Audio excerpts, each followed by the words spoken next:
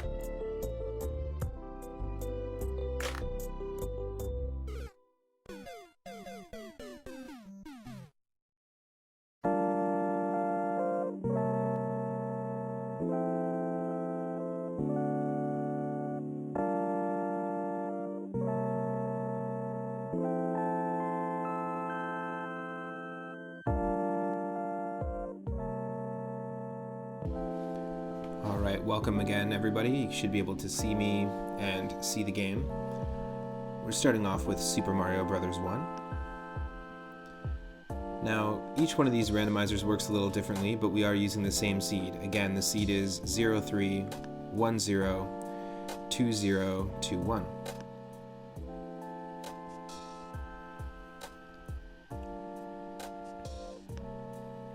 And so the way that this seed works, and the way this randomizer works for Super Mario Bros. 1 is, let me just have a list of all the things that we've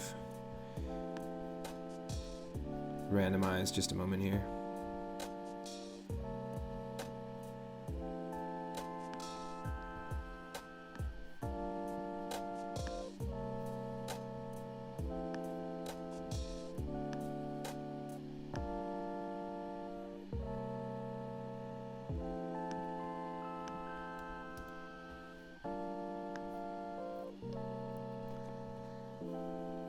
So for Mario 1, we've randomized all the levels.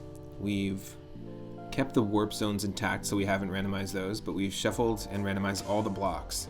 So every single item block, coin block, that's going to be completely shuffled around. We've also shuffled the enemies, and we set the setting to chaos, so it's going to randomize all the enemies. The Bowser hit points can be anywhere between 1 and 20. We're going to start with either 6 to 10 lives, and Mario and Luigi's clothes are randomized, and hair colors. We've also shuffled underground bonus areas and randomized brick blocks in the bonus areas as well, in all the sub-levels. And we randomize which frame Bowser starts shooting his fire and hammers to actually give it a little extra twist so it's not as predictable when we do reach Bowser. But I'm really excited to dive into it. It's a really cool way to re-experience this game. Super Mario Bros. 1 was one of those games that, for me, I was very nostalgic towards it because I could only really play it, like before I had an NES, I could only really play it at my grandmother's house. I have a ton of cousins on my dad's side of the family, and there was a lineup of probably like 15, 20 of us for Super Mario Brothers, and we played 2-player whenever we were over on the weekends for like a family dinner or something like that, or a family barbecue. And there was a lineup, and if you were bad, you would like wait in line 20 people until it got to your turn again to play a little Super Mario Brothers. But some of our cousins that were just really good just stayed there all day, and then we all just rotated through the line. So oftentimes I would just like get to the end of like the second level in World 1 and then die, and then just keep trying to beat my personal best, but I had to wait every time. It was pretty funny experience. Let me make sure I can see the chat. Awesome. Happy Mario Day. Hey Serious Twitch, hope you're having fun, having a good day. I am stoked to dive into this. So I'm just gonna turn the tunes down and get the music from the game in.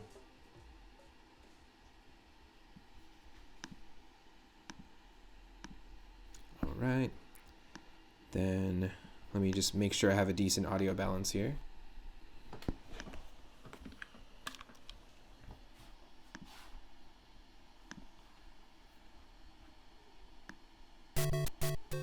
Just don't want it to be too loud.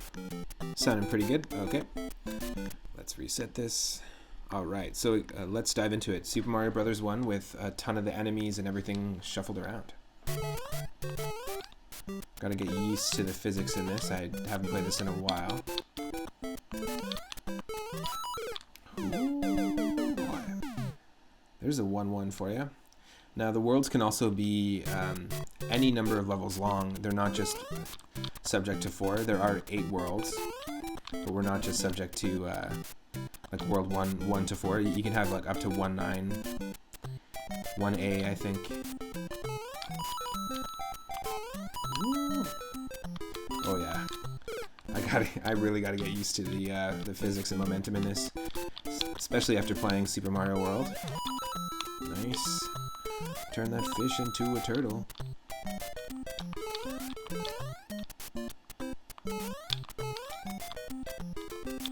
Oh.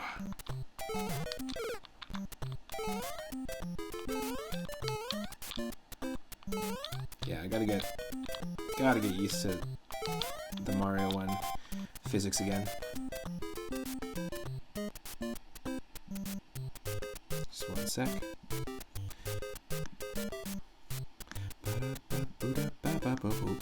Let me know if I need to change anything audio-wise. Whoa!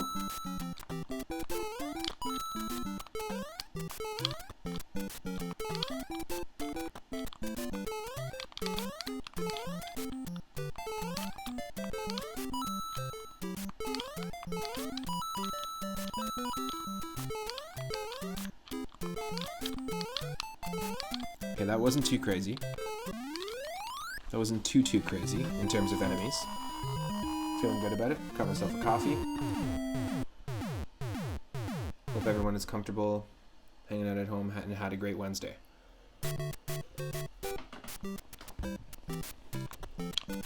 If you're watching this after the fact, you're probably watching it either on my Twitch page or on the 3UpMoon YouTube channel. I upload all of my streams in full there, so you can check them out anytime. If you can't catch them live at 1 p.m. Pacific onward, for whatever reason, you can always check them out there. Okay, this is a pretty normal level. Nothing too crazy about this level.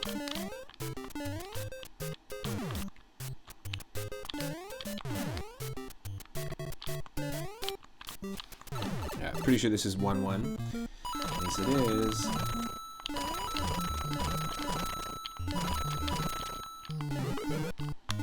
Okay.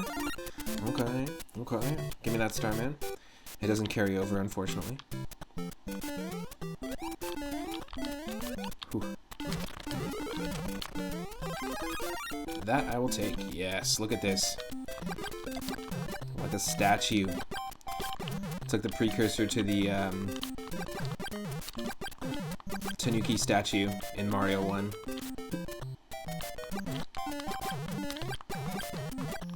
You know, it is Mario Day. The day to honor Mario. Might as well make a statue. Whoop. This is cool. The very first stream I did on the channel was actually me using the seed 3UpMoon. Oh, we've got some sunlight going on. Using the seed 3UpMoon in Mario 1, 2, 3, and World. And you can actually, I don't think I uploaded that. That's the one stream I didn't upload to YouTube.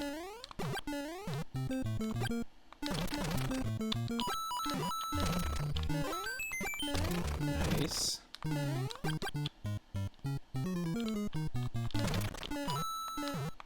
Because things get randomized, that got randomized to be an invisible coin block instead of a brick coin block.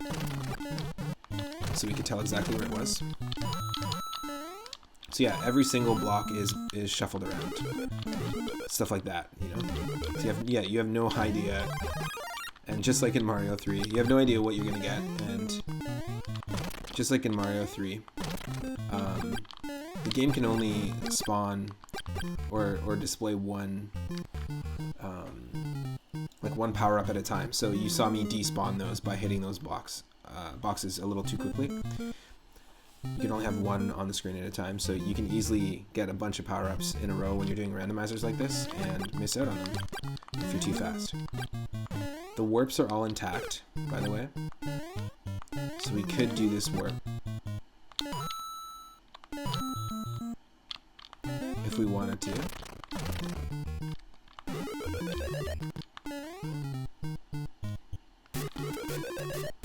I'm pretty sure. They still act as normal. Yeah, you can't go back down. That's cool. Kind of don't want to warp, though.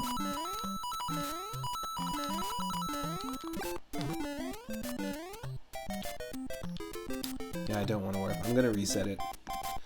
I'm going to reset it only because I want to play as much of the game as possible. And we can do what we did. Get to where we were. Feel much better about that. So yeah, we have 9 lives. Like a cat. Like a cat.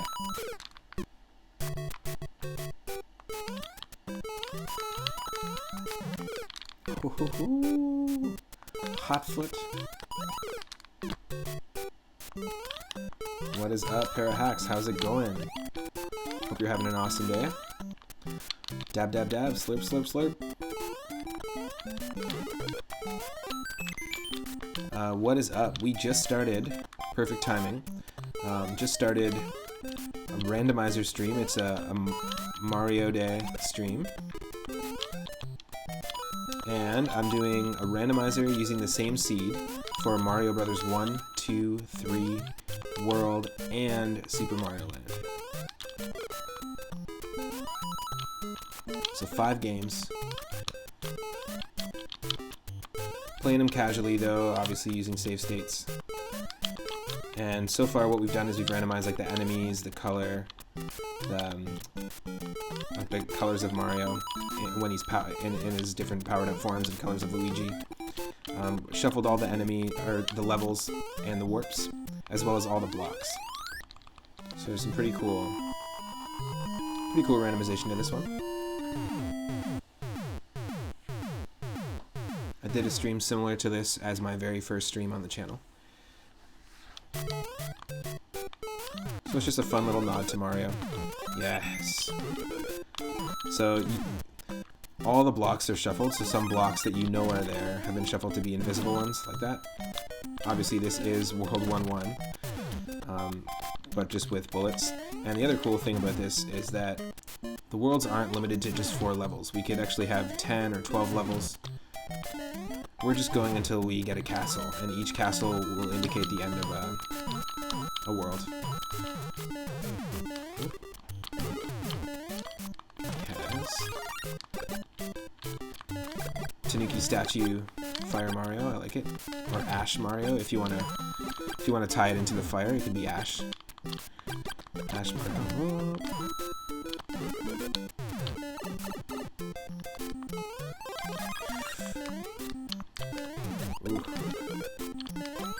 We're lucky we're getting these 1-ups.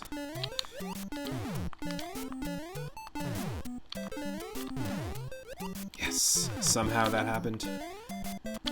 There's some really magical things that can happen with Mario's forward momentum in this game.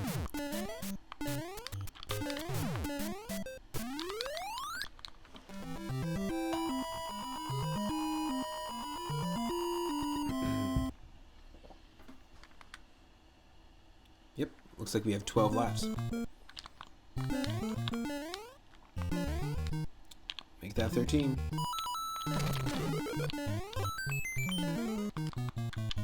Played this level already, that's the only way I knew that that was a 1-up, obviously. And... damn. Didn't even have to despawn them, they killed themselves. Okay, I don't want any warps. Forget the warps. I really do want to just try and see how far I can get with the randomization. Oh.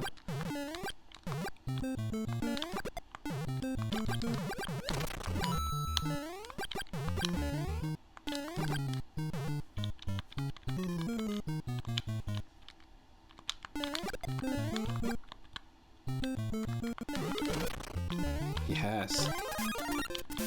Thank you.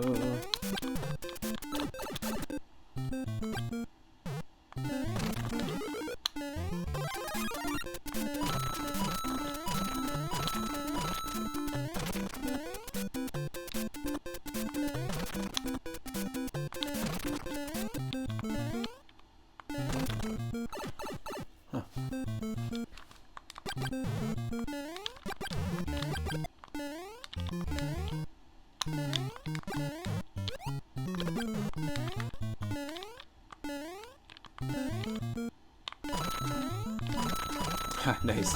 There's a Koopa on the ceiling just chilling. We also randomize the timing, which I think is really cool that you can do with this. So you can randomize the timing and also the initial frame that Bowser shoots fire or throws a hammer. So that way people can't learn...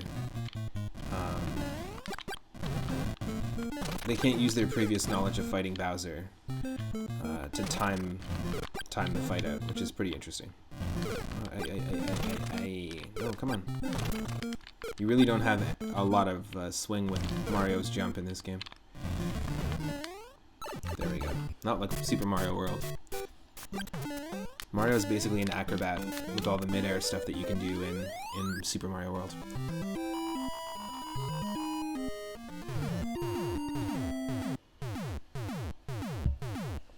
Bow down, bow down, bow down, bow down, bow down, bow down, bow down. Super Mario World is kind of nuts with how much you can swing your jump, for sure. Well, you would know, having made Curse of King Boo. Oh my god. This is a pretty crazy version of this level. I'll take all these 1-ups though, we're getting tons of them. Feels like a little celebratory thing. It's thankfully the seed is not super hard yet.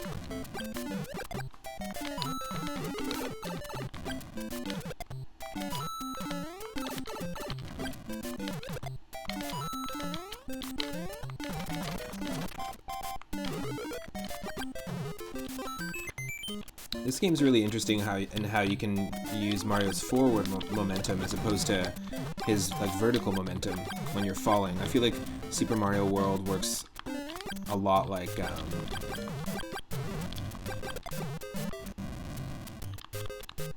Super Mario World works a lot in favor of your vertical, like your fall. You can do a lot of manipulation with your fall and your forward, your like upward jump. But it's all about the horizontal movement with Super Mario Bros. 1.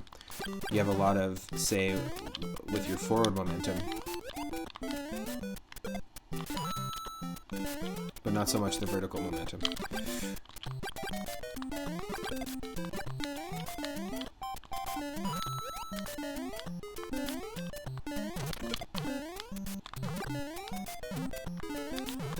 Whew. One sec here, let me just catch up with the chat. That's what your first level in Curse of King Boo was based around. Curse of King Boo is a technical hack, like a Kaizo light hack of Super Mario World, which we started on the stream, and Parahack64, who's in the chat, is the one who made it. So the first level you made in that game was based around the vertical momentum, the momentum of how you can swing Mario's jumps. Nice. Because the jumps are so much more controllable than in Mario Maker's Super Mario World style. Definitely. I was playing Super Mario Maker 2 yesterday, and yeah, it's very, very different in terms of the control. It's reminiscent of the Super Mario World control, but it's not the same. So you made a bunch of jumps where you have to swing your jumps a lot. Nice. Mario is super fast in Super Mario World. Super Mario Brothers. Yeah, he is. But there's kind of like when you start moving and when you end moving, there's like this slowdown. You have to like ramp up your momentum. It's something very different than the other games. It's kind of like the precursor to the P meter, which it was such a great addition to Super Mario Bros. 3, and they still have the P meter functionality, where you have to build up enough of a run to get like flight, for example, with the raccoon tail. They still have that functionality in Super Mario World, but one of the coolest things that I think that they did was essentially take it one step further and not show you the P meter, but just show you one of Mario's frames. As soon as he extends his arms out, then you know it's time to jump. So it's just a visual cue, and you also do hear a little bit. There's a tiny sound effect in there as well. So it's just a small audio clue and mostly a visual clue. You just have to wait till Mario's ready, which is cool. There is a P meter, it's just a non-visible P meter. Instead of having it on screen all the time like in Mario 3, where when you're holding the run button, it charges up like, and you hear the sound effect. They kept the same functionality in the game, so you can build up forward momentum to get height from the cape, but they just worked on it a little differently. This is cool. So we had 5 levels in World 1. Getting tons of 1-ups. I think the indicator is just as soon as Mario puts his arms out, like as soon as he's like, when he's running, as soon as he's like, then that's the indicator. There might be an audio indicator too. Ooh, this is one of those things that I hate in these castles, is the directional puzzles. I never remember them. Thankfully we got past it. Yes. I still remember my Super Mario Bros. 1 tech.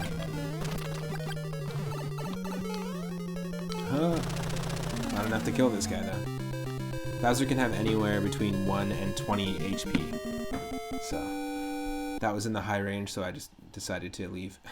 Thank you, Mario, but your egg roll is in another castle. Oh, look at this. World 2 is just going to be 1 level. That's awesome. So we had a 5-level World 1 and a 1-level World 2. From castle to castle.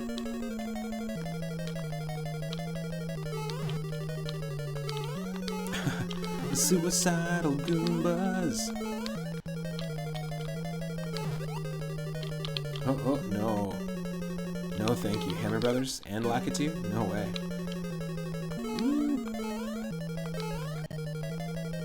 Oh god, no. The Lakitu with the Bowser fight. No. Some glitchy stuff going on there. Just make a world that's all castles. You totally should. Just call it Castle World. Castle Land. I'm telling you, a really cool custom power-up would be Castle Mario, where you use the defeated castle sprite from Super Mario World Overworld, like when it's all crumbled. Give that to him as a hat, and have it so that he can pick up pipes, like lift up pipes or castles or buildings, and then toss them at enemies. That would be the coolest thing. I know that requires a ton of extra programming, but it would be a really funny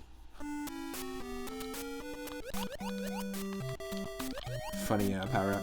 You should totally do that. And right now, Parahack64, if you don't follow him, he's a Super Mario World ROM hacker, and he did his first one a couple years ago, Curse of King Boo. He's working on the sequel live on stream. It's a regular series where he's building the levels, which is pretty cool. Really fun to watch. If you're interested at all in how Super Mario World ROM hacks are created, or how levels are designed, or even just the limitations of Super Mario World as a game in general, it's a really interesting time, really fun hangout. This is our World 3-1 is going to be straight water. This is actually the first underwater level that you normally see. And just like in Super Mario Bros. 3, we can't jump on top of Goombas if we see them in the water here. That is something that they added in Mario World, where you can actually use your jump ability underwater and like attack a Koopa, hurt a Koopa or a Goomba. Hurt a Koopa or a Goomba. You just made a mountain level and you think the next level will be a cape required level. Nice. And you fly from the top of the mountain, which is on the opening island, onto the mainland. Very cool. I think a cape thing could be really cool. There's a few vanilla levels in Super Mario World where with a cape, or if you have a cape with Yoshi, you can run and jump and it times out so you can hit like 5 or 6 chainsaws and get to the end. You could even just add that section at the end, a run and jump section, and then just time it with 5 or 6 chainsaws where you have to either, I don't think you can spin jump. You'd want Yoshi to like bounce on them and then maybe get rid of Yoshi and land on something. I actually experienced that in a Super Mario World Randomizer very recently, where a level, I needed to get to the end really quickly and I needed a Yoshi, and if I ran and just pressed right and jumped at the right times, I was able to spin jump on like 5 or 6 chainsaws. It was pretty cool. It was also very satisfying as a player as well to get there in just a couple of spin jumps. So maybe even if at the end of the level you just add that as a little gauntlet, that'd be pretty cool. Maybe you just give the cape at the very end, you know? All you gotta do is just run and jump and time it, so you could do some practice with like the enemy placement. But cape tech is really complex, definitely. It's not just a simple power-up. Like, I feel like there's not a lot of complexity to using the raccoon tail for flight in Mario Bros. 3. Look at this. I like the lore that's being built right here. We went through 2 castles, like an extra big castle, We thought we killed Bowser, but he came back. And then we did the underwater level, and now we're above the water in the docks. And the fish are still coming after us. We gotta watch out. Pretty cool.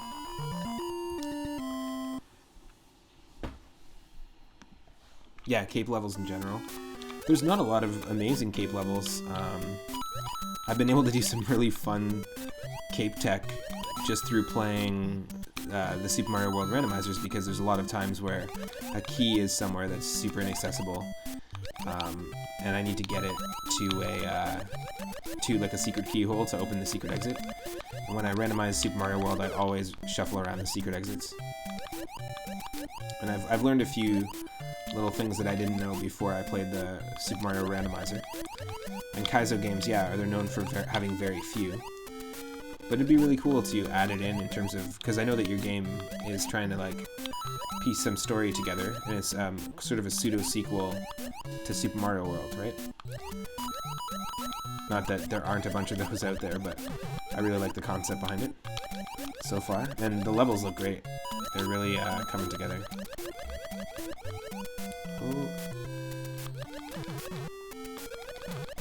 Nice. A few more. The lore stays connected. Went back underwater after running from the fish.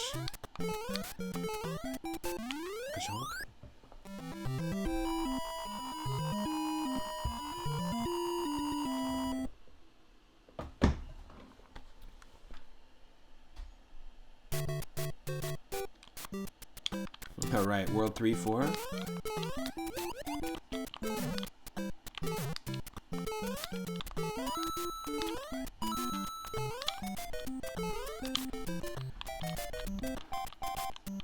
You want to have a really good puzzle in this new hack as well. Interesting. Nice. This is pretty crazy. Oh no.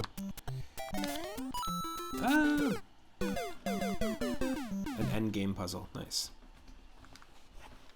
This is awesome. I have to say, this is such a cool way to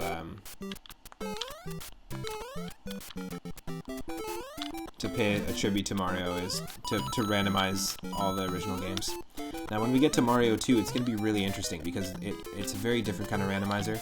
It randomizes the warps, it randomizes all the subcon areas, the enemies, the typical stuff. But it randomizes the stats and the actual attributes in which determine how a character controls. So if you've played Super Mario Bros. 2 before, you know that Luigi has a floatier jump, that Toad is a little quicker, and that Peach can do a float jump. Like actually float on her, using her dress. But the craziest thing about this is that it randomizes all the individual aspects of each character. So Mario can have a huge jump, but fall, like he could have a really slow floaty upwards jump, but as soon as he falls instantaneously. Or Toad can have Peach's float ability, and it can last for half as long. Mario, let's say Luigi still has the flutter kick ability, but he lands really, really slowly. So he does a quick ascent, and then a really, really slow floaty descent, acting almost like he has the raccoon tail or something. So it really changes like the attributes of how the characters play. And I did enable it because it's super fun. If not, it might make the game very difficult to play, but that's the fun of these randomizers. You want to have a legitimate riddle, like thinking outside the game, that'll take you back to a certain section of the game that you would have never found. Imagine if you did like a geocaching thing where you're playing the Super Mario World ROM hack and then it just stops and tells you have to go to like a real life location in the world. And then you get like a geocache code to get the final DLC for the game. For some people it takes about 10-15 years to get it, but someone will try. 1,400 miles, yeah, exactly. You have to go 1,400 miles. So ridiculous. That'd be awesome. I really want to take you outside the game, you know? So funny.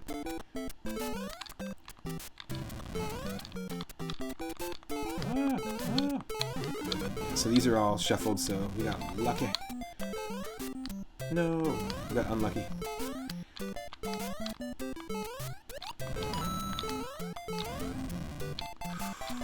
Oh, that was dumb.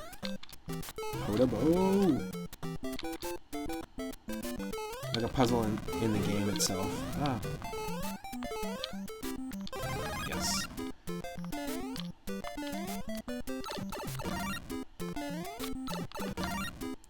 A legit riddle, as opposed to an illegal riddle. You don't want any of them illegal kinds of riddles around here. Potabo? Potano. Hey, hey, hey, buddy. Don't go red on me.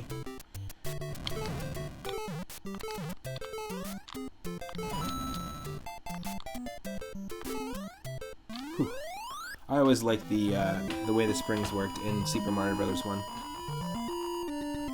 More so than the note blocks, to be honest.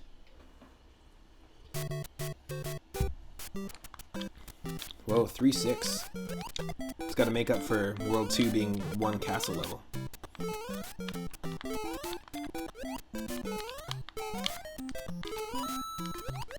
Yes. Triple Goon. You know, I honestly haven't played this in years. And it's one of those things, though. It's like riding a bike.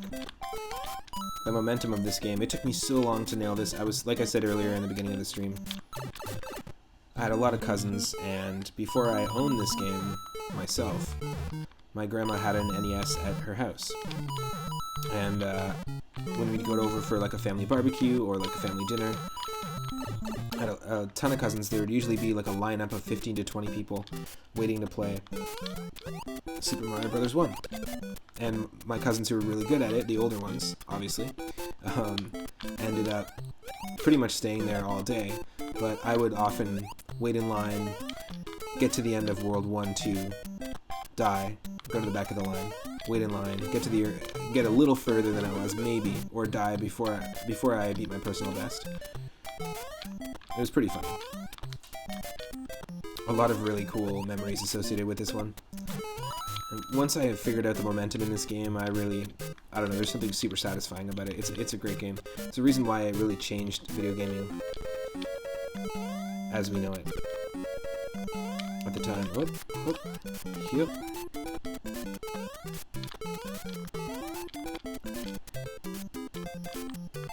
Whoa.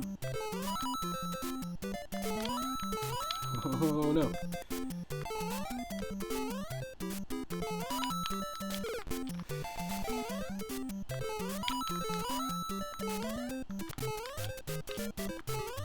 "42 seconds. No. I think this is normally like a World 8 level.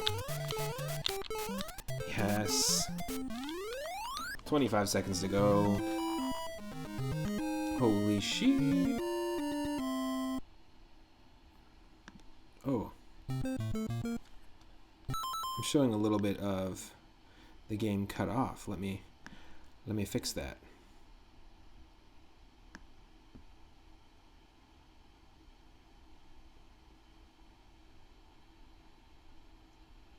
I guess that's all I can really do. Huh.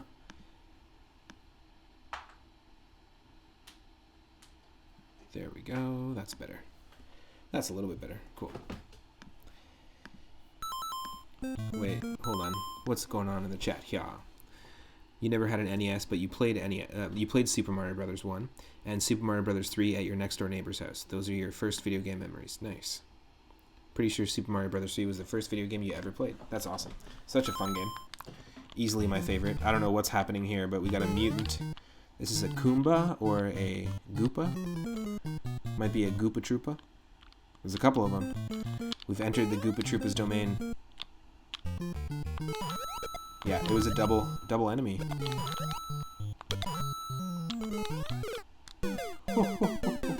Goopa. Goopa.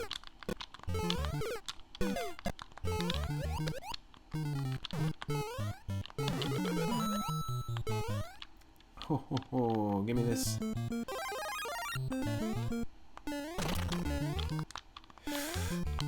World 3-7 is World 1-2. That's funny.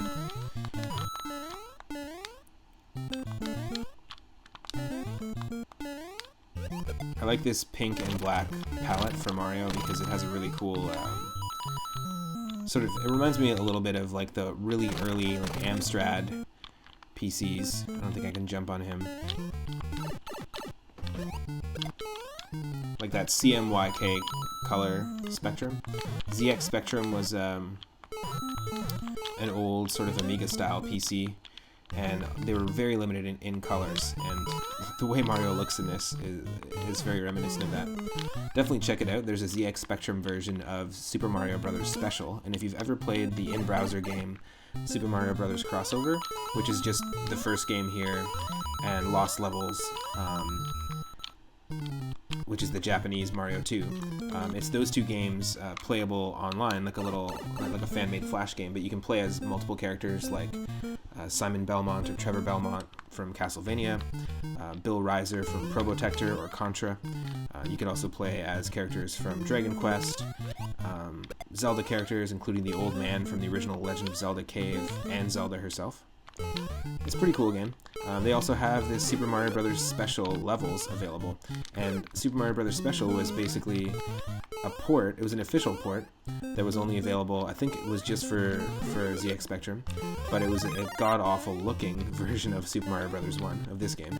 When it first came out, there were some similarities to this game. They were basically tasked to try and bring the game to the system.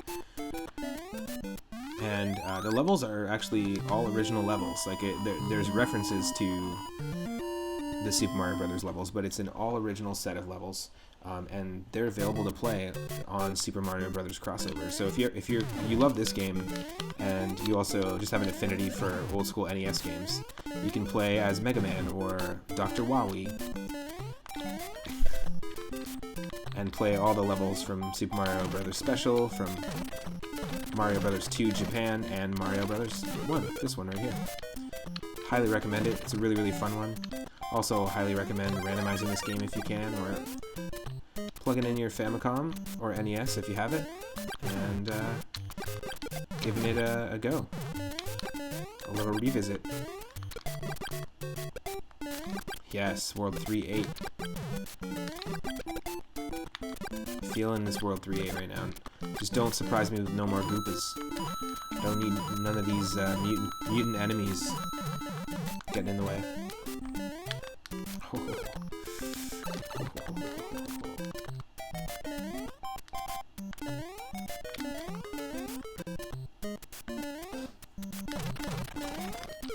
Nice. We got 16 lives. Doing okay.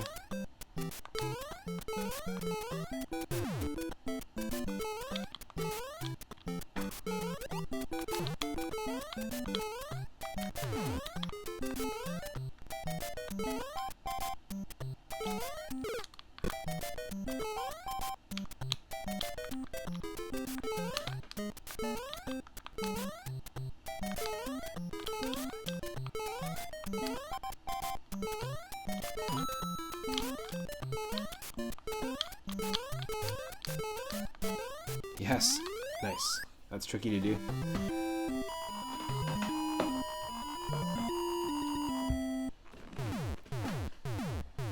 Awesome. Oh, World 3.9. Finally got a castle. 9-level world. Let's do this. So, I might need help when it comes to the actual order that we gotta take on these castle rooms, or these castle pathways. If anyone in the chat is down to help out. Oh, also, let me know if I need to change my audio balance at any time. Yes.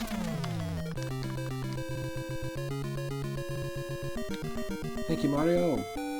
But your egg roll is in another castle. Thanks, egg roll, bro. Here we go. World 4, just a castle. World 2, just a castle.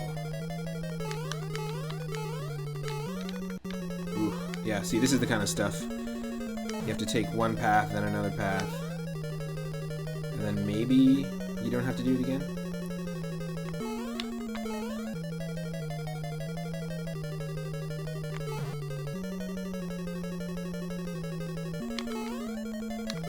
Okay, we got past the first part. Up. And up. Is it double up? No. Let's, how about down? Oh, yep, that's it.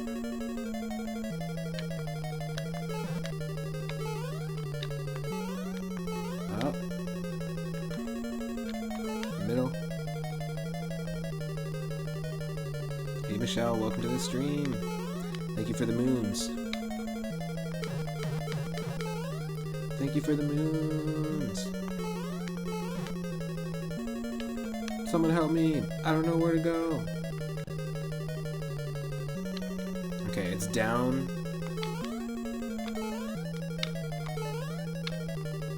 Then here. And then up. Yes.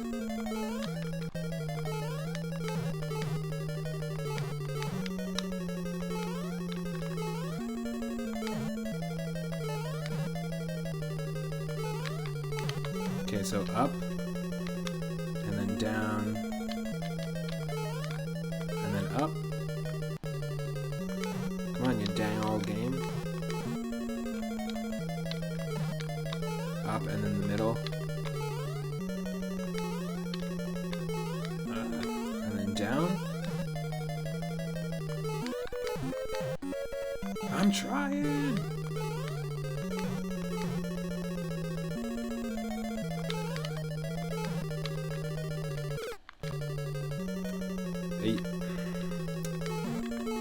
That's what you want me to do?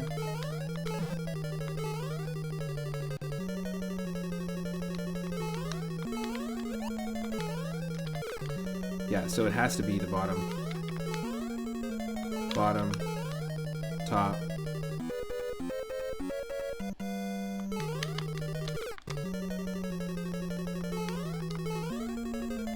Okay, bottom, bottom.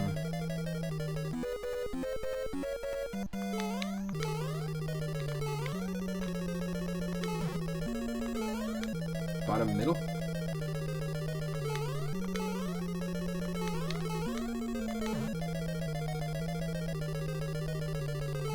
Come on, what is this nonsense?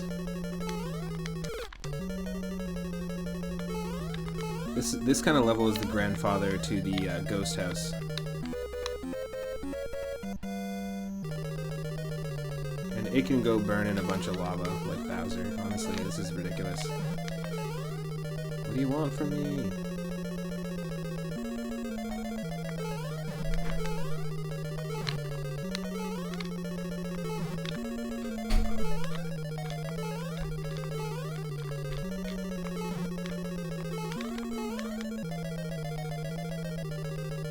What am I supposed to do here? 20 seconds.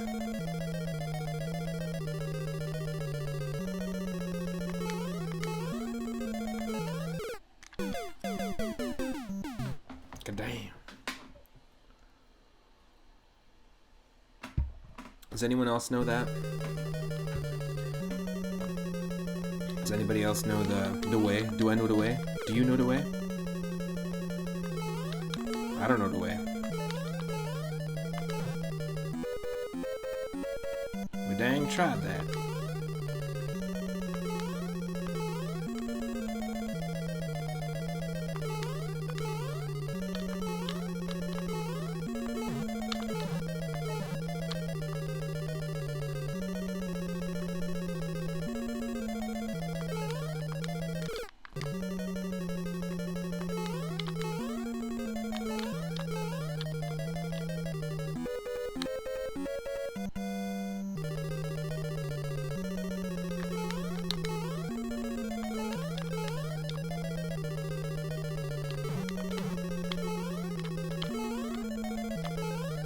What do you want from me?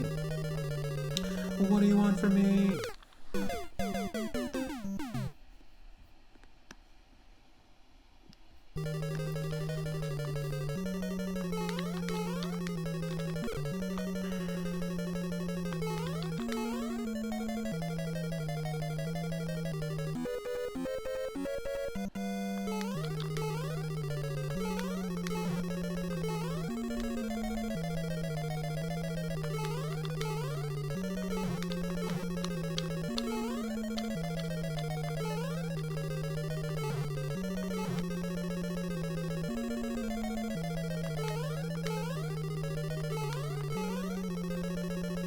What's happening here? What's going on? Nonsense. So I have no idea which castle this is. I think this is World 8's castle.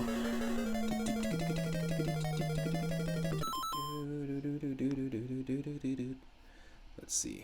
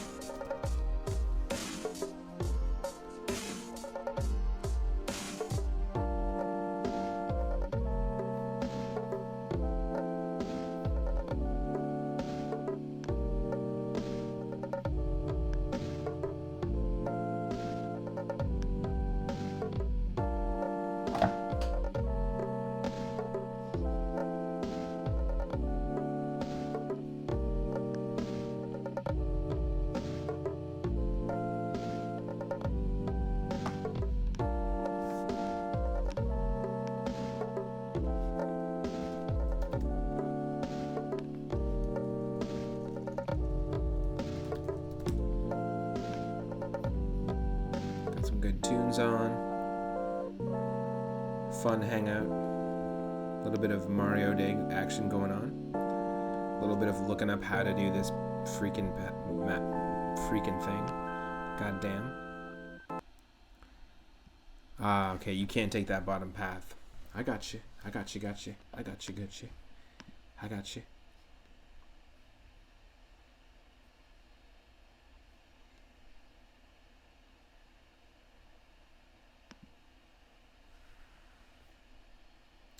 All right. Let's see what it wants from me. We have to go up. We have to take the upper path, so that's why we were screwed there.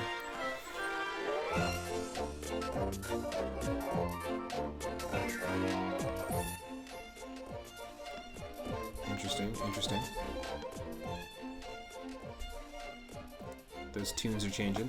Okay, so we have to go up. There's particular path.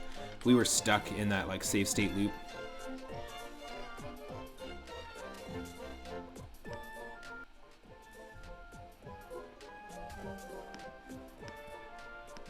All right.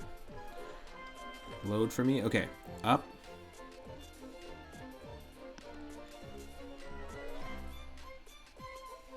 So down, middle, up, down, up. Down through the second hole. Then jump back up, and then up through the third hole. That is dumb. That is really dumb. Yes, that is really dumb. Alright. Let me make sure that the audio is functioning okay. Perfect. Let's do this. I hate having to look up how to do something like that.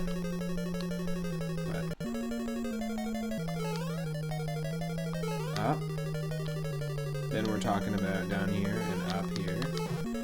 And then we want to go down here and then back up here. And then back up here and then here. There we go. So we did do it. We actually got through it.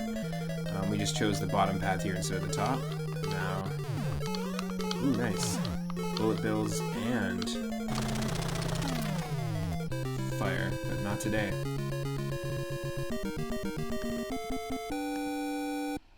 Thank you, Mario, but your egg roll is in another castle. How many freaking castles?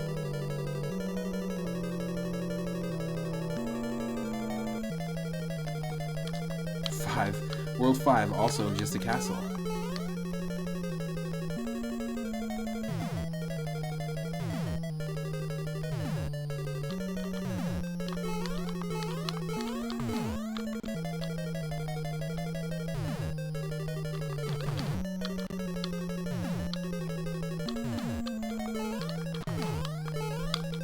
Yes! Through the hammers. And with randomized starting frames as well. That's awesome. Epic. No, Lakitu, stay away. Stay away. Okay. Whew. Craziness. That was nuts. Alright, so World 4 and World 5 were just castles. That's awesome. Ho-ho!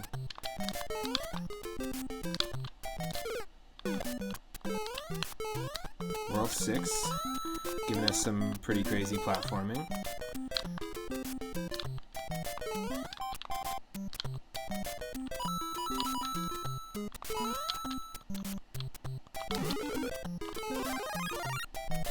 Yes. Yes.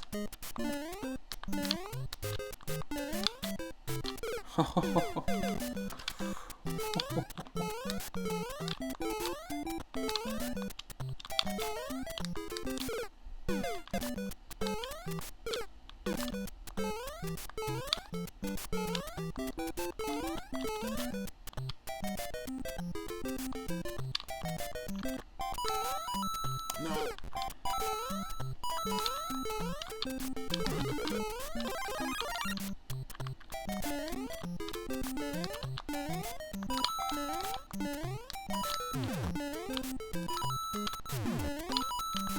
Oh. No.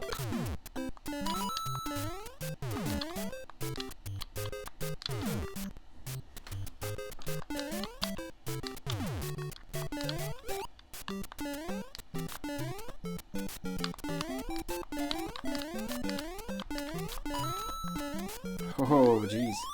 A lot of crazy jumps it's asking of me, but there we go. Really, really fun way to re-experience this game.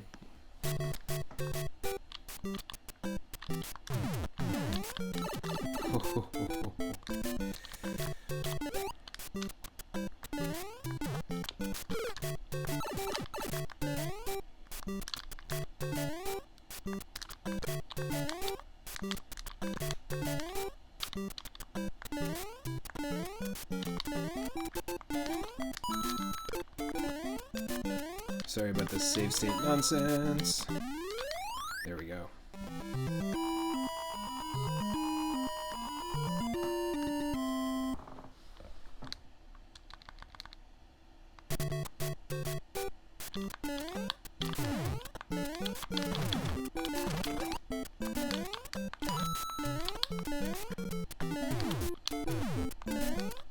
Ugh.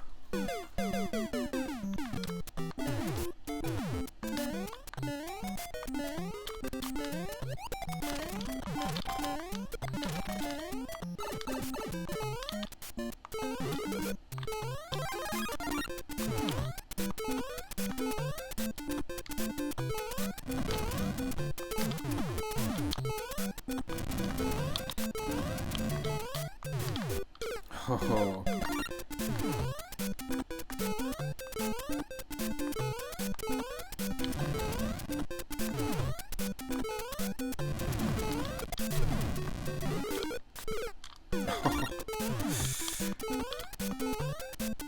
Of course there's a mushroom way up there.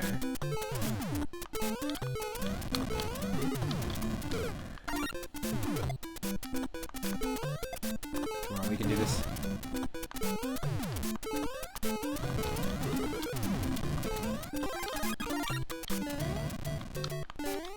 There we go. There we go. Boom.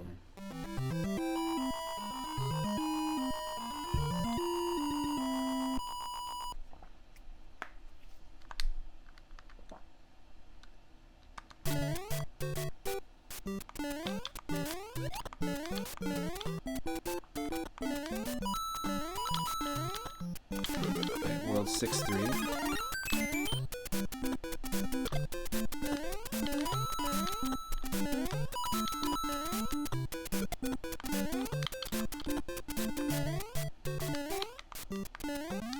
Totally cool. Who cares about the points? Not looking for most points on the goalpost.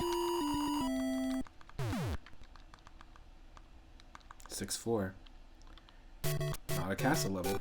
Gonna be longer than 4 levels, this one.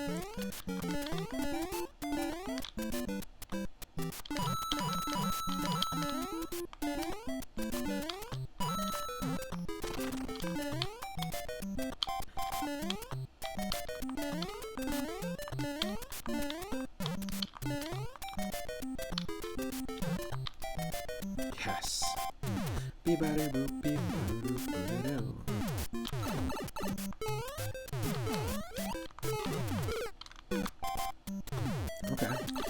Okay.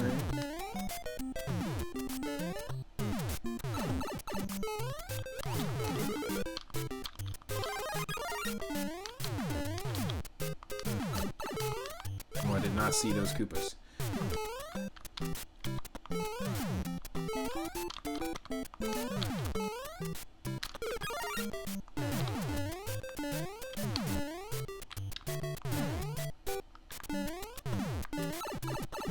That's fine. Just want to clear that gap. I don't mind if I don't have a mushroom to do it.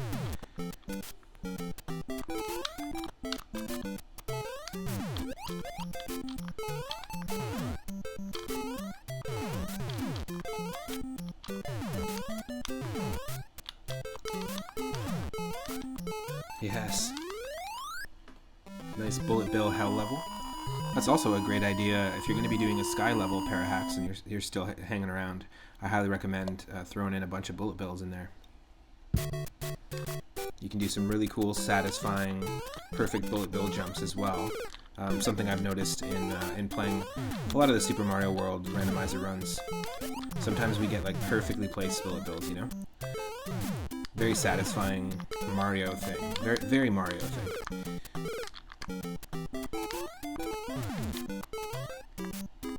Oh.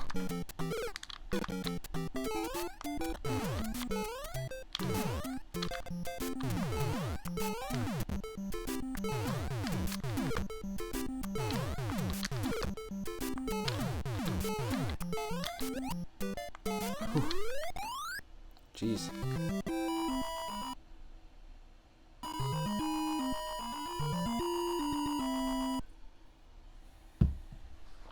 Let's do this 6-5 again here.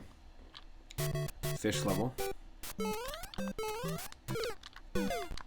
Wow, this is exactly the level we've already done, but just with fish.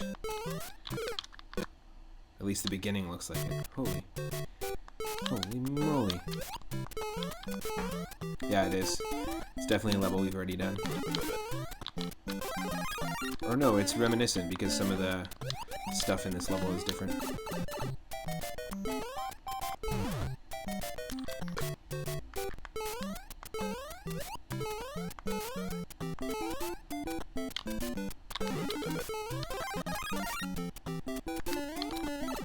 Damn. Again. Ooh, interesting. Interesting. What just happened there? There's a sprite limit in this game as well, and we didn't get that first. See that? We didn't get that first platform. There's supposed to be 2 platforms there, but one of them was replaced by one of the fish. That's pretty funny. We luckily got the second, we're able to reach the second platform, but that happens a lot in Super Mario Bros. 3 when it gets overloaded with sprites on the screen, and sometimes if you're quick enough and there's enough sprites on the screen, certain sprites won't load, and that especially sucks when you're dealing with throwing blocks.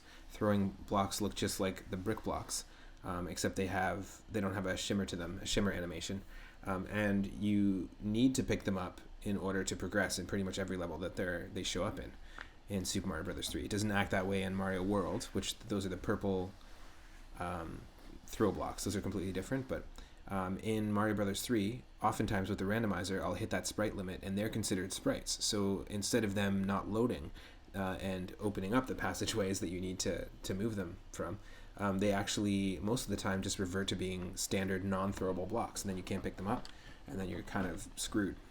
You have to kill yourself or something like that. So it's interesting. When you play these randomizers, you really learn how a game works, how it ticks. If you don't already.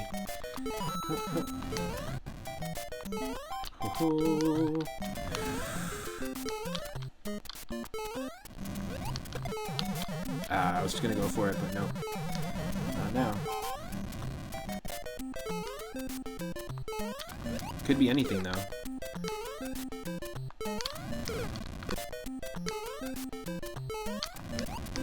Oh, we got this.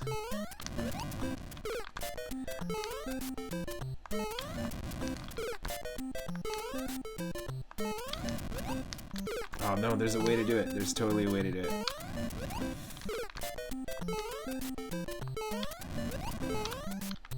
There we go. Yeah, you kind of like with Lunar Magic when you're playing around with that program. I highly agree. You really get to know all the little weird quirks in the game in Super Mario World.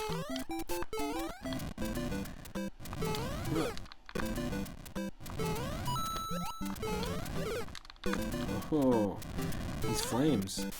Through the fire and flames. Yep. Nice. World 6-6. I do really like that World 4 and 5 and 2 were all just a castle. That's pretty rad.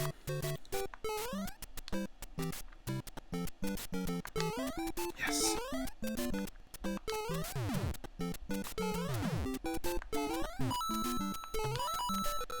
Oh.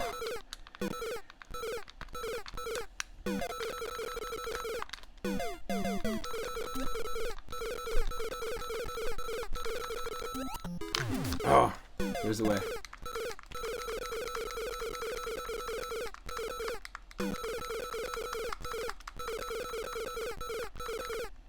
Damn.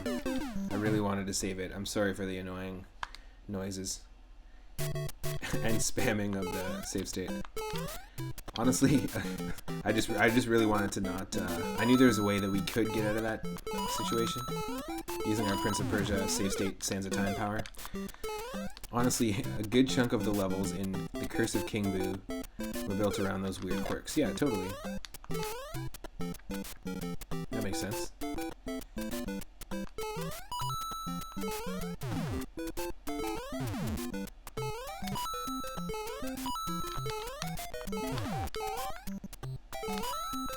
Huh.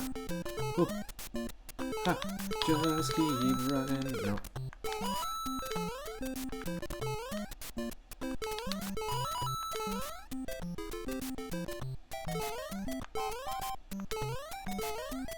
Damn.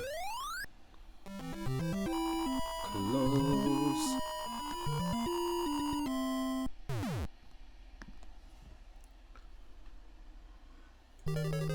We got ourselves 42 coins. We're in World 6-8.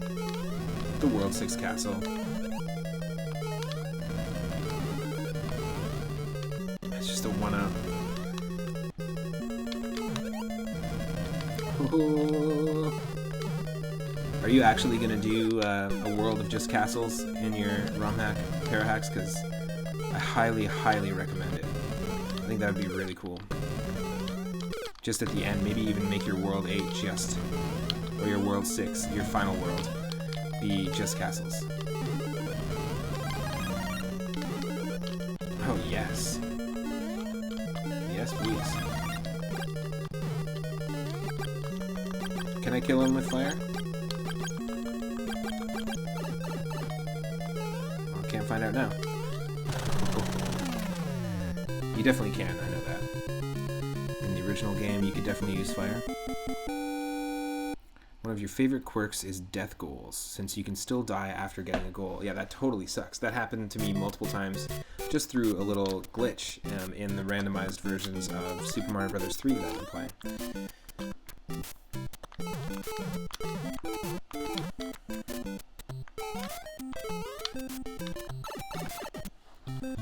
Nice.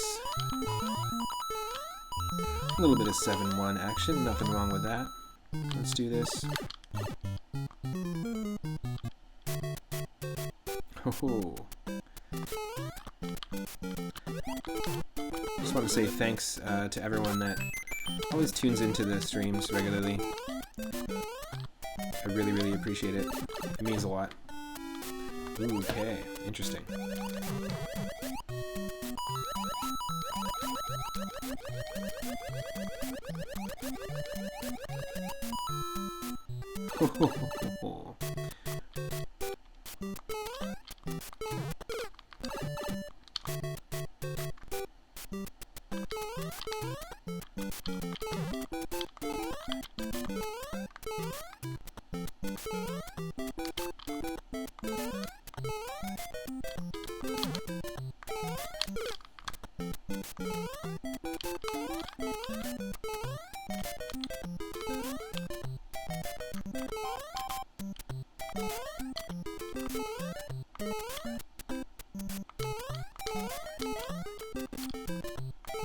Yes!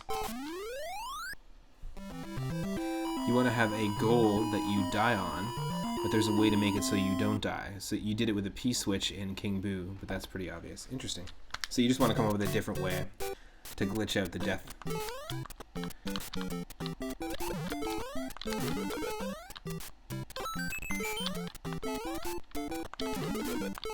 Oh, double one-up. Double one-up for the win. World 7, giving us a pretty standard level.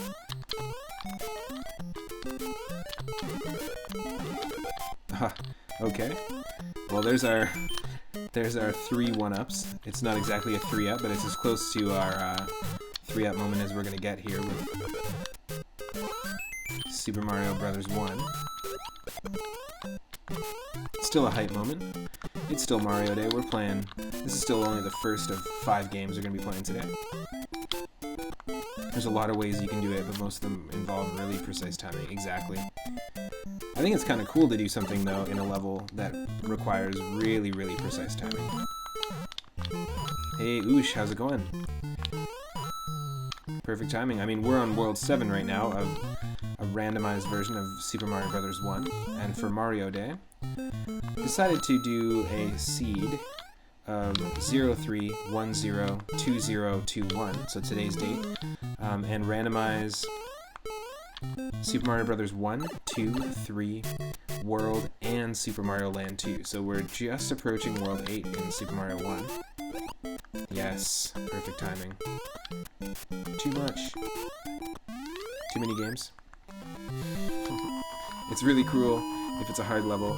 Oh yeah, with oh, you're talking about the death timing in when you're creating levels in Super Mario World. I got it. That's why you took the death goal out of the shell jump level. Cool. I didn't know you had one there to begin with. Okay, so the way this works, the way this randomizer works, Grim, is it randomizes a ton of stuff, like levels, and randomizes every single block, so not just the power-up blocks, but every single brick can be randomized. Can not have a coin, it can have a coin, it can be invisible, and have a star in it. So it's a little more chaotic. The enemies are pretty chaotic as well. And the worlds, all the levels are randomized, but the worlds aren't limited to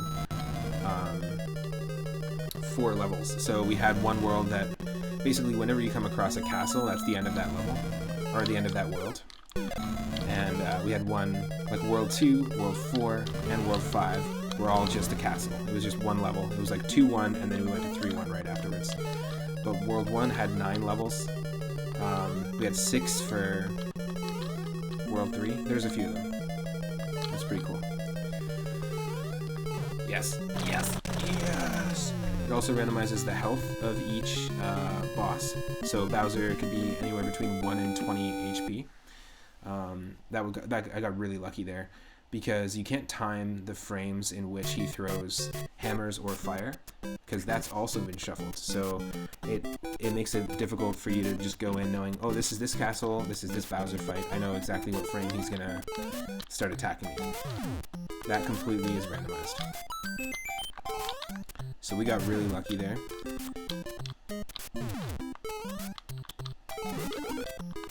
Yes. Hope you're having an awesome night, Oosh.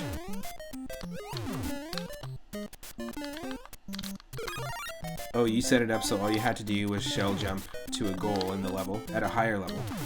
But you couldn't do it 3 times, and the level's super hard to begin with, so you were just like, nope, that's fair. And you don't have to make the levels in your ROM hack, like, extremely frustrating, but you can definitely make them doable, difficult, and satisfying. It's a hard balance when you're making a game like the one that you're making. Oh, this is an insane level. I'm stoked that this is World 1. Oh no. Well, that sucks. We despawned our star. But I'm stoked this is level 1 for World 8. It's very suiting with the lore of it all. If we're approaching Bowser, then there you go. Once they get annoying for you, you try to fix it typically. Yes. Yes. No.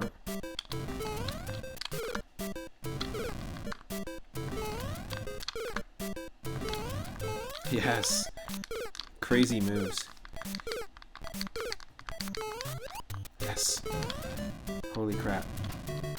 So if there's a part where you keep dying in your Super Mario World ROM hack level, even after mastering sections before and after, you take that as a red flag because you don't want to make a crazy hard Kaizo hack. Yeah, exactly.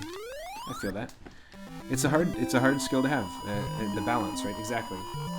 You want people to feel that satisfaction, not frustration. 8-2. Let's do it. 8-2. Whoa, whoa, whoa, Lakitu. Don't mess with us here. Don't mess with us in Mario 1, because I don't want to have to deal with you in the other games. I know we will. One thing I really am excited for is playing this same seed in Super Mario Bros. 3, Super Mario Bros. Or Super Mario World, Super Mario Bros. 2, but 2 is going to be really interesting because all the attributes, as I mentioned before, all the attributes of the characters are randomized. So Luigi can have Peach's dress float, but it lasts twice as long, but be super heavy on the descent, but super floaty on the ascent of their jump. So there's all sorts of different things. Mario can jump like only a few pixels high, and Toad can be twice as fast. There's all sorts of things that can be shuffled around, so I'm excited for that. Ooh, oosh, nice. You were playing some Super Mario World Randomizer today. Awesome. Thwomps and water. I've seen some thwomps in water levels. Because it usually randomizes any level in Mario World with... any level can have underwater physics, including a water level already. I experienced that recently. Yeah, what do they do, Oosh? How do thwomps behave underwater in that game? You are slow in their normal speed. Oh, interesting. They don't slow down, but you slow down. So you could have a section where you could swim through a section of thwomps underwater. They're still normal speed. Ah, the star you just can't get. Look at this. That sucks. But also, you could utilize one of my favorite things about Super Mario World's underwater physics, which is when you grab a shell, or when you grab an item like a key, you get faster, and you have this fluid movement. So imagine combining those two ideas, Parahacks. Imagine having them moving at normal speed, and you're slow, but you need to jump on a Koopa, and then grab its shell really quick, and then you use it to like deke through a bunch of thwomps. But kind of reminiscent of one of the things I really like about the 3D Mario games that they pull in from the old school games is that in Mario 64 and Sunshine and Mario Galaxy, when you grab a green Koopa shell underwater, you can actually spin fast and you can swim a lot faster. I really like that they pulled from, you know, the classic 2D games that way. That was a really smart choice in their opinion, but that would be such a cool combination. A little thwomp tunnel underwater, that would suck. But also it would be something quick and easy to make a water level feel really unique without it having to be like over-designed or have too much stuff going on. Because I know you were talking about that, Parahacks, about how it's tough to make a really good water level. That would really make a level stand out, I think.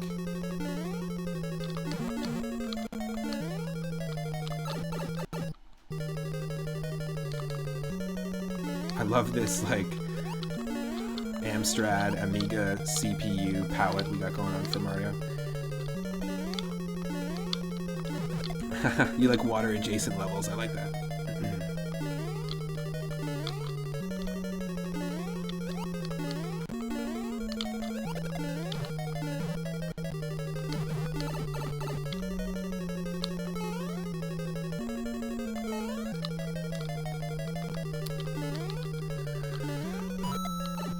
Oh, get out of here.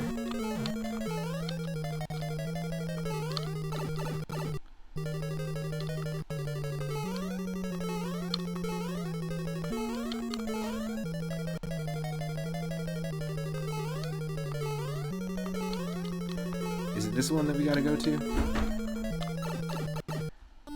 Yes, Yes, it is. Oh yeah, look at this. And this is 8-4 too, so we got right to the end.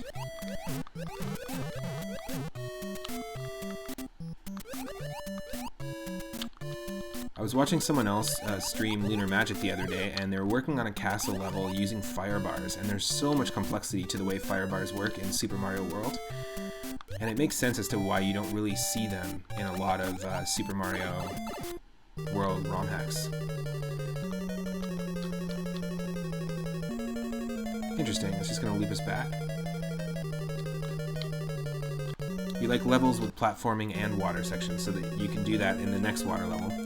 You didn't dislike the water auto-scrolling section in level 3, but you couldn't think of how to build on it. Yeah, I like water auto-scrolling sections. They usually suck, the way they're designed. Oh, okay. That was a glitch for sure, because we 100% got hit by every single one of Bowser's hammers there, but looks like we found our egg roll. Spawns are so bad, you need to patch the sinks and sprites, or else fire bars would be a nightmare. Yeah, it kind of sucks. But I've been watching people make their own Kaizo hacks and really struggle with some of the custom coding. They've had to do a lot of custom coding and patches to make fire bars work. That's so funny. I like this little. Thank you, Mario. Syntax error. I am egg roll.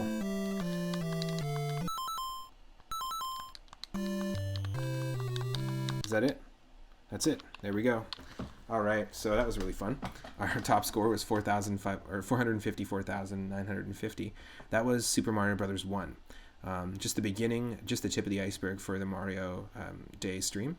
And yeah, that was really fun. The seed, if anyone wants to try it for all the games, I'm just going to put in the chat right now, is 0310, which is March 10th, 2021. And so, now we dive into Super Mario Bros. 2. This is not going to be easy. Let me just quickly play some tunes, do a little switch over. This is definitely not going to be easy because, like I said, it's not just going to shuffle things around the way that we're used to them shuffled around in Super Mario Bros. 1 or 3, but it's actually going to change the attributes of every single playable character. Anything can happen. I mean, one time I tried it and Mario, his jump was only 10 or 15 pixels high, but he ran so fast, and Peach had the float, but it lasted 4 times as long in the air, which made Peach broken. Toad had huge high jumps, but then floated down. There's all sorts of crazy stuff that can happen. It also randomizes the subcon areas, the shuffles, the warps, like the sub-level warps, and also the enemies, items, bosses, boss health. Starts us off with a few extra continues and a few extra lives. But in fact, I think I have the exact randomization that we did. So we used the exact same seed. It was 03102021. We randomized all the warp destinations. We randomized the order of all the levels, all the stats. You can also just shuffle the stats to have the same 4 characters essentially, but Luigi might control like Peach, or Toad might control like Mario. We did not do that though. We shuffled as many enemies as we can, randomized the palettes as well as subspace palettes, and we added some extra lives. So it doesn't do too much, but still really fun. Let's give this a shot.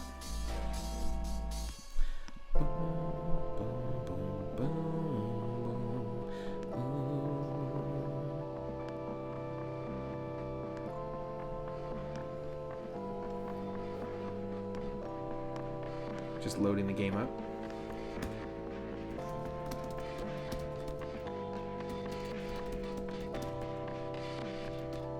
Glad we found a beatable run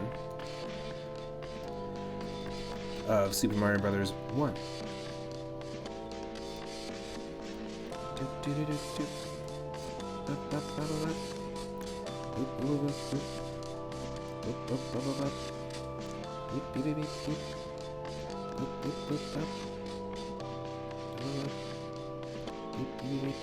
Here we go. Super Mario Brothers 2, completely randomized for Mario Day, March 10th. Please feel free to share your favorite Super Mario memory. What's the first Super Mario game that you played? I know Parahax mentioned it was Super Mario Bros. 3.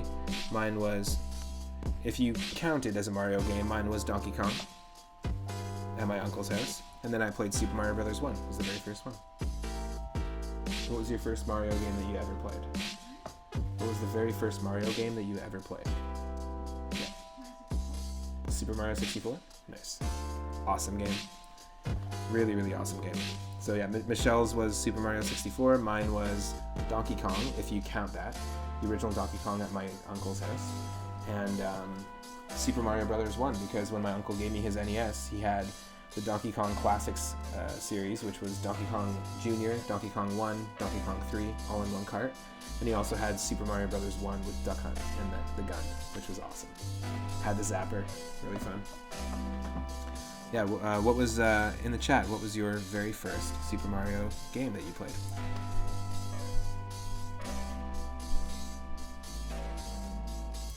Hopefully they all have the 10 pixel jump. I see that, Parahax. It's gonna be crazy. I'm never excited for a Mario 2 randomizer because it really is like nonsense. Nice. Oosh, you're gonna be playing some Luigi's Mansion 3. I heard that Luigi's Mansion 3 is co-op, and I heard also that it is on sale today, like a few other Switch games, for March 10th. You got that 30% off sale for most of the Mario games. My cousin picked up Super Mario Maker 2 recently. I love Luigi's Mansion 1, but I have not played the third one. And Oosh, you're saying your very first Mario game was Donkey Kong on arcade. Nice. Or Super Mario Brothers on arcade. Very cool. Like you're talking about like Mario Brothers, right? The first one that is you with like shelled Koopas, creepers, little crabs, and the POW block in the middle. Oh, nice, cool. You're gonna be playing a co-op. Very cool. Yeah, Mario Brothers was a very fun game. I really liked it. It always was a very fun two-player experience. It's very quick, which I feel works really well, like a pick up and play kind of game. And it was included in most of the Super Mario Advance, the Game Boy Advance remakes of the first Mario game. So Advance 1 through 4, because basically they just remade Yoshi's Island, Super Mario World, and Mario Brothers 2 and 3 for the Game Boy Advance, and they needed some extra content. Not that those games didn't have extra content. They had voice acting, they had extra levels, all sorts of cool stuff. They added a cutscene for the original Super Mario World, but they always made sure to have a playable version of Mario Brothers Arcade. And I thought that was really cool, considering Game Boy Advance was so focused on that multiplayer experience. Really, really cool. All right. Let's get these tunes going. Let me get the game up here. Bam. Super Mario Brothers 2, exact same seed, 03102021. Let's give this a shot. Let me know if it's too loud or if I need to tweak anything. And if anything overtakes anything audio-wise, just let me know. What you are witnessing is real. The participants are not actors. They are actual litigants with a case pending in a California municipal court. Both parties have agreed to dismiss their court cases and have their disputes settled here in our forum, the People's Court. Too funny. There's all sorts of randomized text that you can get in this game. It's different every time. So obviously that's from the People's Court theme song. Opening theme. Alright, High Flying Sky. Interesting that is what it says on the screen instead of choose your character. We have 9 lives, thankfully, because I know we're going to need them. And I feel like, yep, that's a good volume mix. Let's do this. We're going to have to just test out how each character controls. Sometimes you get lucky. It's not always going to be jank. Okay. So Mario runs fairly fast. Faster than he usually does. Jumps pretty quickly.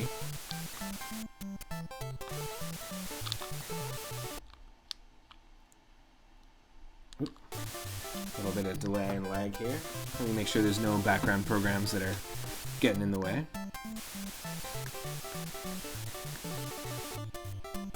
Seems pretty straightforward, workable. Yep, not bad. Mario seems pretty solid. I kind of want to just test everyone out first, but let's do that. Before we start and dive into it, I'm just going to restart. I want to test everyone out before we actually dive in. I don't want to waste any lives testing people out, so Mario's pretty solid. Let's try Luigi. Luigi time.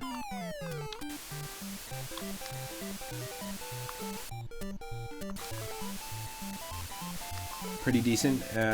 Also doesn't feel like much has changed, except he's a little quicker. Okay.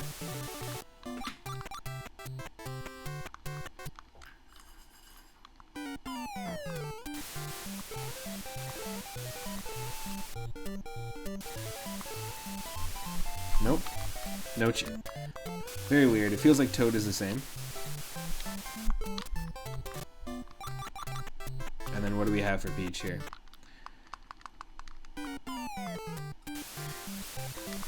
Oh, we got pretty normal characters actually, which is interesting. We might have to try another time and see if we can't get some janky character control. It would be an extra hard mode version of this, but let's just go ahead and take on the levels. Wow. I'm gonna start this with Mario. It is Mario Day after all.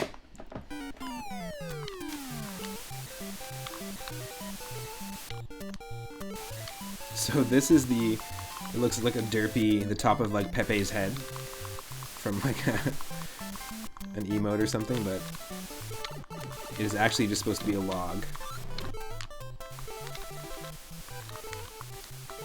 I always liked that this concept was brought over.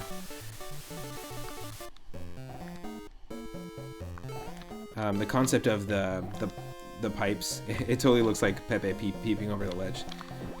Feels good, man. Looks good, man. Ooh, what the? Alright. Hold on a second here. There's a lot of craziness happening right now. Just gotta wrap my head around it. So what I was gonna say was I really like the concept of the Shy Guys coming out of the vases here, because it's something that they carried over into Super Mario World 2 Yoshi's Island, which I thought was sweet.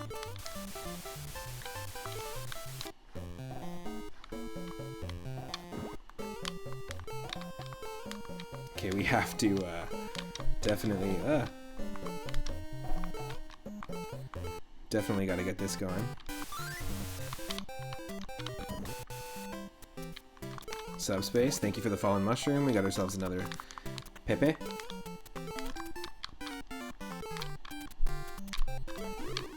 Holy crap.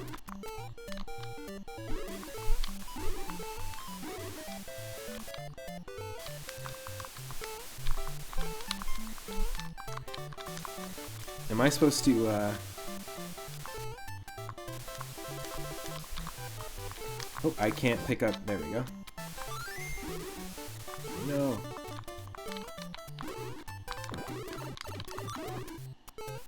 Okay, we got it once. Alright.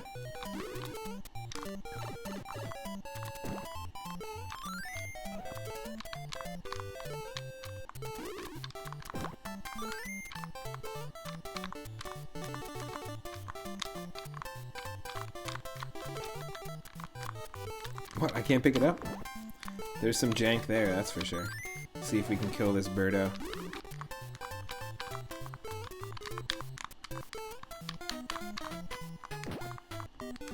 Oh, come on.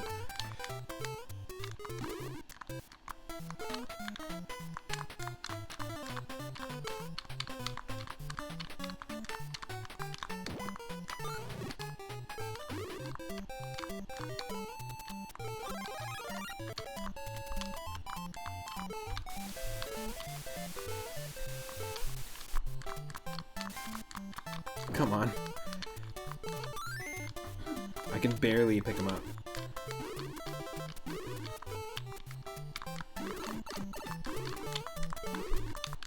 That's so dumb. The jankiness is in the controls of how to pick something up. There we go. So that gave me nothing. So it doesn't really act like a real birdo. I was expecting maybe the crystal orb or something, but...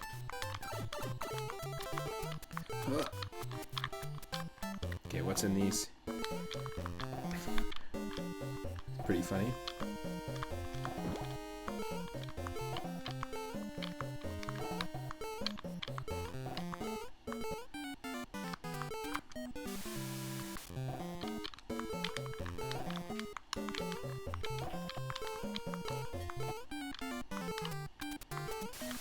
No.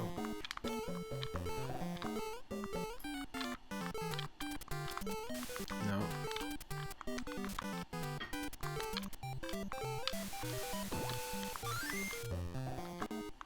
Just want to check and see what's here.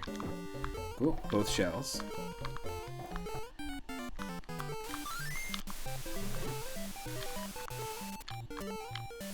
Nice. A few little ledge grab moments. We've had some funny ledge grab moments in Oh, interesting. Another potion. Huh. Hee hee. Woohoo.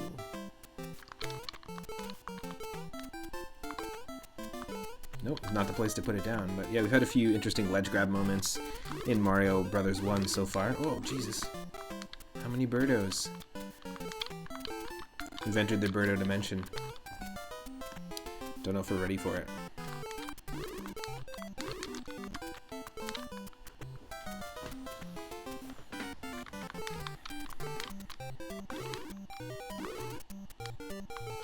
Oh, yo. I love that they brought those enemies back into Super Mario Bros. 3.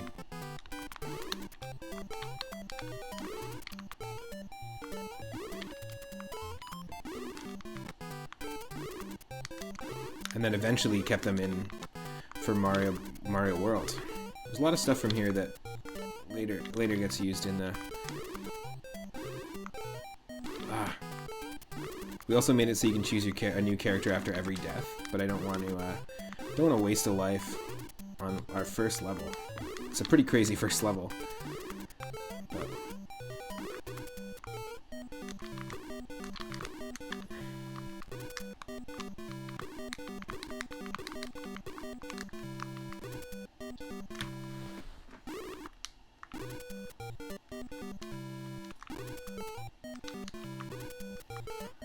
Come on.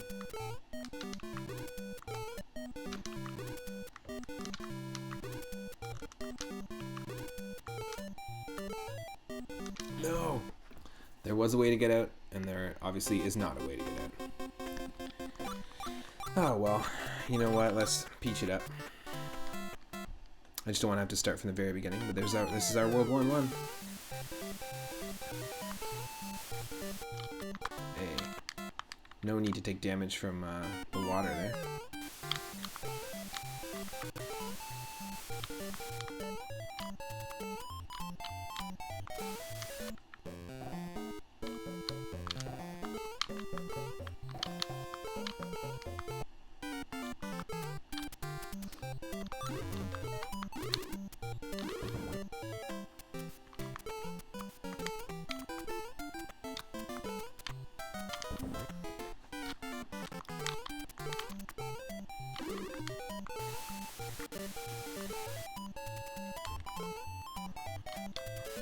There's just shells in there. Oh, that was dumb. That was dumb.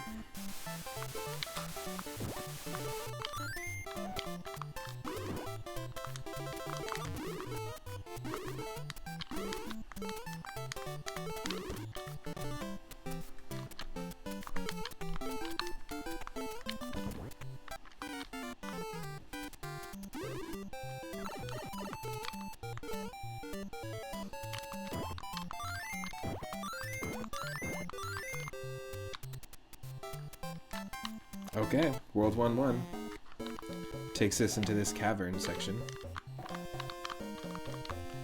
which feels like something interesting. Feels like something out of Subcon. It's almost like we're in Subcon with the palette. What's going on in here?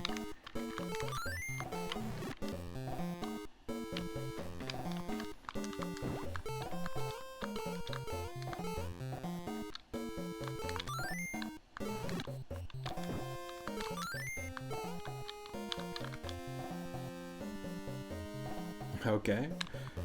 What the? What the? What the? What just happened? What just happened? Glitch Town. Fell into a glitch ditch.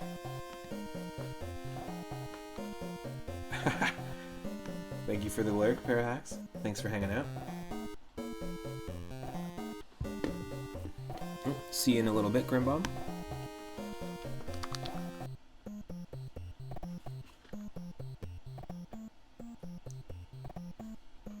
I love this, just the bass line and just the drums from the track.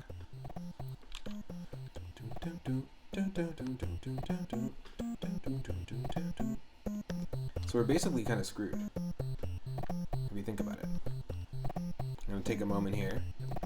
We'll dive back in just a second here, but I think I have to reset and, not reset, but we are on just the first level, so I'm just going to take a quick break to eat some food. Be right back, stick around.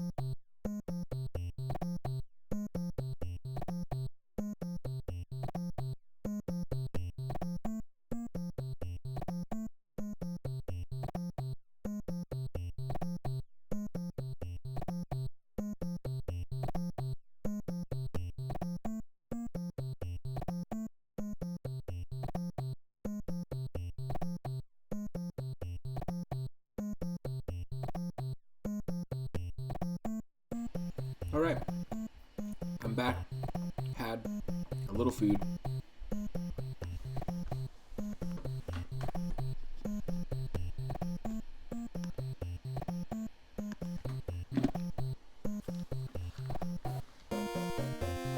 We are stuck.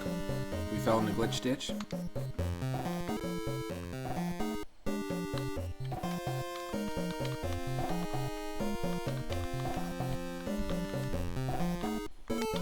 Had to be very careful.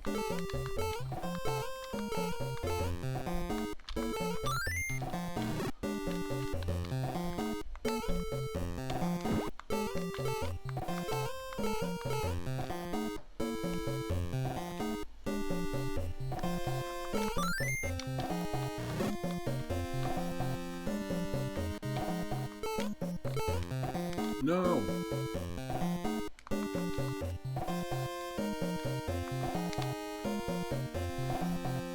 Okay.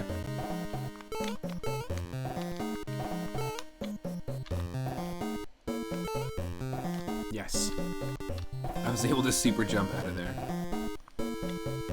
Okay, so any of the orange jar rooms, we're basically screwed. We can't escape them. It's gonna soft lock us if we go into the orange jar room, so we have to, like, be very careful.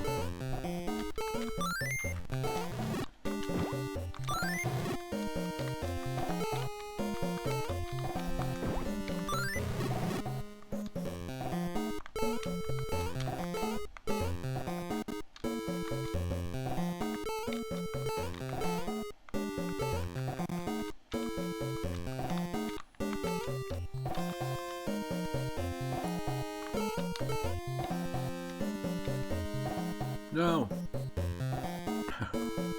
Oh no! And the key is there. That sucks.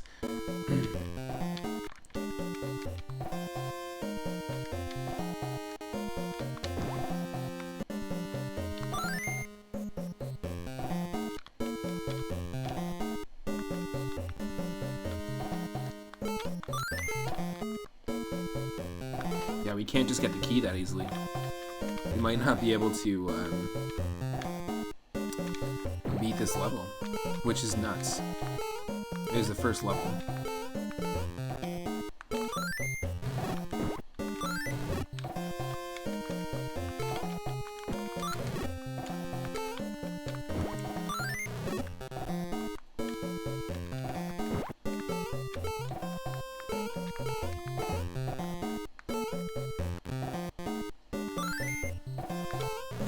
Oh, you're kidding me.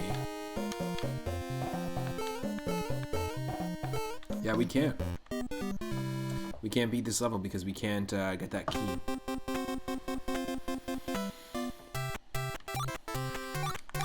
Here, watch. Let's try a different character. It's not going to give us any issues with glitching out or anything, but let's just see. Let's just see.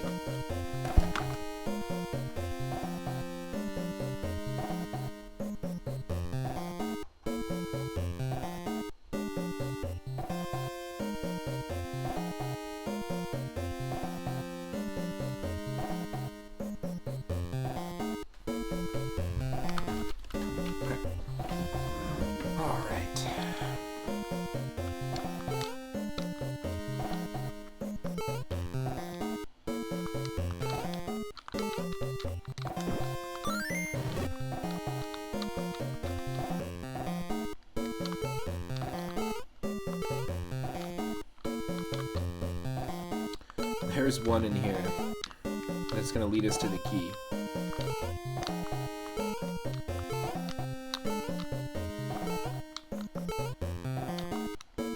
Holy moly.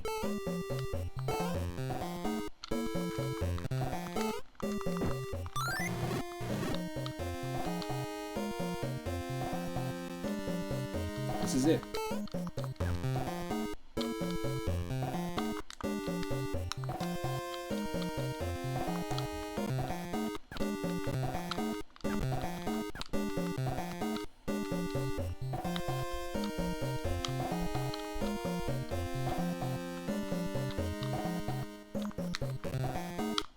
I wonder what happens if we line ourselves up exactly with where the key is going to fall.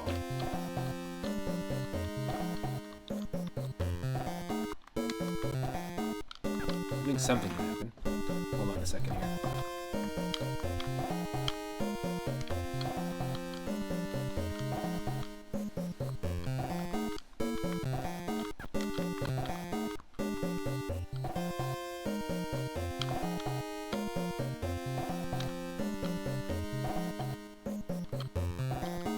Oh.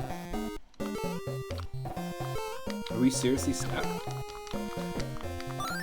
I think we're actually stuck because we can't get that key, so we might have to actually like call this the run, which really sucks. I think I'm gonna look further into it. I do want to do a little more exploration of a Super Mario Bros. 2 randomizer. It does a lot of really cool things, as long as it doesn't glitch out to this extent. But I think what I'm gonna do is, unfortunately, call the run here at literally World 1-1. Last time I did this, the very first stream I did on the channel, was me going through using the seed 3-up moon in a randomization of Super Mario Bros. 1, 2, 3, and World. And 2 glitched out big time. It happened very, very commonly. So unfortunately, I'm gonna call this a soft lock because we can't actually grab that key. And the only way to progress through this is to get through that door. So that sucks, but that's okay. We're gonna have a little bit of a groove out to these tunes here.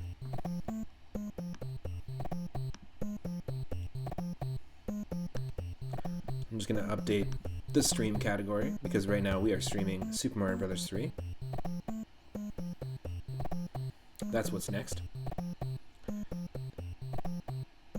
The seed that we're using, because it is March 10th, 2021, is 03102021 in celebration of Mario Day. March 10th is Mario Day. There's some really cool sales going on with Nintendo. They're 30% off a lot of the Nintendo Switch games that are Mario related, which is pretty awesome. Just gonna update the title. And we practice Super Mario Bros. 3 randomizers a lot on the channel, so we're basically going to use the same seed that we have for the first 2 games, and shuffle the same things. So the things that we keep are the world order. We keep the world order intact. We're not shuffling the fortress levels out of their location, so World 1's fortress will definitely be World 1's fortress. But the stuff that we shuffle around will be the order of the levels, the warp pipes, all the power-up boxes, all the enemies, the enemy palettes, the palettes of the worlds and all the levels. We are going to allow for sledgehammers to break locks because sometimes there are soft lock situations. We're using the in-browser web-based randomizer for Super Mario Bros. 3, not the more updated one, which does some extra things like remove auto-scrollers and things like that. We're not doing that. But yeah, it'll pretty much make every single level accessible to us. It's going to shuffle around the palettes just like we've seen here, and yeah, it's going to be really fun. So stick around. I'll play some tunes and get that set up for you. I want to say thanks again to everyone that's been watching. It's been a super fun stream so far. And again, if you're watching on YouTube, click that subscribe button. You can watch every single one of my streams in full.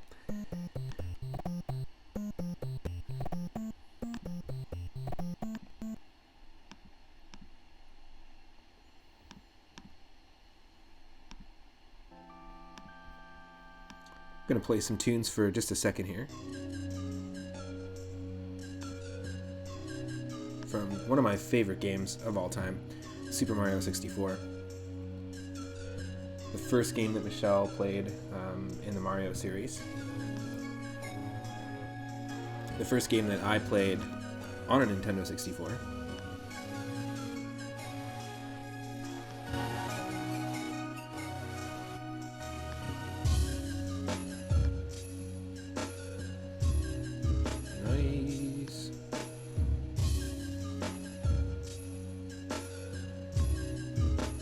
Okay, I'm just gonna switch to a different screen here. We got the tunes going. The stream is gonna be right back. Enjoy this awesome music.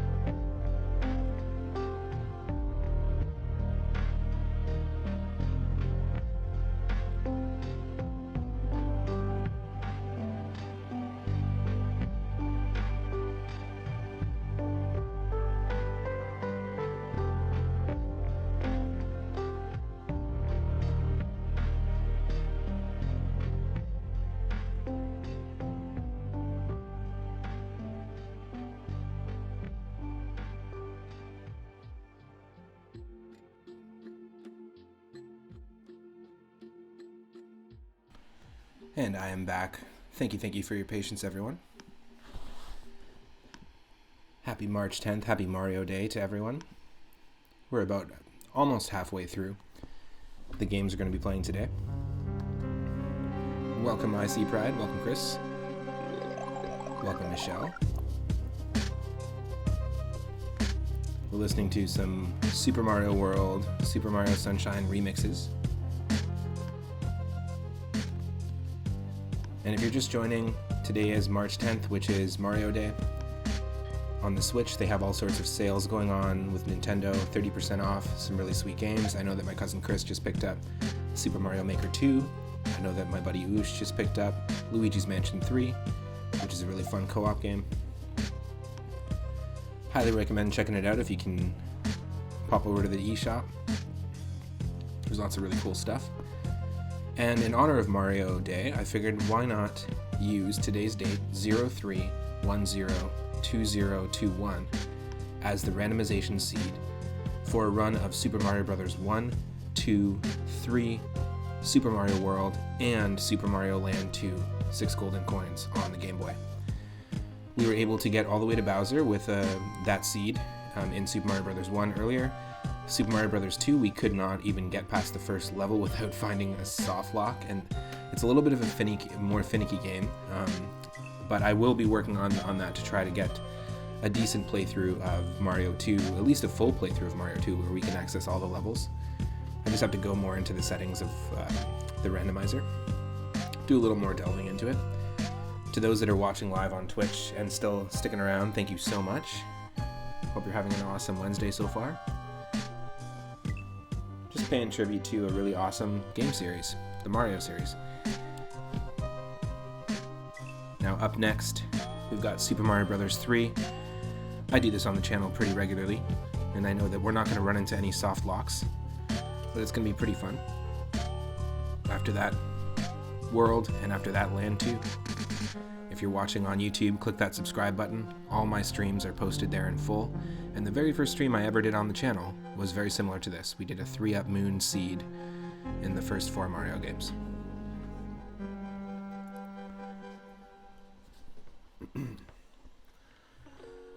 Just gonna get that game loaded.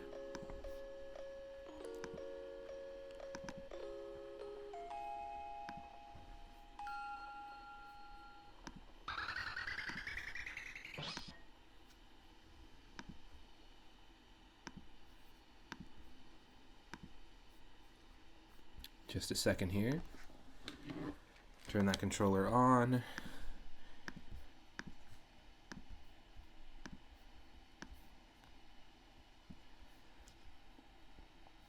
And you should see me, you should hear me. You should now see the game. Oh no. You should now see the game and hear the game.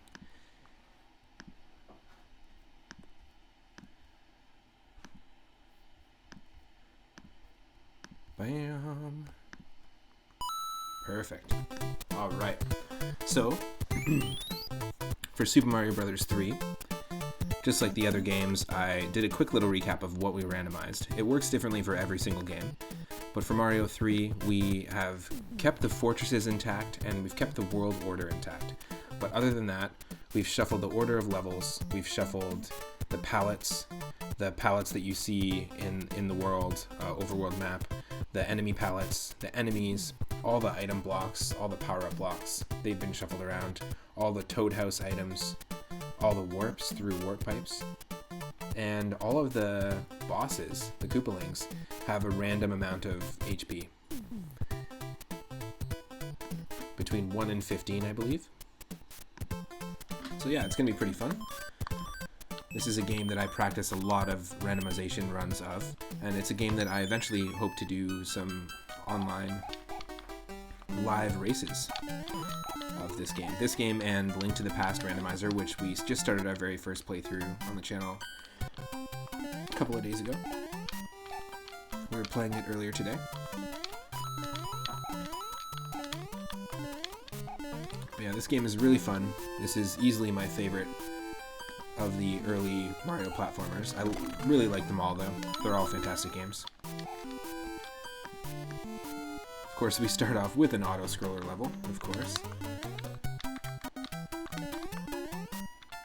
Oh.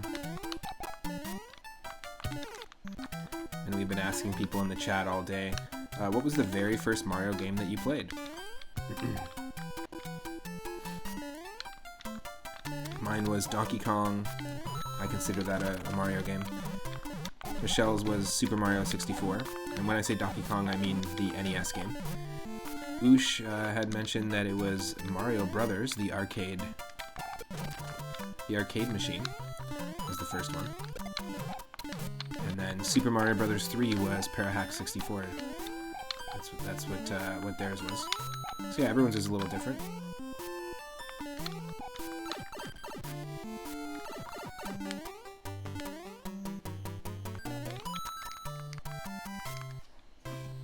Mine went Mario Brothers 1, Donkey Kong, and then Mario Brothers 1, and then Mario Brothers 3 was the order in which I played them. I played 2 years later, and then... In fact, I think I played World before I played 2. Ooh, look at this. Look what it's given us right here already. Happy Mario Day indeed. You can give us fire-breathing plants to start things off. Great. As we watch the star fall, sink to the bottom of the sea.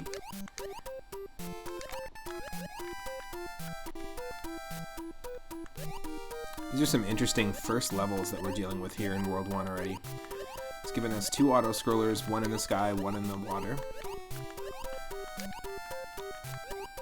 Good old Watto-scroller.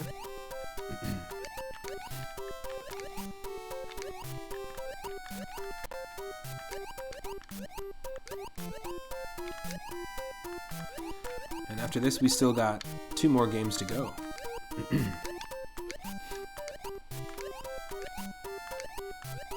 Oh, so close. No.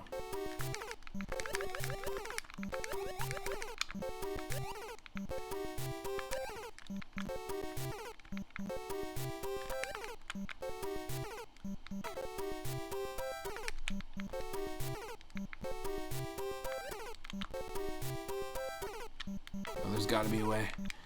There's gotta be a way to save ourselves. Yes, I knew it.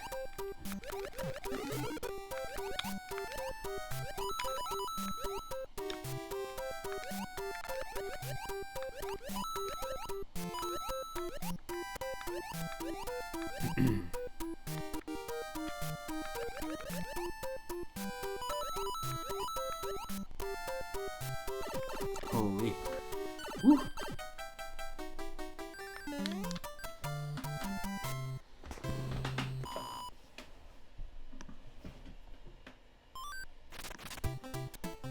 All right, jeez.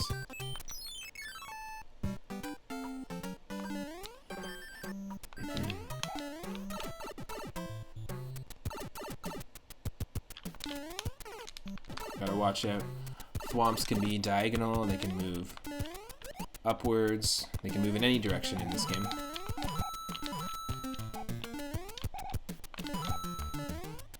Yes.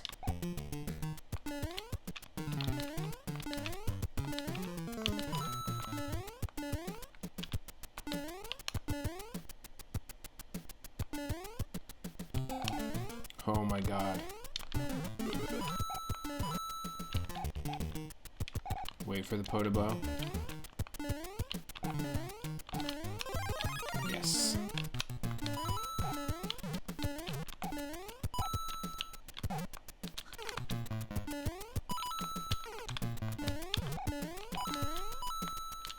No. Not looking the butt slide there. Oh, there we go. Let me know if the audio is sounding okay, if you need any tweaking on the audio. And also, welcome to the stream if you're just tuning in. It is Mario Day. We are having a blast playing Mario Brothers 1, 2, 3, World, and Land 2, fully randomized. I'm very glad that we found a beatable seed of Super Mario Brothers 1 because that game can be quite tough. I really like how the randomization goes in that game though. And it was really fun to go back and get a feel for Super Mario Bros. 1 again. The momentum doesn't quite handle exactly the same as Mario 3. They're very similar though. And I'm so used to playing Mario 3 and World that it took a little while to get used to it, but it was really fun. Reminded me why it's such a fantastic game to begin with. Oh no. Gotta be careful because sometimes enemies can spawn here, and when there's too many sprites on the screen, we actually won't see this. These platforms sometimes won't actually spawn. Excuse me.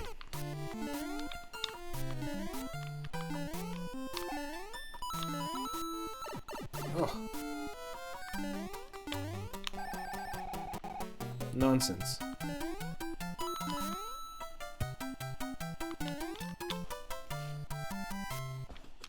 So unfortunately, like I said before, in Super Mario Bros. 2, the very first level that we had randomized was unbeatable. There was a soft lock right away.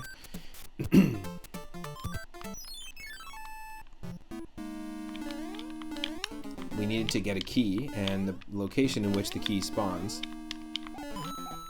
had randomized so that there was no floor, and we fell into like a glitch pit in this like desert sort of area, and we had to call it there.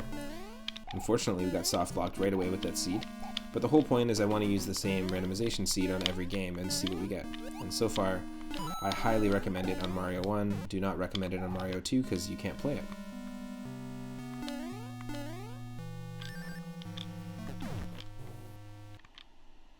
I want to say thanks again to the most recent followers of the channel, AAA on Full and EJ. That's our second EJ follower, spelled differently. Thank you, thank you. Welcome to the stream. I really appreciate the support. We're 2 away from 170 followers, which is pretty awesome in my books. We've got 20 subscribers. I really, really thank those who have been subscribing since we reached affiliate.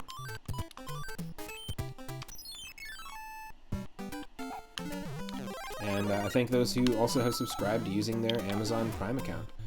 If you already pay monthly for your Amazon Prime membership, you actually have access to 1 free sub on any for any Twitch streamer that you like, which is cool. Oh yes, we are feeling it today, these Hammer Brothers.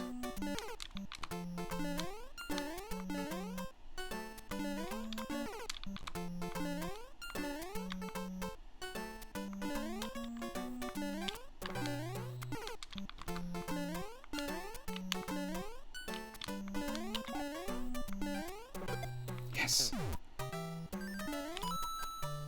Killing them in the air. Perfect. Very cool.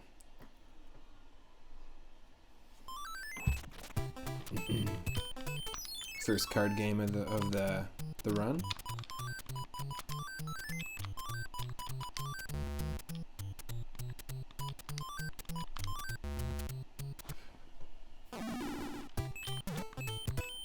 I want to say thank you also to the most recent follower who has donated bits. Thank you for the 100 bits, Feline Soul. I appreciate it.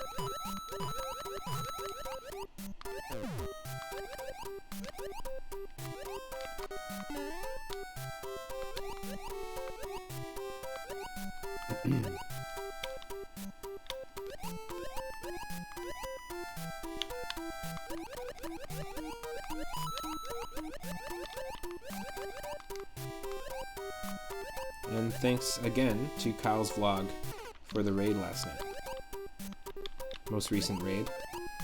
We weren't able to time it out, but I really appreciate you sending folks along to the channel.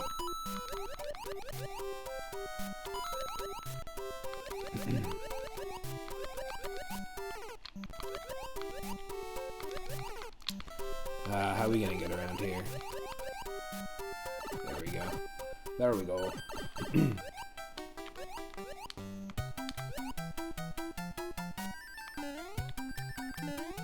So I hope you're able to play a few of those levels that I made on Super Mario Maker 2 Chris.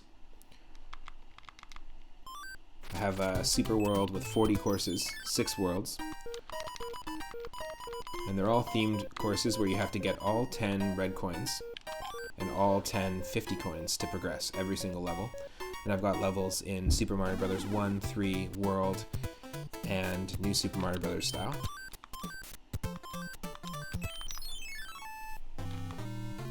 Pretty fun.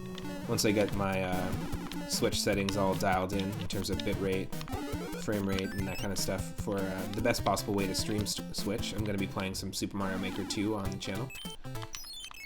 Trying to beat my personal best in endless normal mode.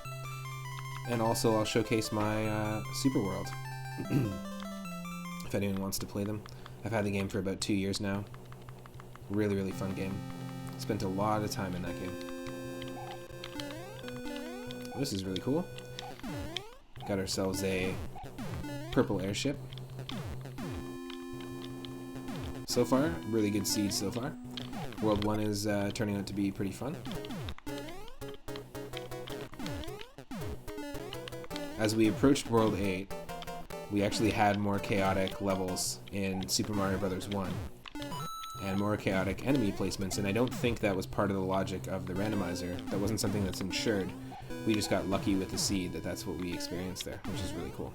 And hopefully we'll get a similar thing where the first world is quite easy and then there's more difficult enemy randomizations as we get closer to Bowser.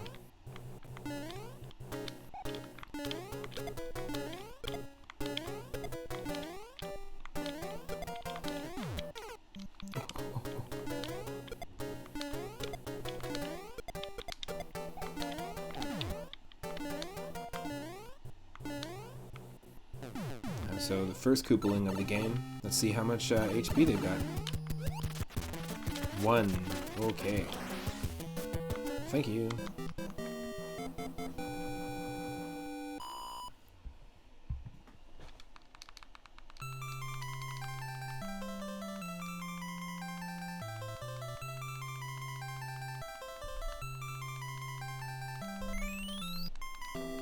There we go.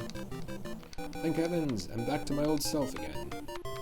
Thank you so much. Here is a letter from the princess.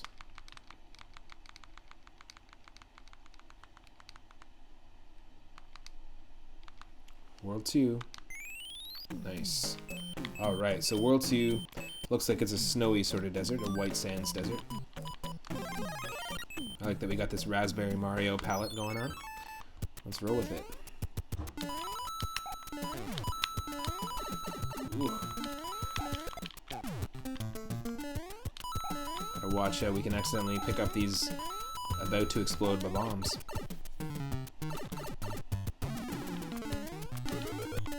Nice.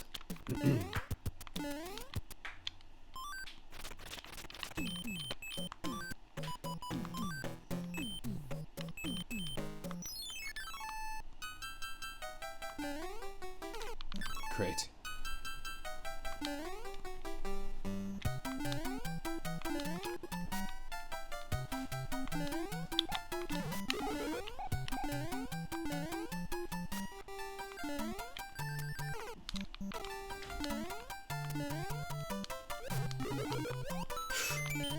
Nice. Triple bombs? That's insane.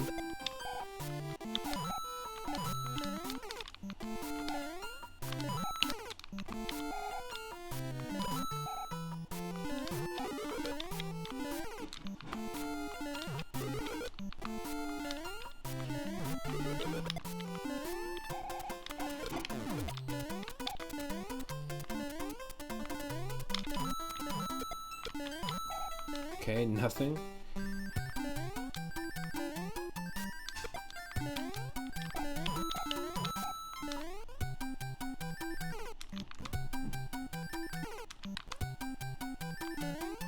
Get out of here, fish.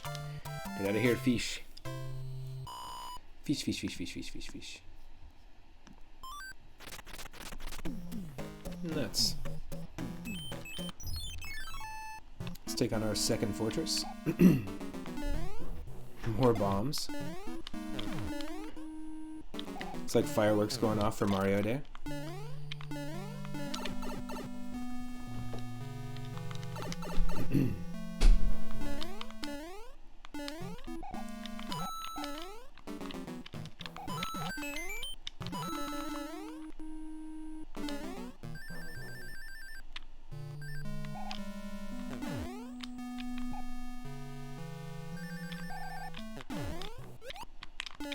Oh.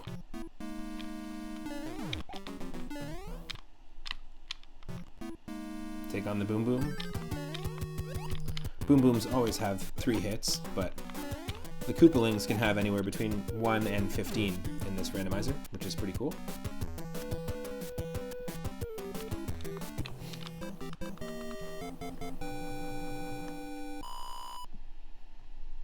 Really feeling it. Love this game. This is the third of 5 games we're going to be playing tonight.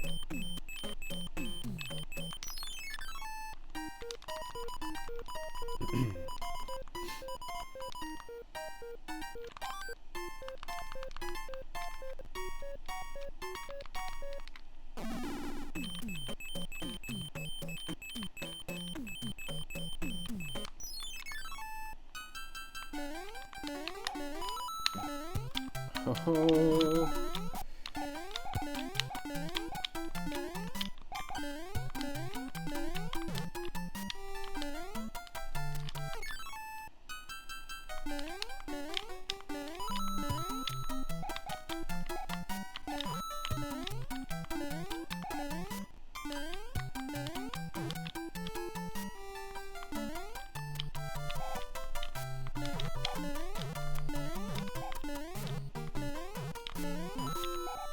Damn it. Not even a power-up. Alright. Alright.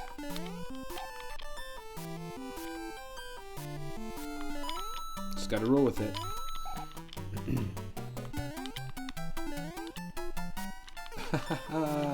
Nope. Not rolling with that. It ain't happening.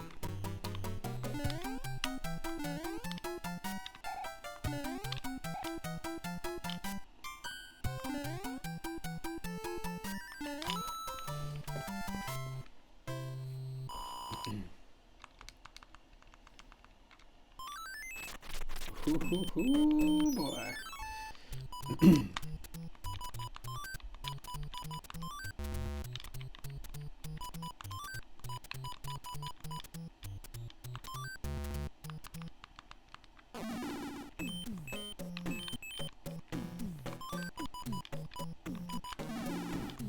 Let's take on the Angry Sun level, which isn't the Angry Sun level.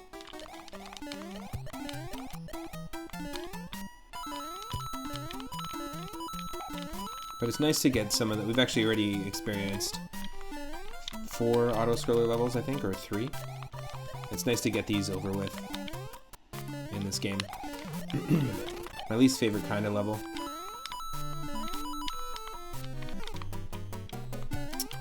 Dang. Ah, dang. Didn't mean to do that. My apologies.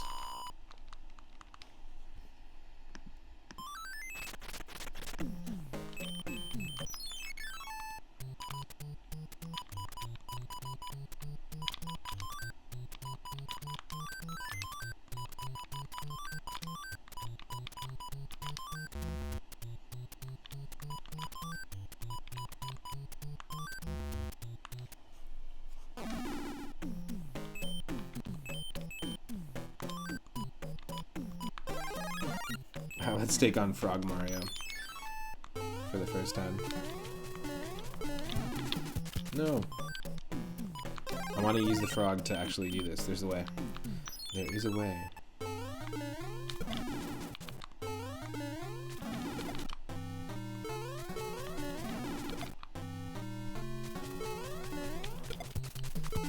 Yes, yes.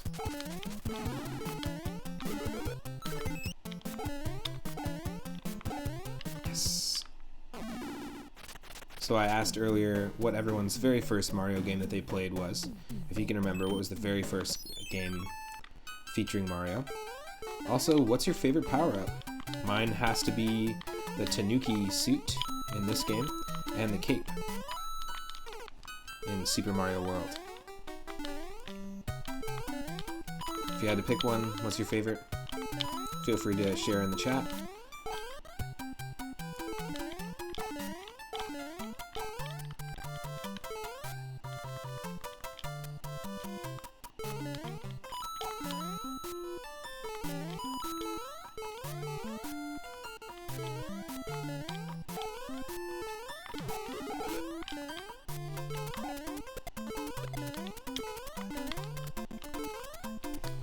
Nice.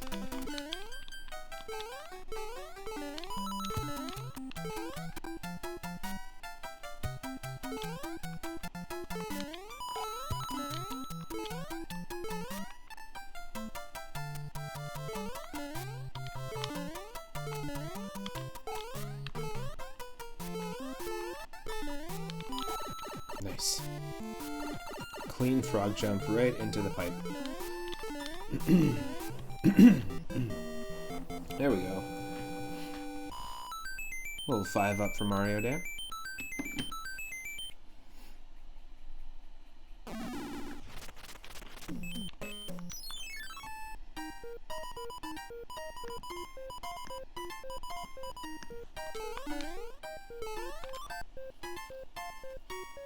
Nice, backup frog suit. Never a bad thing.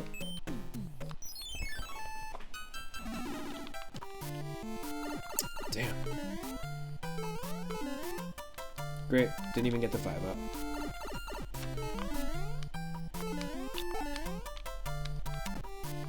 This sucks. Hate when I do this save state nonsense when I accidentally save it when I don't mean to.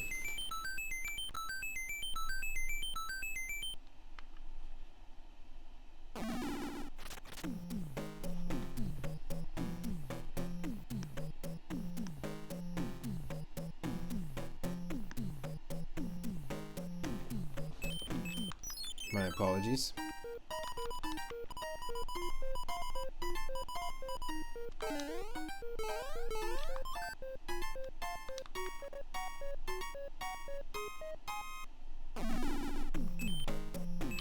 Alright. Level 4. Another auto-scroller. Just getting them all out of the way for us, which is fine. Like I said before, it's pretty great to be able to just have these out of the way.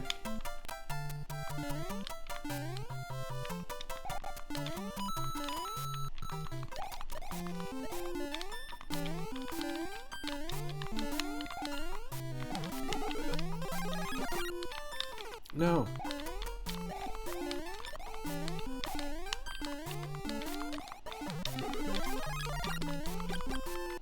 Nice. Look at this. We got a little more of that CMYK palette. The sort of Commodore 64, Amstrad, PC, ZX Spectrum colors when it comes to Fire Mario. He looks very similar to some of the color palettes we were getting in Super Mario Bros. 1. I was talking about Super Mario Bros. Special earlier, which is essentially an official game with all original levels for personal PCs way back in the day.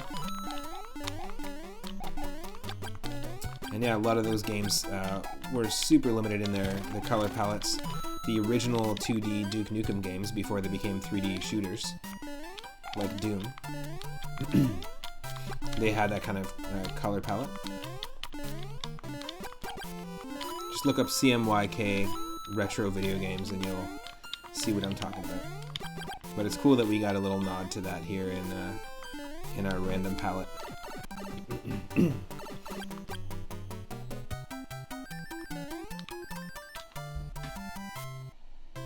In just a second here, I'll be right back. Stick around.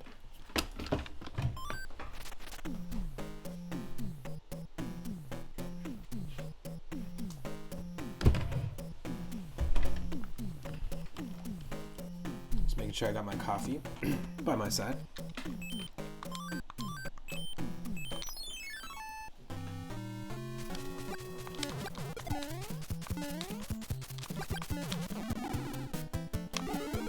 Yes.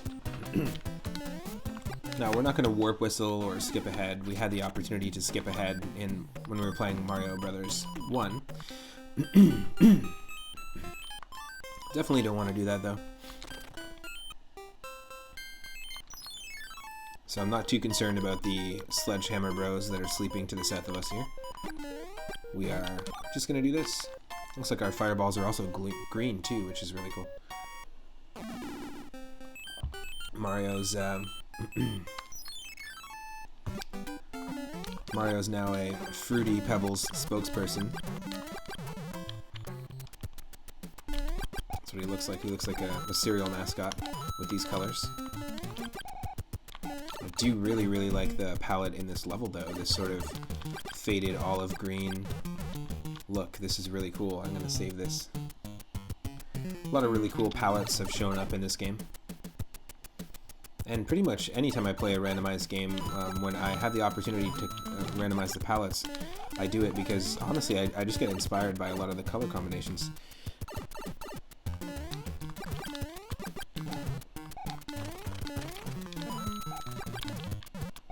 A lot of people aren't into the randomization of the colors, but, you know, I've been inspired many times by these color combinations. I have good friends that make their own versions of Super Mario World ROM hacks, as well as fan game programmers and that sort of thing, and designer friends that grab a lot of inspiration from video games. Just simple graphic design, you can get some really cool concepts from randomizers like this. Oh. Wait for this mutant piranha.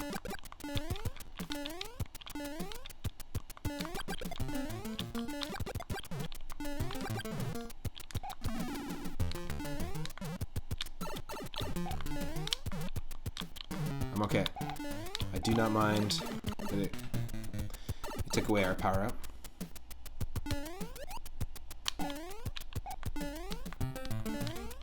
Yes! Ah. That room can be super tight.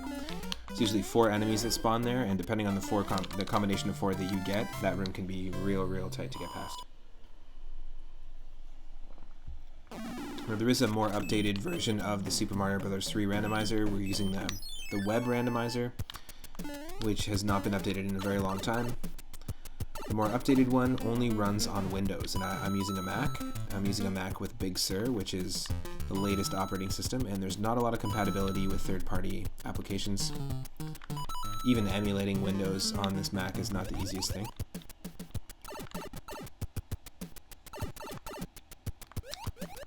So I've got a workaround for my alerts every time somebody follows the channel, every time somebody subscribes or donates bits, or gifts a sub, or hosts or raids the channel. There are game-specific animations and things like that. They should just be able to be overlaid over the screen. But because I'm using a Mac and with Big Sur, there's a few known bugs. With OBS, my broadcasting software specifically, can't exactly use it.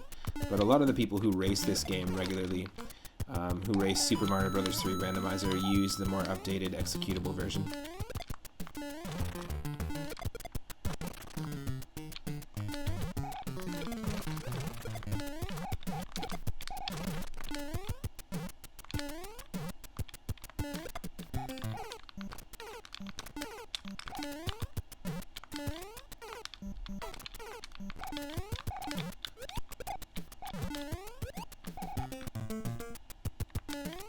Yes.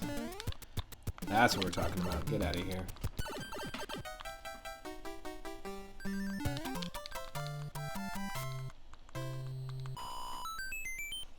Nice.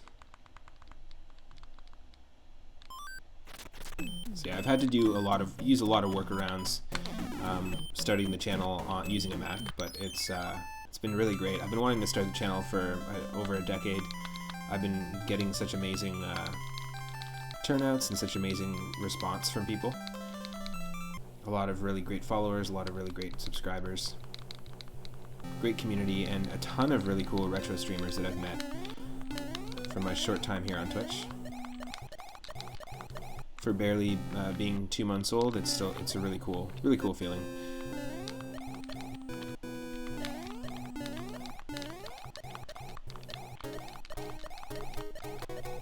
And to be able to stream every single day for you is awesome. Each subscriber, each bit donation, and each PayPal donation and patron is really helping. We've had a few people donate one-time donations via PayPal. Had 3 people now, which is great. You can do that using the email on the bottom of the screen. If you're able to, it's 3upmoonget@gmail.com.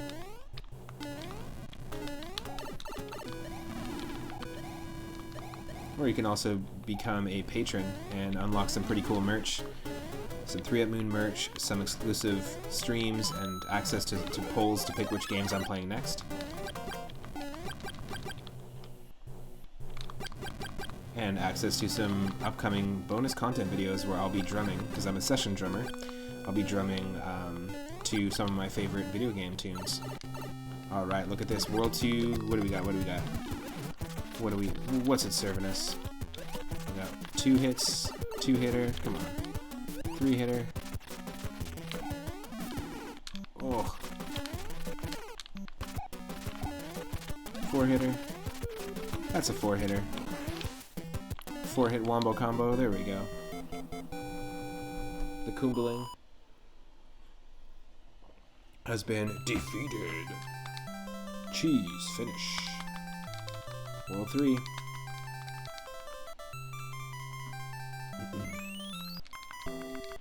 We saved alien Wilford Brimley from being an animal forever.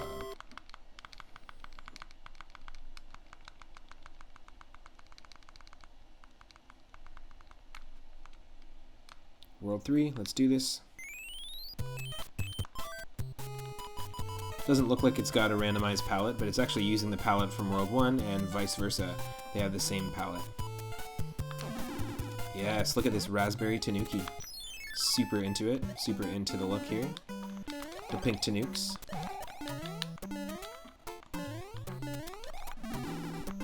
Hey, I said I'm super into it.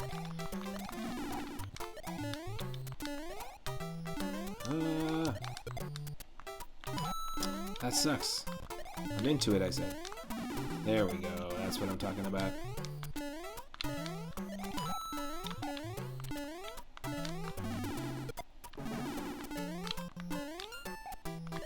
Whoa, that was lucky.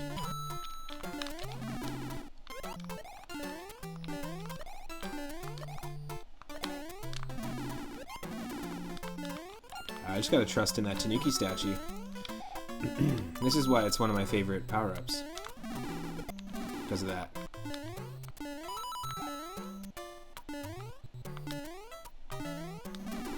No.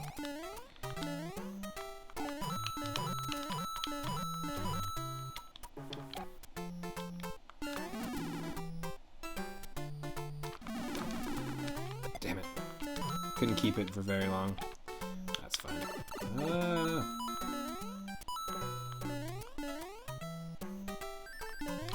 Yes. I really like the palette of the Tanuki suit in this seed.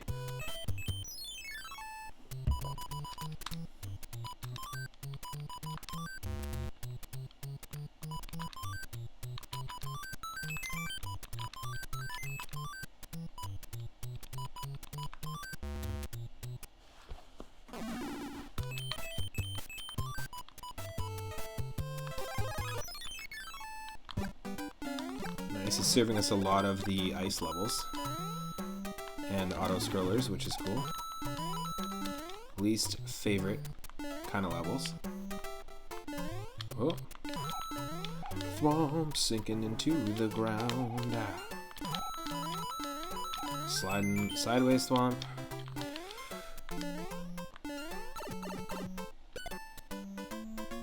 Sometimes you just gotta use those iframes, take the hit. Use those iframes and take that hit.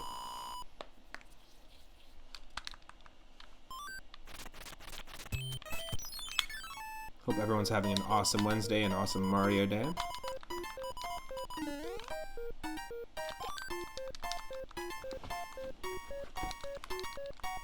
Heck yes. Let's use what we just got.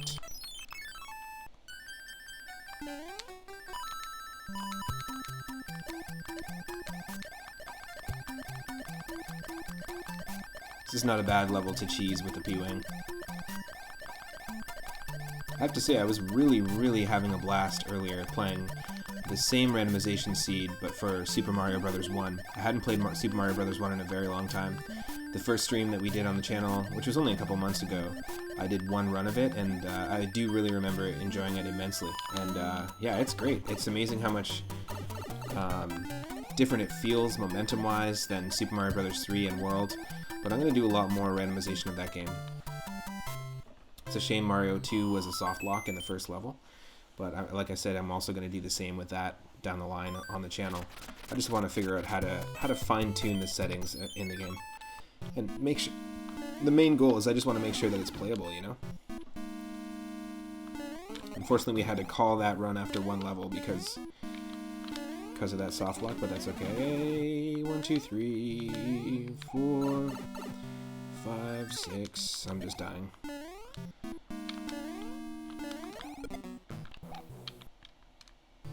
Nope, that's not what I wanted at all.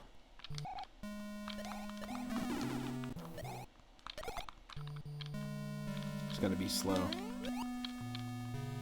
We need the 6th door.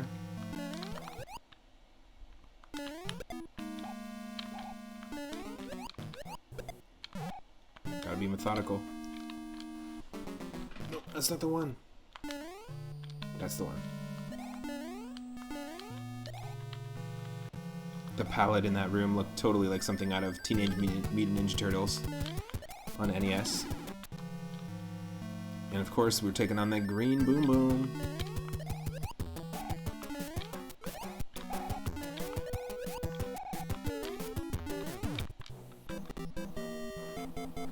Feeling it. Really cool palettes, actually. A lot of blues and oranges and purples and greens.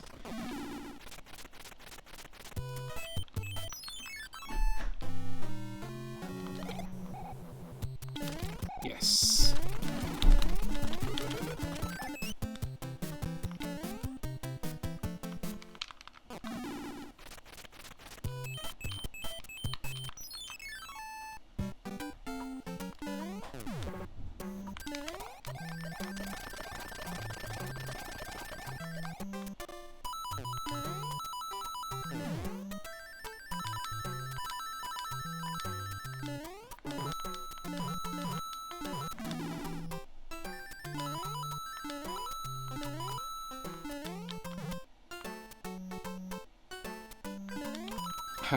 A thwomp just waiting for us at the end.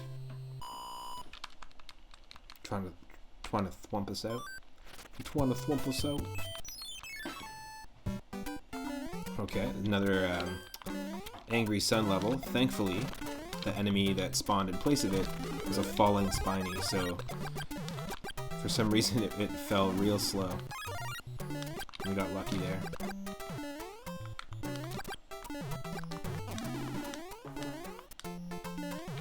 Oh no.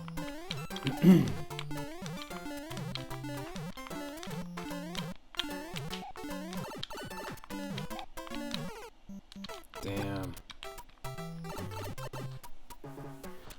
This is gonna be a tricky one. To have a Lakitu spawning there is pretty crazy.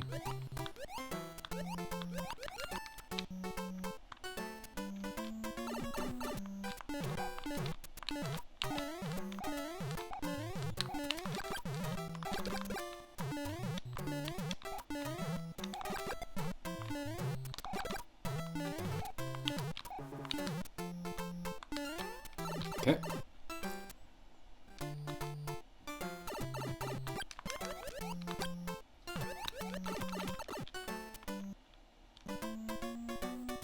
Sorry, I'm just getting a little bit of slowdown on my end, so I just want to make sure there's no slowdown for folks watching. Cool.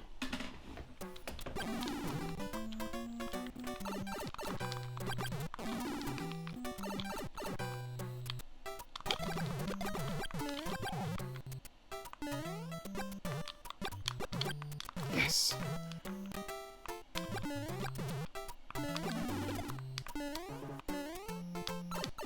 No! Let's be smart about this and hold on to the fire flower.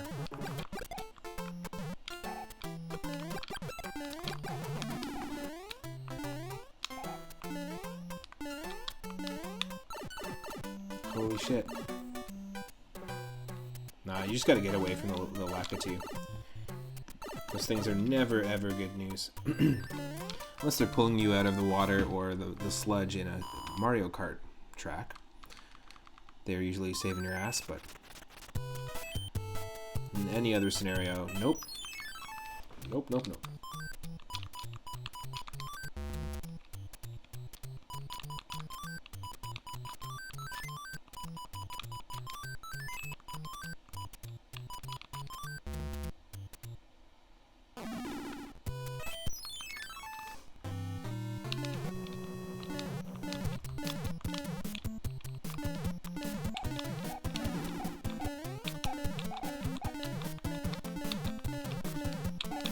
Nothing.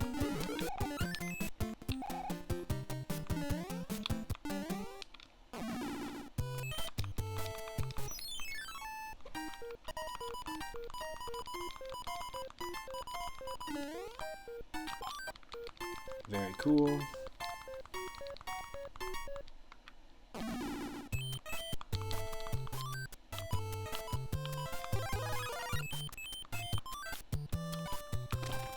Gonna go for a little canoe ride.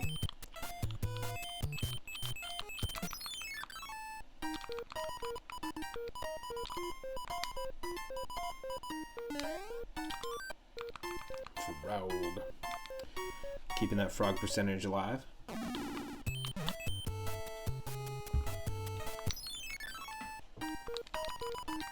I was watching a really tight casual Super Mario Bros. 3 race today between Human Mustard and Mido, I think was the other speedrunner's name. It was a really, really tight race. It was really cool to watch. It was a warpless percentage Super Mario Bros. 3 vanilla race, so it wasn't the randomizer, but the original game can't use any warps. How quickly can you beat the game? And both of them are very, very close. Their personal bests are around 53, 54 minutes.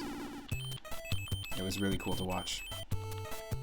There's a really awesome community of Super Mario Bros. 3 speedrunners out there, as well as Super Mario Bros. 3 randomize runners. So I'm really stoked to start racing this game.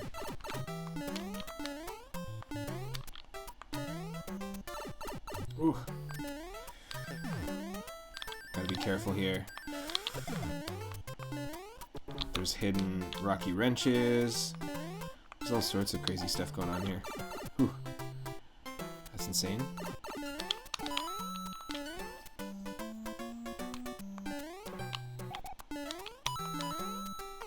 See? Had a feeling. Multiple hidden rocky wrenches.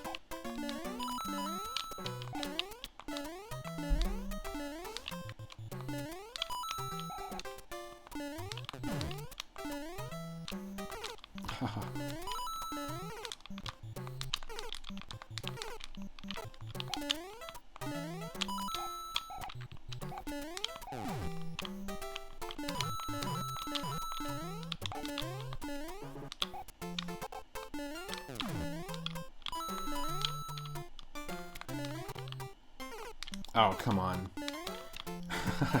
One right at the end. No way. No thank you.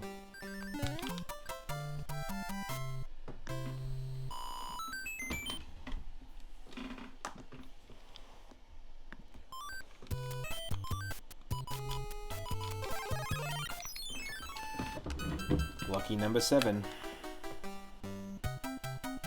This is normally World 1-2. And now it's an explosive desert. Oh!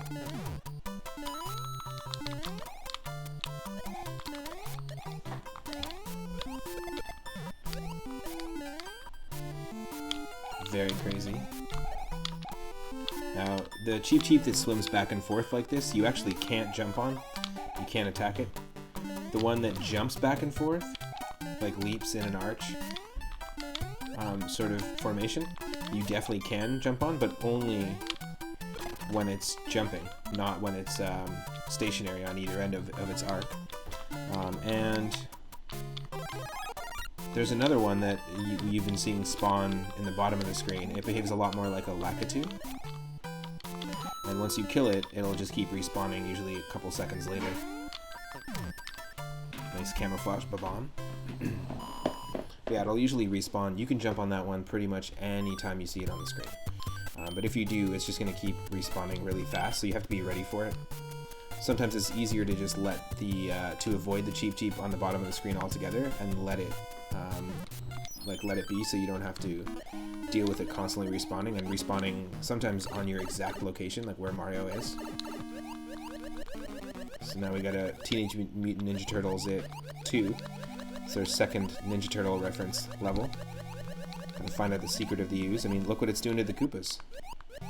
Turning them straight into dry bones right away. That's crazy. Can't be good for you.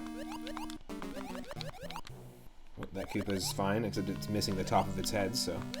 You know, some Koopas get to hold on to their Koopanity? Like humanity? Koopanity? Is that a thing? Ah! Holy shit. Get away.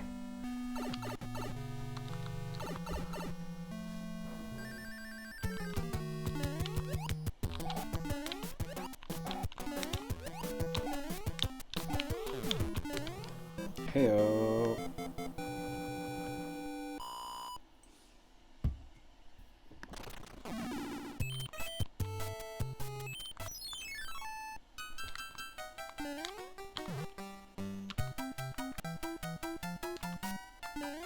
Another shitty ice level.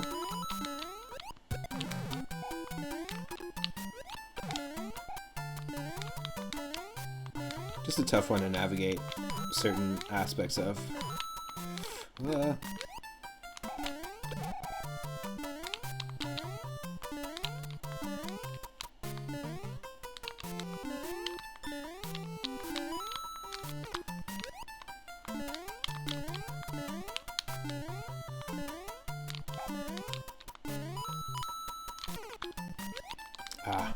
You just have to commit to these jumps, and you can pretty much just leap across a lot of these really cool sections.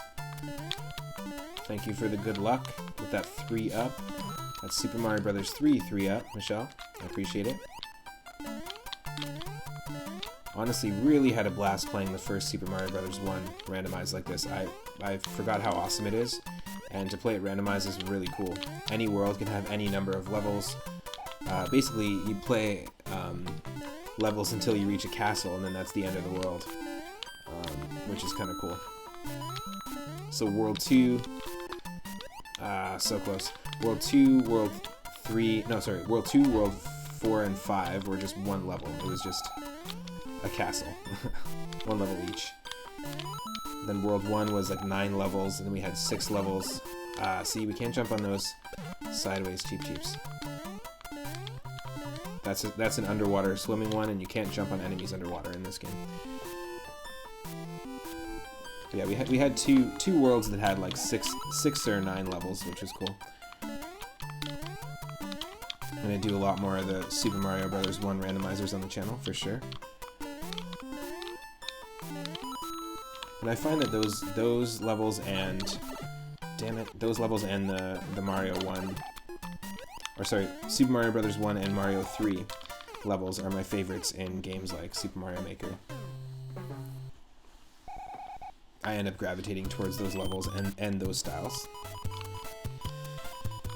Let's do it. Let's just do it. Let's use the P-Wing.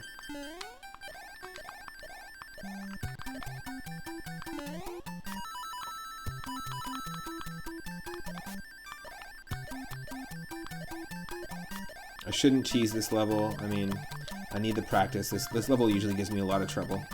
And with the aim of racing this level being something that I want to do, I should get the practice in, but no, I'm just going to cheese it just for the sake of this room.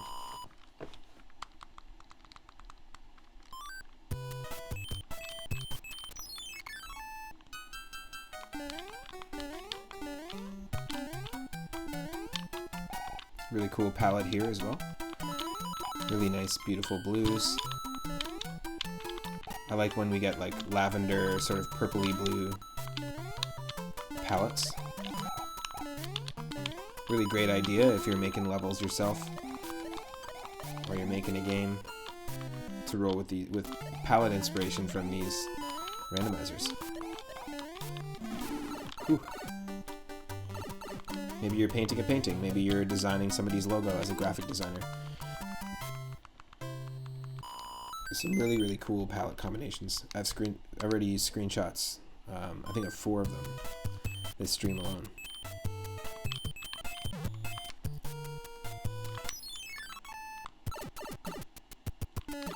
Like that, for example. Alright, let's do this. World 3's airship. Let's turn this weird little Kappa King into a human again.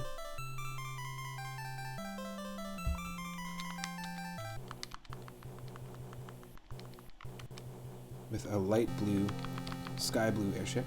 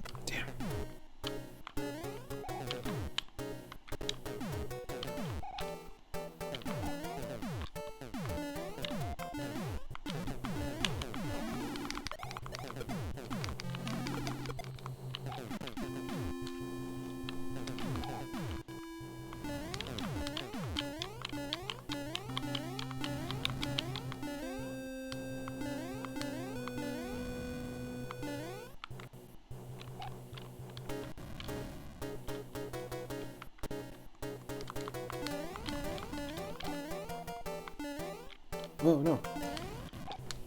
Got a little bit of lag on my computer there, so I didn't see the upcoming frames.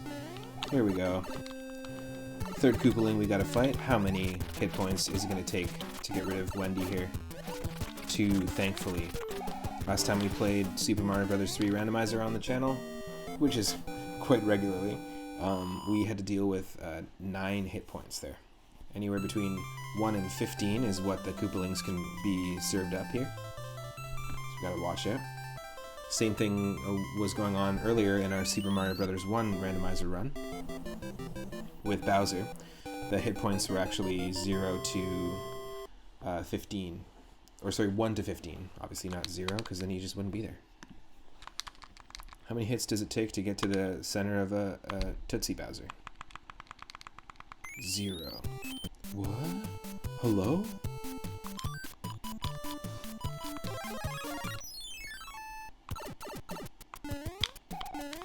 Yeah, I like the look and the palette of the transitionary pipe areas in this game.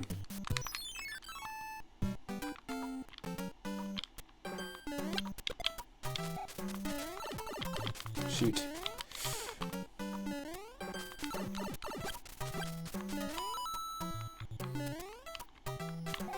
Ooh, thank God this level lets me go through these doors. Normally this is a level with giant enemies and regular sized enemies.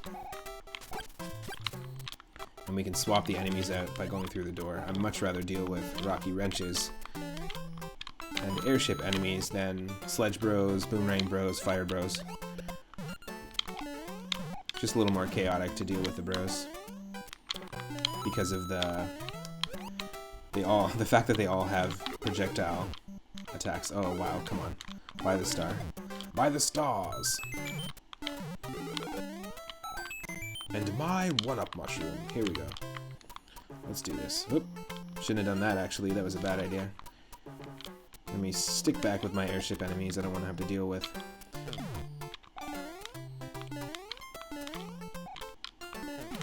I don't want to have to deal with the hammer bros. In this original game, in the vanilla game, this is a level from World 4, which is kind of cool. So we actually got a World 4 level randomized here. World 4 was always one of my favorite levels. Favorite overworld worlds, actually. It was World 4, the giant world. This level allowed you to switch between giant and normal sized enemies. And some of just the giant underwater levels and the giant levels in general, they stood out to me as a kid. Really liked it. I love the palette here. This is some fantastic colors. I'm digging this right now. Big time.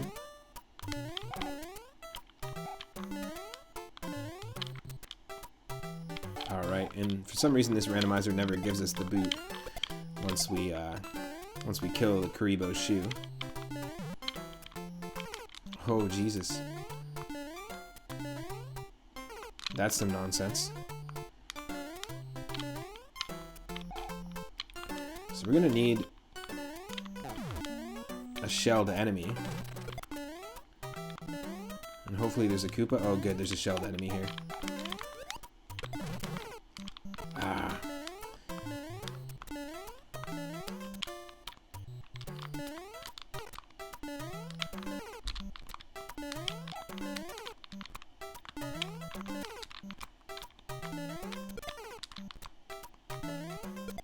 Yes. Yes, there we go. That's what we're talking about. Try to get these 1-ups and power-ups as they happen.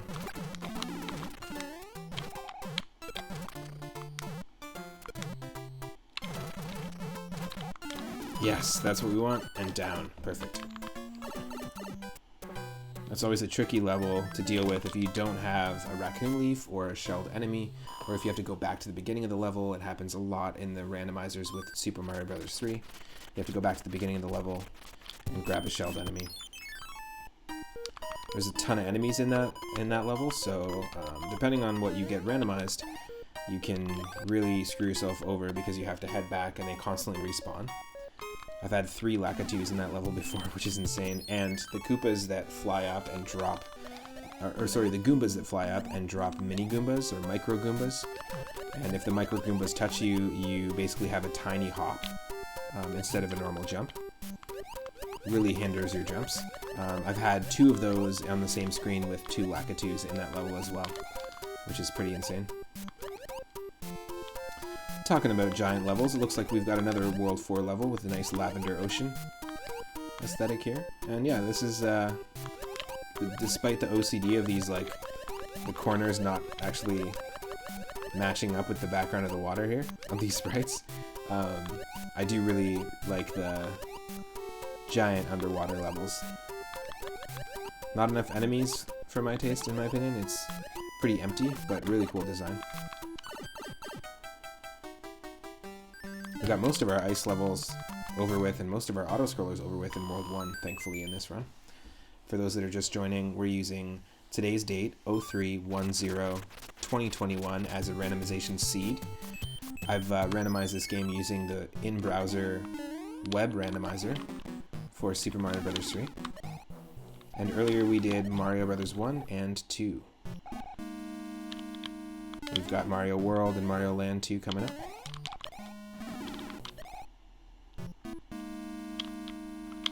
Oh. Little Mario Day stream.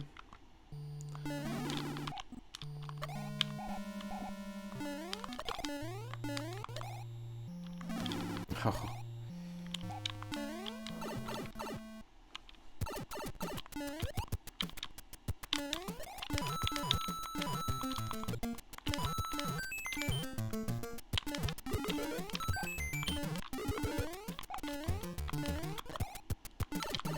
Nice.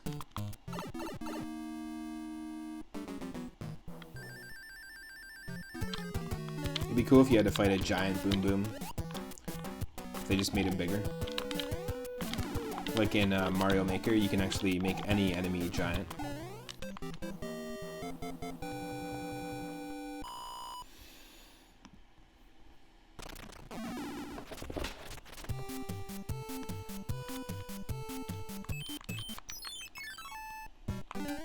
Ooh, another ice level.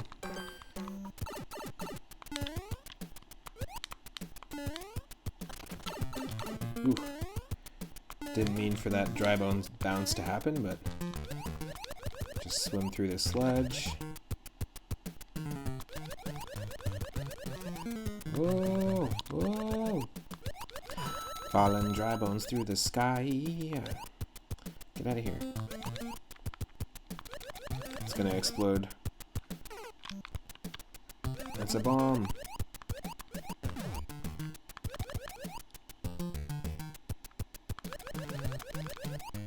Yes. You got lucky and didn't get any fire-breathing piranha plants there. Sometimes you can get 4 and it's really annoying.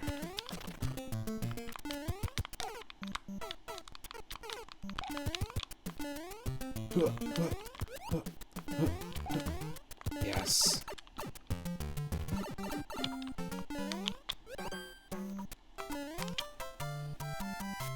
Nice.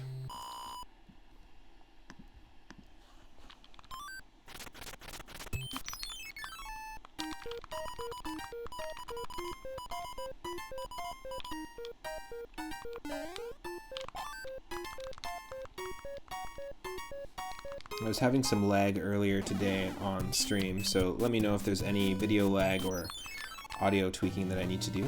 Oh.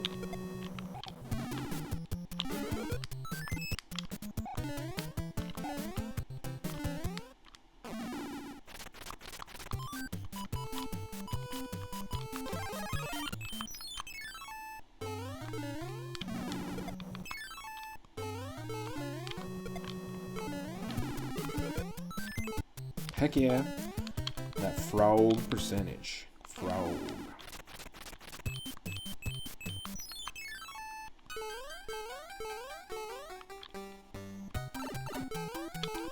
Oh no. We cannot do this level as Frog Mario, unfortunately.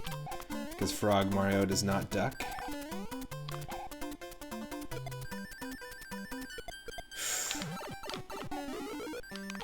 Oh no, okay.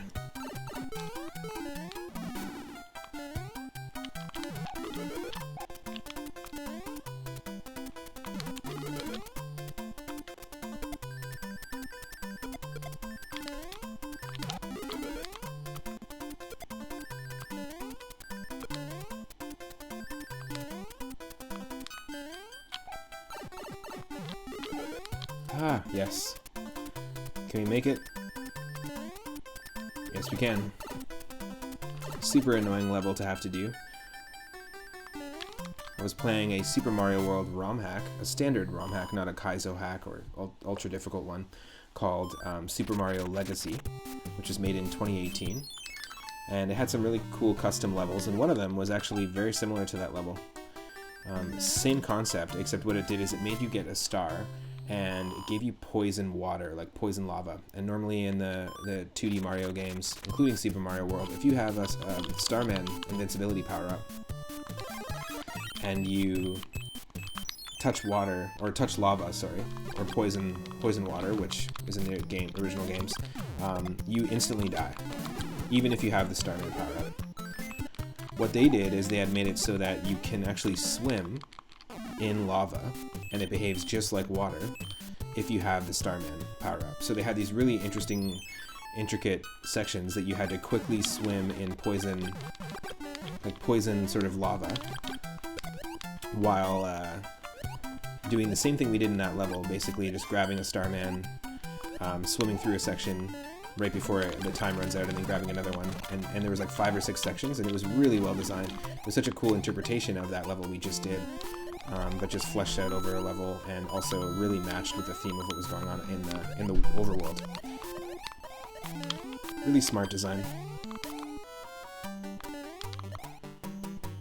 It's not a bad concept for a level, it's just really difficult to pull off. And can be very frustrating for a lot of players.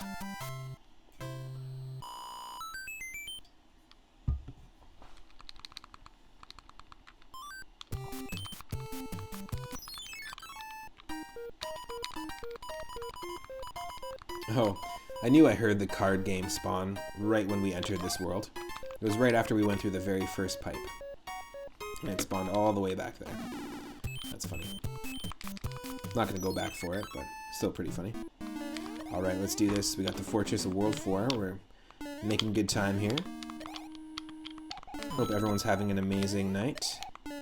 Enjoying themselves and had an awesome Wednesday. And if you didn't have an awesome Wednesday, hopefully this stream is making your Wednesday a little more awesome.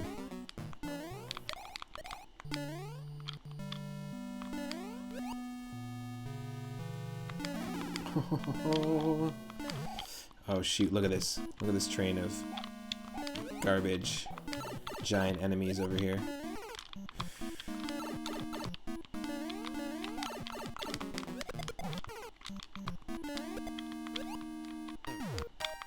Thank you.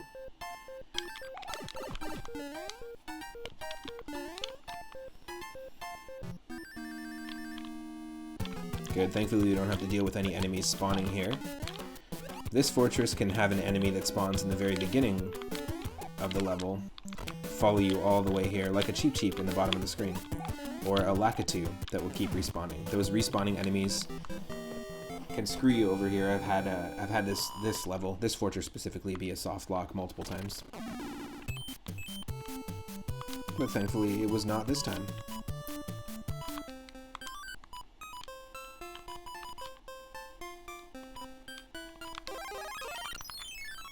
Here we go. Gotta save this Reptar looking motherfucker. King Reptar, turn him back into a human.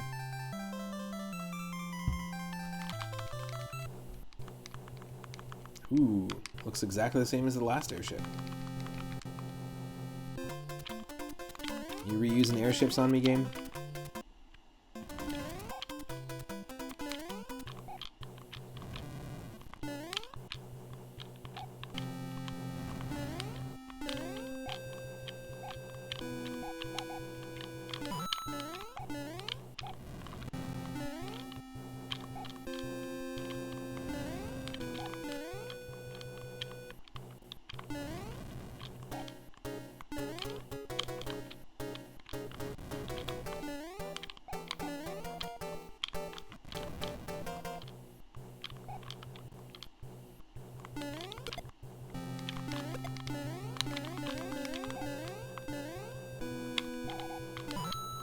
One coin.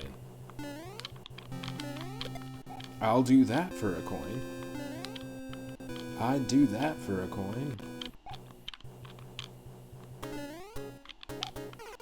Oh. You put a wrench in my plans, buddy. Goddamn. You gotta make me chase this thing.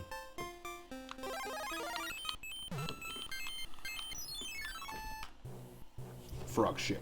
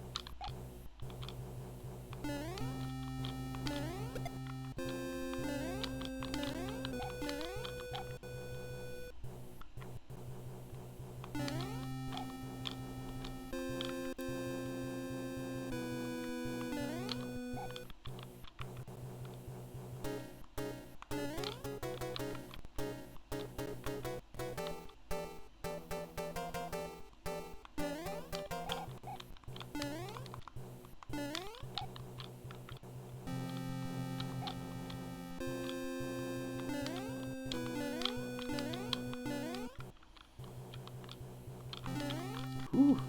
This airship silence. Alright, let's do this. Let's take on this Koopaling.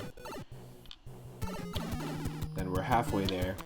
Halfway through Mario Brothers 3. 3 of 5 games are playing tonight.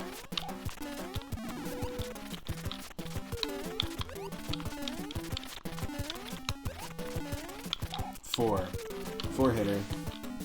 Give me the wand. There we go.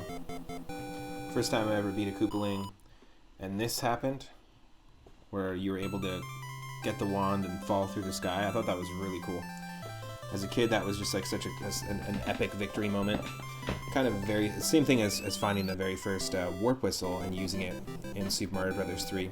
It felt akin to finding a 3-up moon in Super Mario World. I know a lot of people, a lot of streamers right now that are playing Super Mario World for the very first time. For some people, they never got a chance to. And yeah, they shared their experience of finding their first 3-up moon ever, which is really cool. And it's one of those things in a game where you're able to find something so secret or something super rare. Before the era of the internet where you could find out how to get it like pretty much instantaneously, I feel like there was such an allure of mystery surrounding a lot of these games. And with the pre-internet era, a lot of the information you got about games came from hilarious 90s TV shows like Video and Arcade Top 10, magazines, or magazine leaks, like we would get information from Pokemon. Through magazine leaks, like the Koro magazines. Typically, a lot of the new Pokemon games get leaked through those magazines. Things like that. Or just like going to school or going to work and hearing about a game. Hearing about how someone's playing a game and they did this thing last night, they tried in it, and you know, just swapping stories about how you beat this game or what you figured out. Even earlier in the stream, we noticed that Oosh from the Grimbomb retro streamer channel basically through playing Super Mario World randomized, figured out something about how thwomps behave underwater and how they don't slow down like you do, and figured out and other enemies slow down underwater. So you know, you learn each randomizer that I play. I learn so much from that, and even a game that's over 30 years old can really surprise you when you play them like this. It's really fun. Really into it. We got World 5 going on. Halfway there. Holy crap. A lot of fish. There's 2 fish here. 2 fish, too furious. Let's get out of here. Oh. Thankfully, these things still spawn as throwable blocks, because each one is a sprite, and you can easily hit that sprite limit. And we're lucky that these bombs are blowing themselves up, because they're taking themselves off of the sprite count. Really crazy. Super explosive desert levels. We've had a few of them already throughout this run. And yeah, like I said, I've been watching some streamers play Super Mario World Vanilla, like the original game, for the first time, and experiencing their first 3-up moon. I asked it in the chat already, what was your very first Super Mario Brothers game? Or what was your first Mario game in general? We've got Super Mario 64, we've had Mario 3, Donkey Kong Arcade, and the Mario Brothers arcade game, as well as Super Mario Bros. 1. Those have all been tossed into the chat.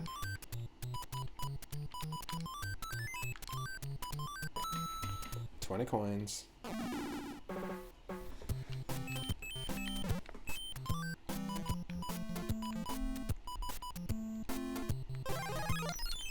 Let's P-wing it.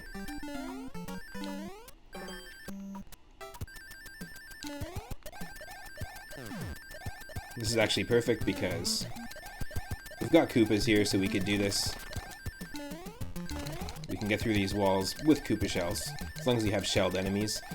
But this level can be a total pain if you don't have shelled enemies or a raccoon tail, because you have to figure out how to get past these 2 little wall sections.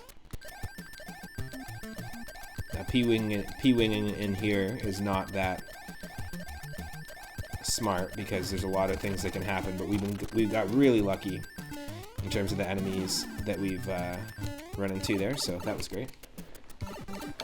Made that level really quick and easy.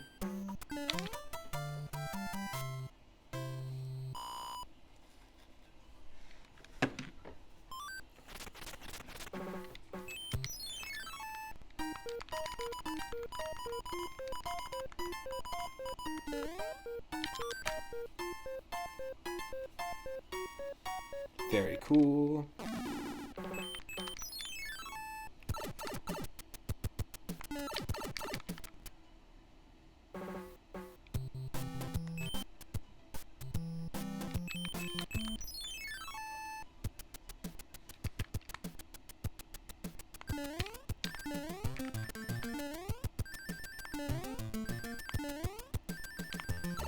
No. Yes. That was insane. That's a really tough part to get past fast. And we somehow were able to do it. Ooh, there's ghosts and everything. We're somehow able to do it with that fish. Thankfully, that fish really helped us.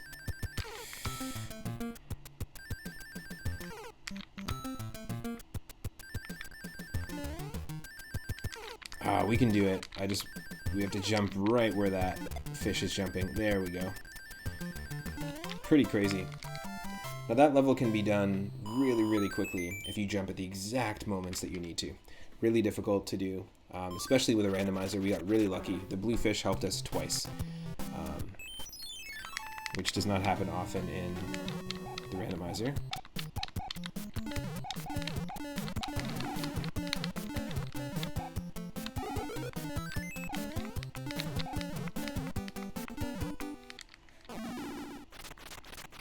I'm going to take on another one. Another one of these hammer bros.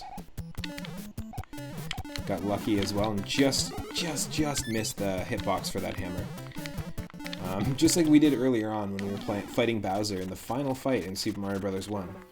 When we randomized that, we got to the final fight, and 3 or 4 times we jumped right through the perfect gap. We got our timing for the gap between his hammers in the previous fights. We got it pretty much perfect.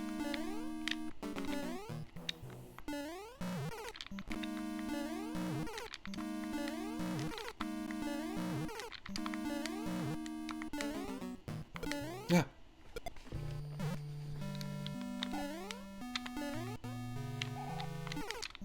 Damn.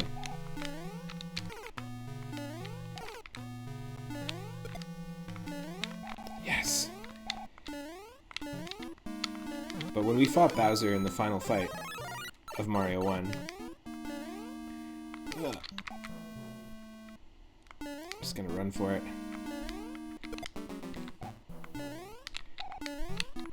We actually got hit by pretty much every single hammer, and there was like a little glitch. But I'm not going to say no to a hammer hitbox glitch if it's going to help us. I'm not going to intentionally try to glitch the game, but if it happens, it happens. I mean, that's the reason why we weren't able to complete World 1, Level 1 of the Super Mario Bros. 2 randomizer. Holy crap, we got real lucky there in a couple of moments. This level can also be quite difficult with the randomization of enemies that you get because there's a lot of little tight sections. We got a bunch of Tanuki suits. Let's use a Tanuki suit and also get Starman. Let's do a little something like this. A little somersault roll, another thing that I learned you can do in Mario 3 through randomizers. Speaking of things we can learn. I didn't ever try to use when you're Starman, you can forward somersault jump, but I never tried using the tail float while somersault jumping, and you can actually somersault float, I like to call it. It's not faster or anything, it doesn't particularly get you, it doesn't get you anything in particular, it's just a cool move, some cool tech that I just never tried as a kid. And in fact, I didn't really use the tail, and I've said this before in other Super Mario Bros. 3 streams, but I didn't really use the tail in the way that I do now. In Mario World, I use the cape for flight, but I also use the cape to, as I'm falling, to tap A, and you can kind of float down. You could do that with the raccoon tail in Super Mario Bros. 3, but I never used it for that purpose. I always just went up to an enemy, and then pressed it and spun my tail around to knock them out, to kill a Goomba, and then I filled the P meter and flew, but I never really used the tail mechanic, which is funny. So that's part of the reason why I didn't really discover the somersault float in the thousands of different times that I played this game as a kid. But it was just really cool to find something like that. 1 second, I'm actually just hearing a phone ringing, and you might be hearing it too. And before we dive into the second half of World 5, I'm just going to make sure my partner knows her phone's ringing. 1 moment. Stick around.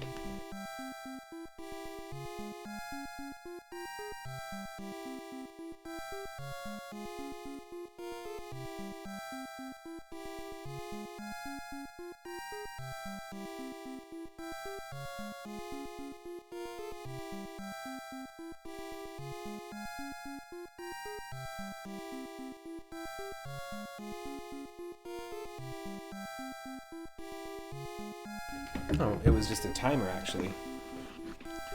It was a timer.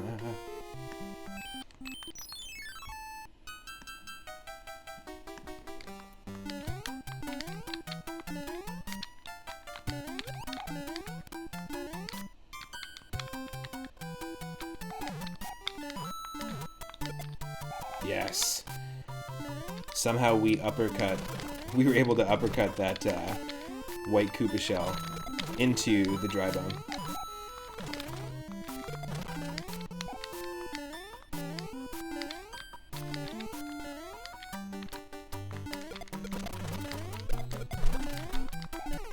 This is just the land of white Koopas. Land of dry bones and white-shelled Koopas. Snow Koopas, maybe? Because of all the ice?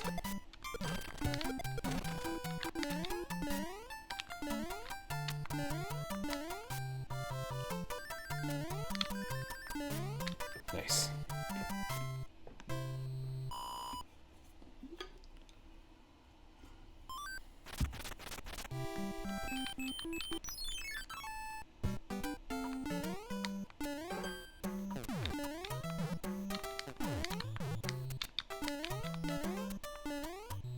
Got a lot of airship enemies going on here.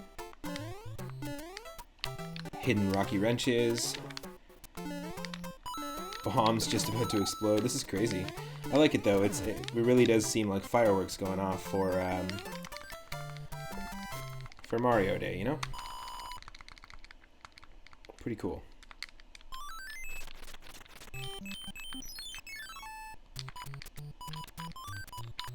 Whole new screen. Starting off with that good luck.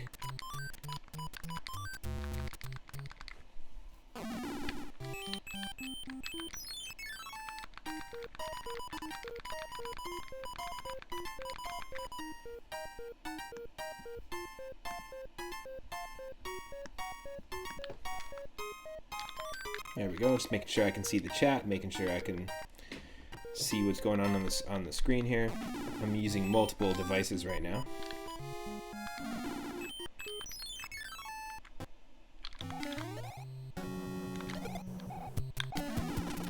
Damn. Damn you. Lost the Tanuki suit.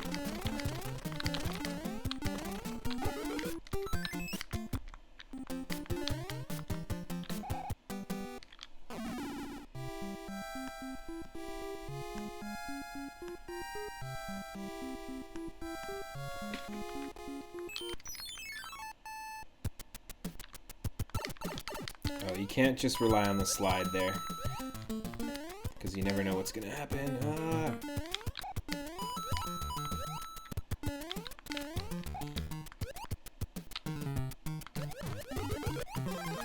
It was worth it visiting the tomato soup bottom section of this level. I never ever take the bottom half.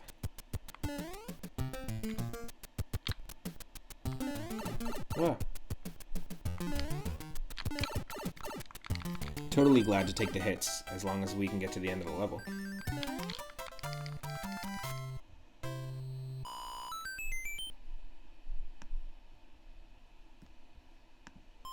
Now, it sort of looks like there's a little bit of delay on the stream, on my end. Is anyone experiencing that lag or delay at all on their end? Frog. Nice, we got ourselves a couple frogs. Let's use this because we don't need it, and let's use a frog. In fact, let's use a frog and a star. Take on the next level.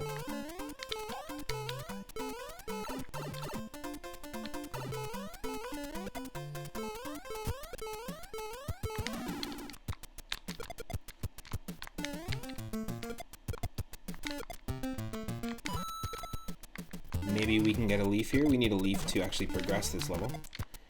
We'll see.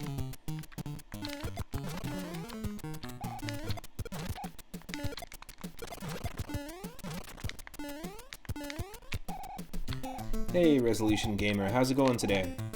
Welcome to the stream. Welcome, welcome. It is Mario Day. It might actually be March 11th for you, perhaps. I'm not sure about how that time zone would work, but it is Mario Day, and because it's Mario Day, March 10th, we're doing a Happy Mario Day stream. A lot of Mario, yeah. We did. We already beat a seed of Super Mario Bros. 1.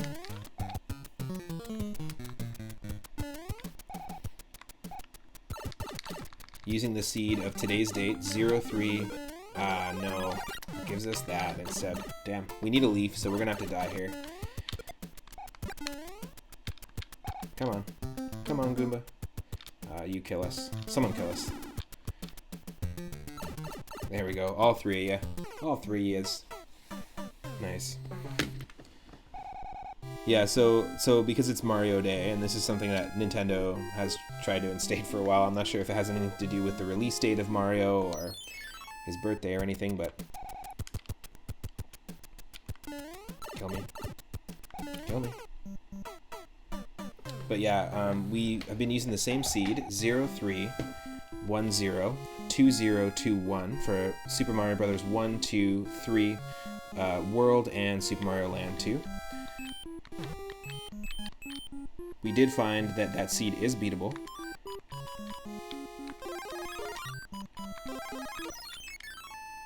For Super Mario Bros. 1. In Super Mario Bros. 2, we actually got a soft lock in the very first level, which kind of sucks. The screen where there was a key that was needed to progress in World 1-1 was, did not spawn any floor tiles because of the randomization, so kind of annoying.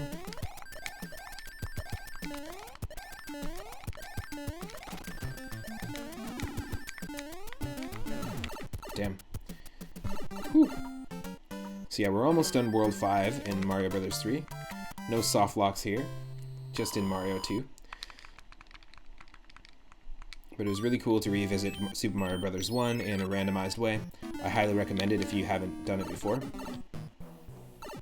And just to go back and play that game is a really good time. It was very refreshing. A lot of really cool nostalgic memories associated with that game. And I can't think of that game without thinking of the NES Zapper, because I had the Super Mario Bros. 1 and Duck Hunt combo cart back in the day. Oh.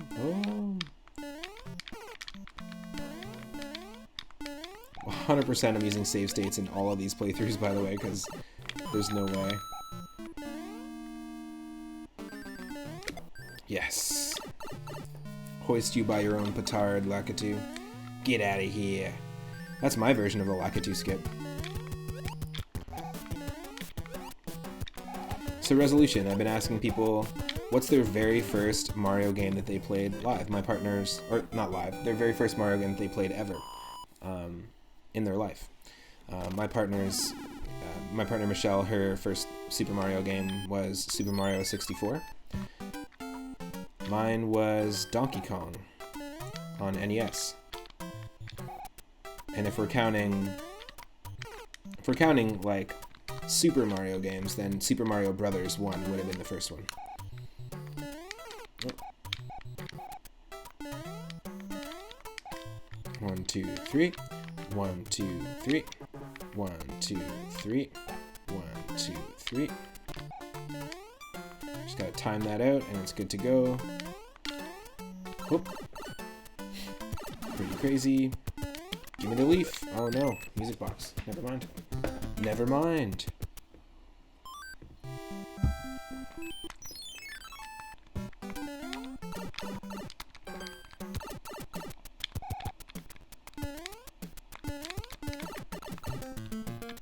This level sucks, but it all depends on what kind of enemies we get.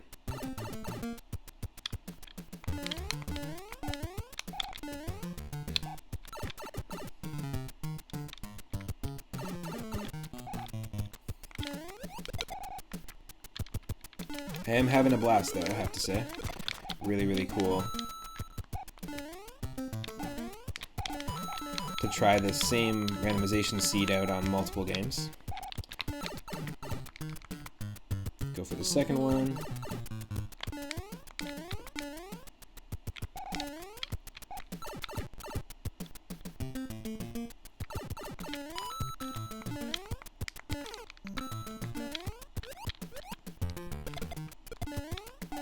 Good. All the item boxes, all the levels, the enemies have all been shuffled around. So it is worth checking question blocks, especially in Super Mario Bros. 1 randomized. This at least kind of pools them together, so if you know there's a power-up in there already, you know you're going to get a power-up the next time.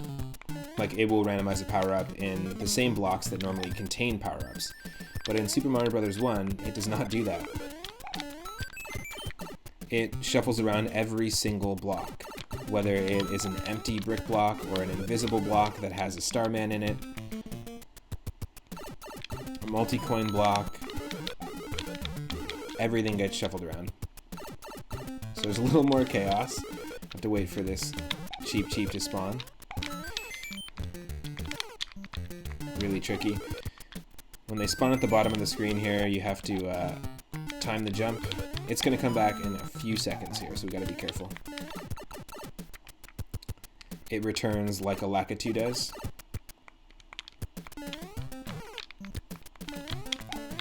Bullshit like that can happen. Oop.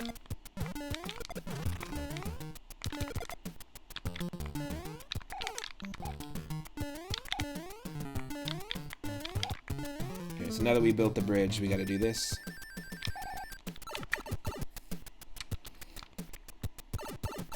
And that's the level. If you don't know how to do that or where to go, that level is a super pain in the ass. Basically, it's just a giant pipe maze, and you'll get bounced around a lot, especially if you're doing a randomizer. And in any case, if you're going to try to randomize one of your favorite retro games and create a unique experience for yourself, and try to take it on, just make sure you know the game really well. I highly recommend randomizing games that you've played a lot, multiple times, obviously. Ooh, okay. Here we go. World 5 airship, let's do this.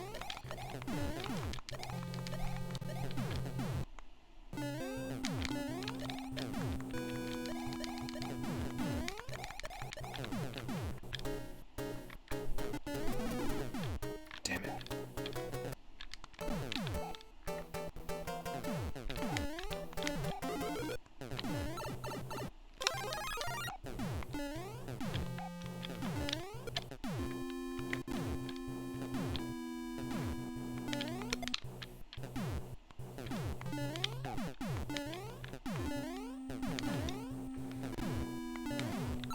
Okay, let's do this. This guy's gonna ground pound, so we have to be careful. Ooh. He does double ground pound, alright. All the Koopalings have between 1 and 15 health. We've been getting really lucky. 3? Cool. Nice. He's a tough one. We've had 6, we had 9 in our last Super Mario Bros. 3 randomizer run.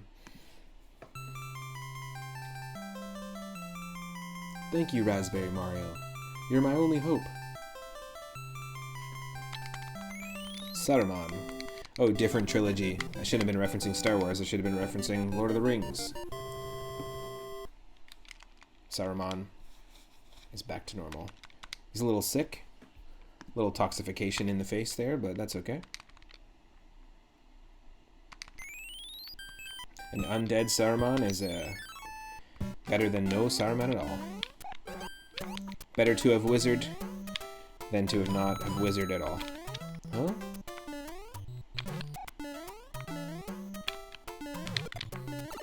Oh no!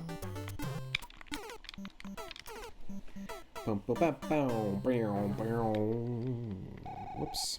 Great.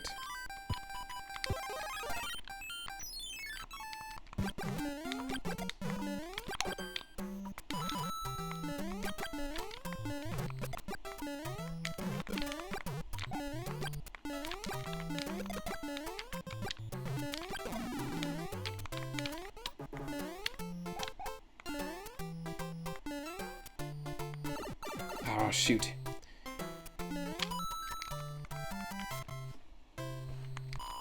Dang.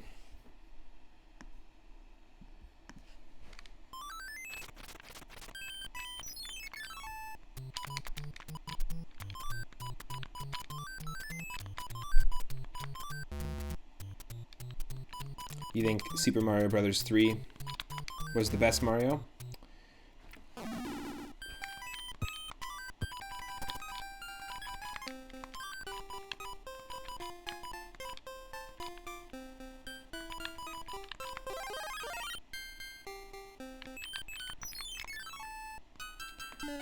Mario Bros. 3 is definitely my favorite game on the NES, so I mean I have to kind of say that it's the best Mario. I love Mario World though. Look at this Angry Sun level. It's just Koopas. It's that grapefruit sunset, the Koopas.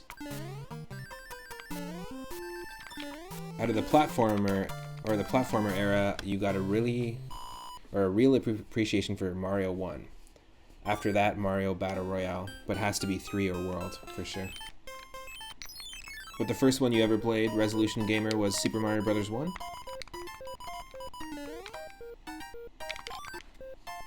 Also, what's Mario Battle Royale? Don't know what that is. For the 3D era, your favorite is Mario Odyssey. So I haven't played that one. I've been playing Mario Galaxy as part of Super Mario 3D All-Stars on my Switch. I plan to play some Super Mario Sunshine on the channel for the summer, which is really cool. And yeah, you believe so. As a kid, Super Mario Bros. 1 would have been your first. Cool. That's awesome.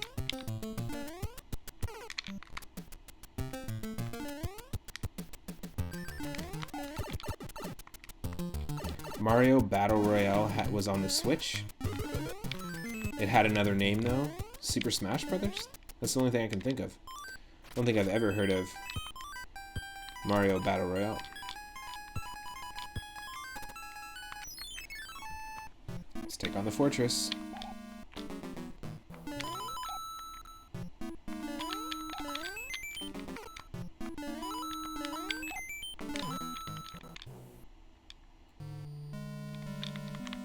Nice.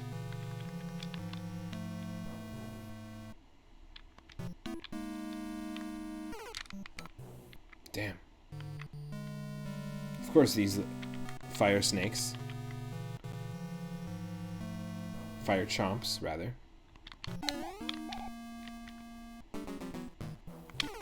Ugh. Ugh, ugh, ugh, ugh.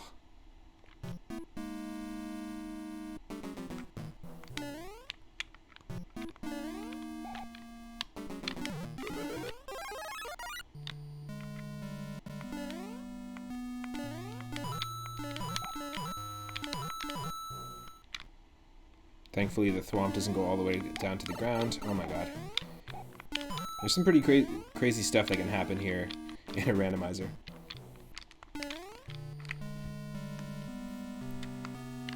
You started Galaxy again as well, but you liked it better with pointing controls. I feel that. I feel like it was translated quite well on the Switch. Feels a little bit slow on the Switch, yeah, totally. I feel like Super Mario 64 feels the slowest on the Switch. There's something really off about it, especially when something like the Nintendo DS, the original DS, perfected the Super Mario 64 remake, honestly. Mario 64 DS exists. There's no reason for them to give us the original without giving us that one and having it run smoothly on a Switch. There's something really off about the 64 port on the Switch. Everything feels really rushed with that collection, so I get it. There's so much refinement in the original Super Nintendo Super Mario All-Stars, and I feel like they were like, holy shit, it's COVID and we need to get people buying our games again, real quick, real fast, like, because everyone got hit with COVID, I get it.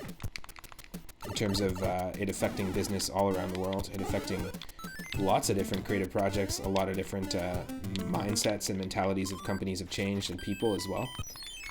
So I get it. but I've been really enjoying revisiting Galaxy because I haven't played it in such a long time. I had 1 and 2 on the Wii, and yeah, I haven't played it in so long. Glad I got that mushroom at the end.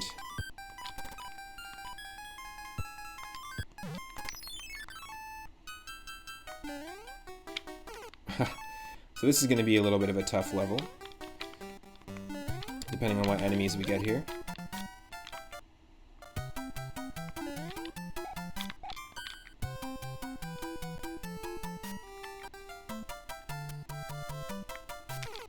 Okay, wow. We got like no enemies to jump on here. Thankfully we got that cheap. If you don't get the right enemies, you can have a real tough time with this level through a Super Mario Bros. 3 randomizer. Can't jump on this cheap.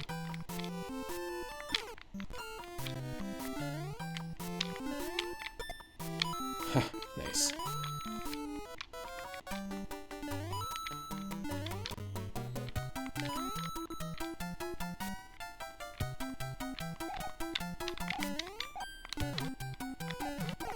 Oh, that's just the P-switch, I forgot. Forgot we don't need to do that. Not at all.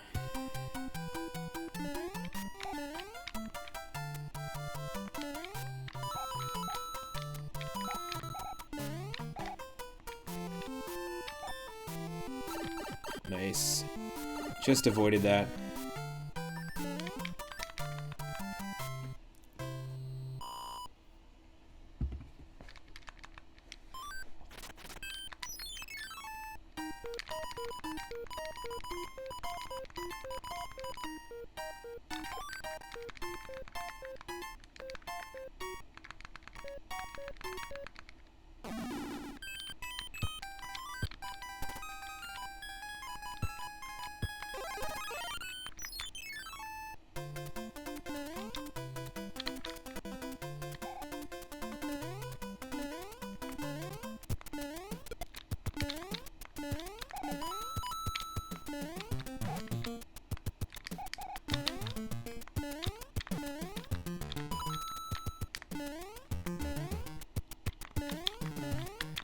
Wow.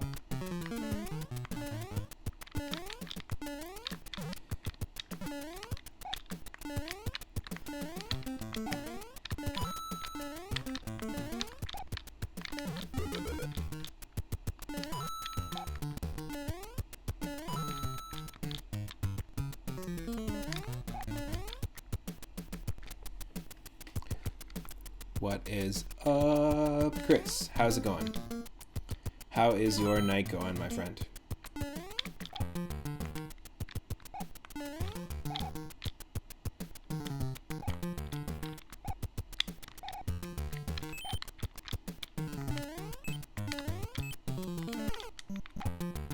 Oh, interesting.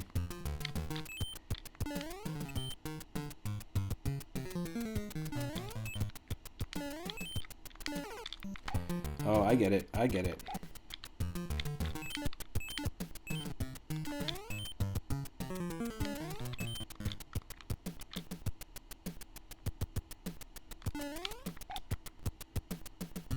Mario Galaxy 2 is better in your opinion? Definitely, absolutely, great game. I feel like they did a great job really building upon what they had framework-wise for Mario Galaxy 1. Both fantastic games though, I highly recommend playing both of them. I don't think one should be skipped or anything like that, but Mario Galaxy 2 for sure. Much more improved game. We got a little bit of that Yoshi action going on in Mario Galaxy 2, which is never a bad thing. Never a bad thing. Boom.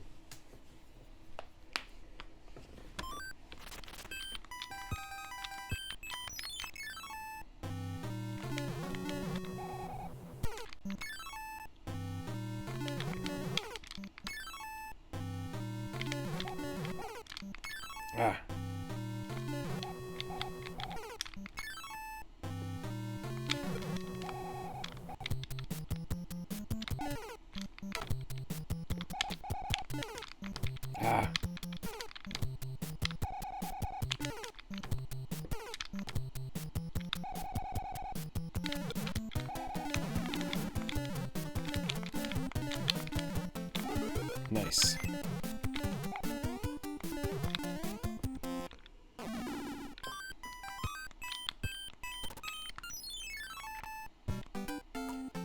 Is that a sub-hype emote, Chris? Is that what you're using? Sub-hype? Are you trying to say you're going to sub to me? Trying to give me a clue about a future sub maybe coming in the next little bit? Remember, you can subscribe to any Twitch streamer you like for free using your Amazon Prime monthly subscription. It's really, really easy. It's a great way to support a Twitch streamer. Keep them going, make it so that they can keep streaming. Keep bringing you content every single day. Hint, hint, nudge, nudge. I want to say thanks to all my 20 subscribers so far. We've only been affiliated for 1 month, so I really appreciate everyone who's been subscribing. Hope you enjoy those 3-Up Moon emotes.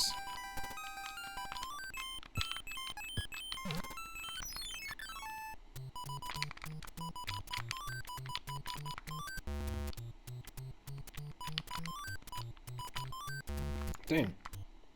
Dang, oh dang.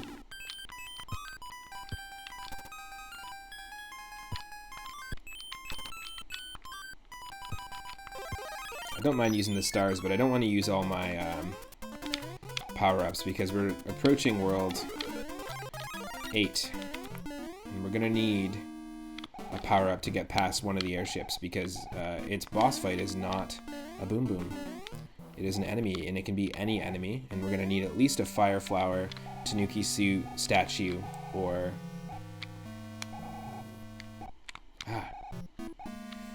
God dang! Tanuki Suit, statue, Fire Flower. Oh, there we go. Or a Sledgehammer Suit. We need one of those 3.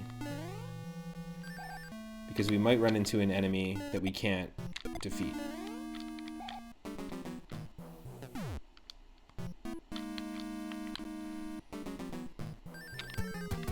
Come on, Icy Boom Boom.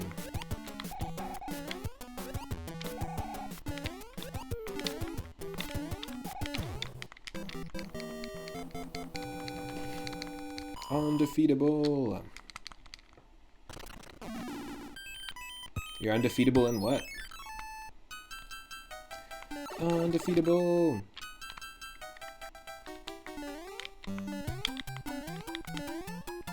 Oh. Yes.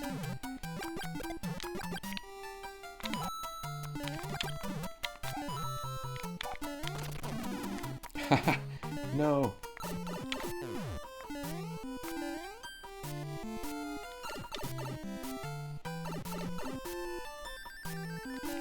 I'm undefeatable.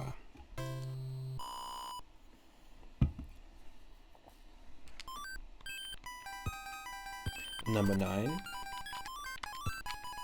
Star me.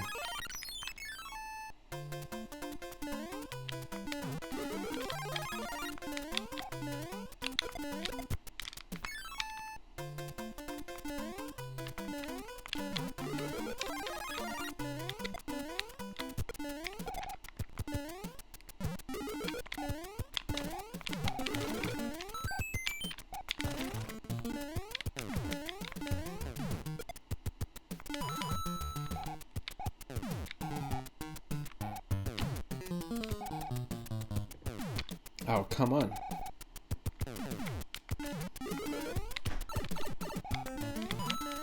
Really, really tricky.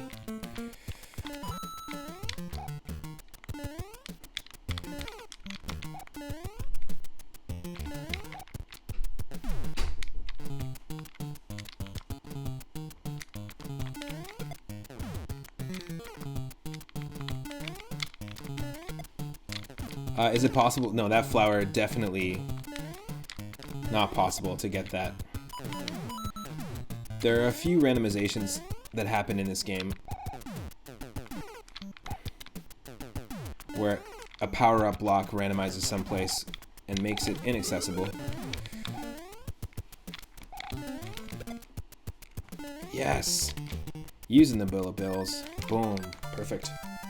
A lot of sprite slowdown in that moment, but no, it wouldn't be possible to get that flower in that pipe. I think normally though, Chris, the block that we kind of bumped into was almost like rubber. It normally gives you a Starman, and the Starman will actually bounce out of that block. So it is possible to get the Starman if it randomizes there, but because we're getting that random shuffling of all the power blocks, or the question blocks, that gave us a inaccessible fire flower instead.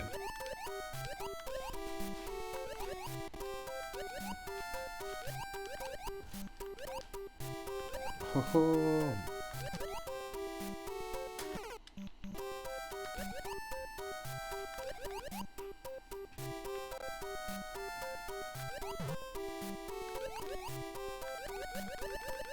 We can't jump on any enemies' heads right now. Hey Michelle, thank you for the moons. We're almost at Bowser, we're not too far.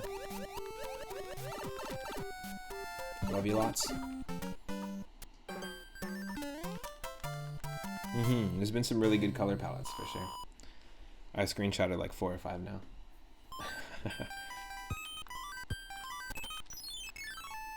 Alright, we only have 2 more levels here. The fortress and the castle. Depending on what we get here, this can be pretty crazy.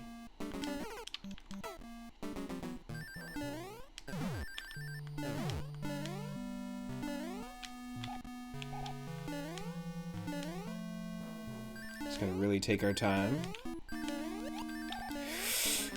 Yes! I almost thought I wasn't gonna ledge grab there.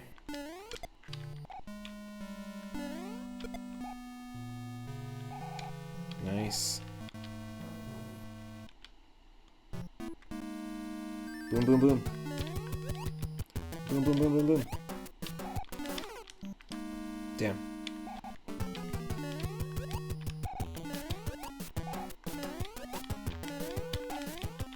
Nice. It's got the airship to go.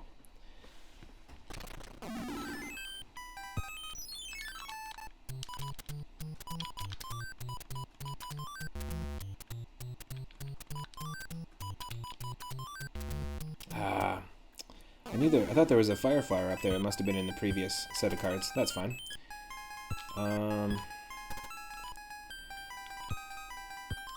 Yep, we're just gonna go ahead for it. Save this seal, turn him back into a human king.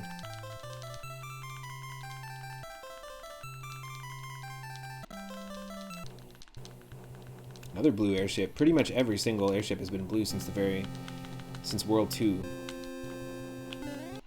We had a dark blue sky and a purple airship in World 1. So we're not shuffling around the fortresses because it can create soft blocks using the browser-based randomizer of Mario 3. But we are shuffling around all the airships. So the order in which we're seeing these airships is completely random.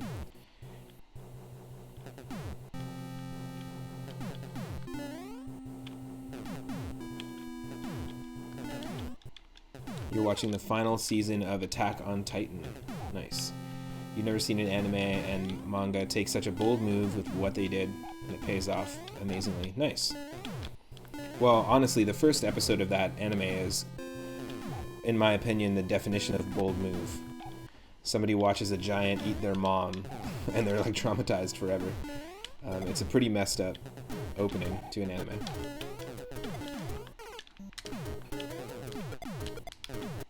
So they have to one-up themselves, you know?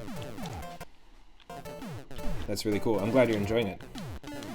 It's still a really, really cool anime. It's just pretty heavy anime in terms of content. Whoop. Nice. It's really nice to get that one in one hit because he can glitch out into the floor and create a lot of nonsense. Create a lot of that nonsense. World 7, here we go. In World 7, you can have a lot more craziness go on when you use the web, not the web-based, the executable version and more updated version of the Super Mario Bros. 3 randomizer. There's a full community of people who constantly update that one. I just can't run it because I don't have Windows. But in World 7, you can randomize things on the overworld maps using that version of it, which will actually swap around the locations of these pipes, which in the case of a race can really slow you down. But thankfully, that's not going on here, and we can try to speed through. Yes!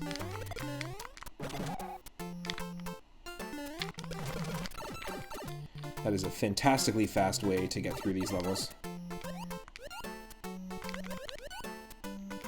Yes! I'm getting so lucky with that level. That level usually takes forever to beat.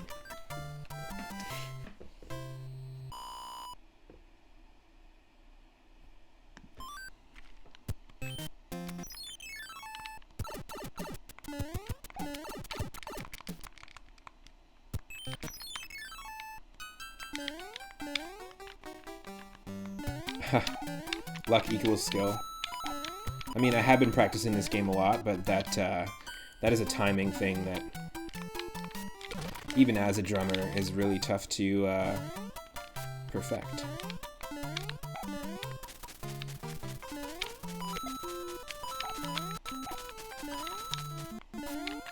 Woohoo! I appreciate the compliment, though.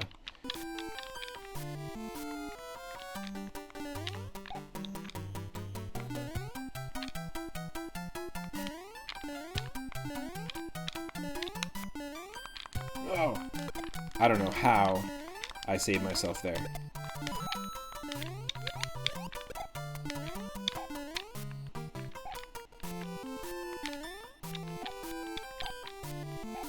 Ooh.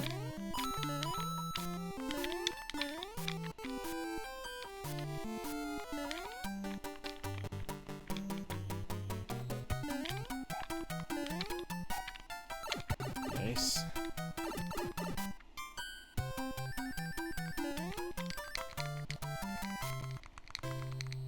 So as soon as we beat Bowser in this, we're going to dive into Super Mario World with the same seed.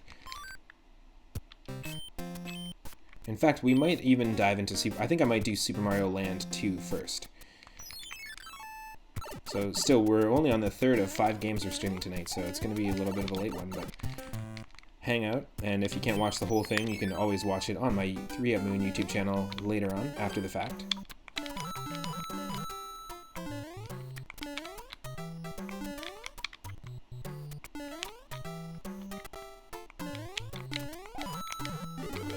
Oh, nice. Attack of Titan did wonders with the last season. Resolution Gamer, you should check out my cousin IC Pride's YouTube channel. He has an anime and manga YouTube channel. If you're into anime, highly recommend checking it out. He reviews brand new manga chapters and anime films and anime television series as well. In fact, Chris, you should post your link in the chat. Post your YouTube channel, just to let people know where they can give you a follow.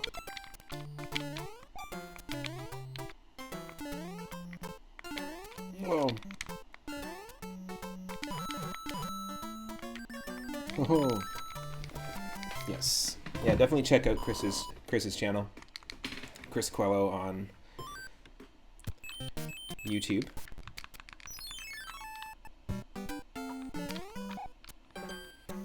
Yeah, I think we're going to do Super Mario Land 2 first, and then we'll finish with Super Mario World.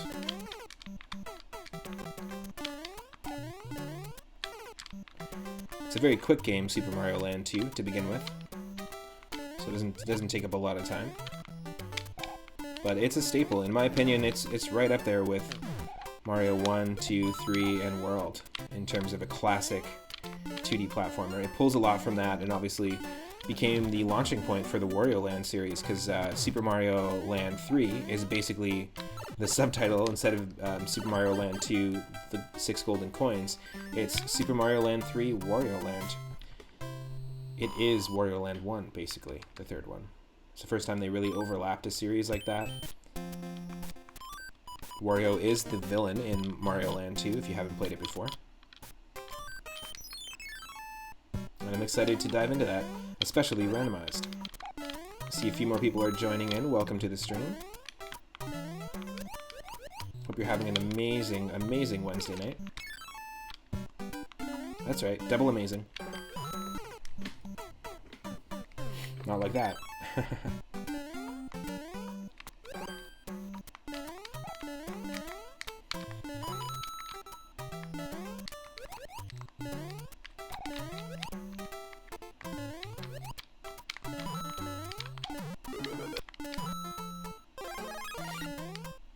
And if you're not following the channel already, consider clicking that follow button. I stream every single day from 1 p.m. Pacific onward, and it'll let you know when and what I'm streaming next. Plus, it helps the channel to grow. And I appreciate it. A little 5-up star action.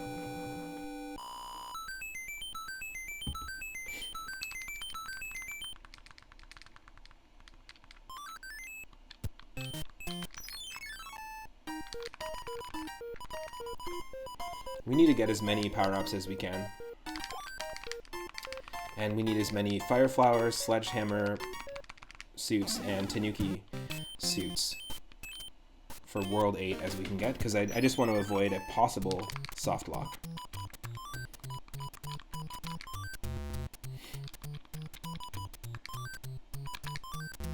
Damn.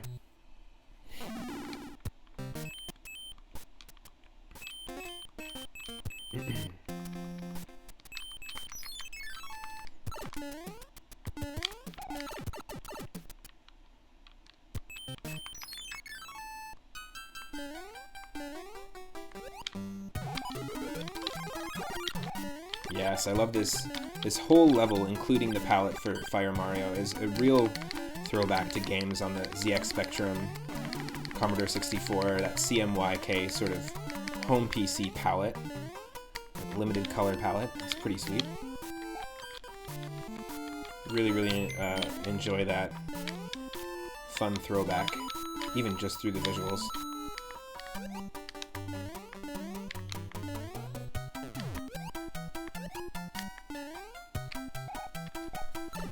Nice.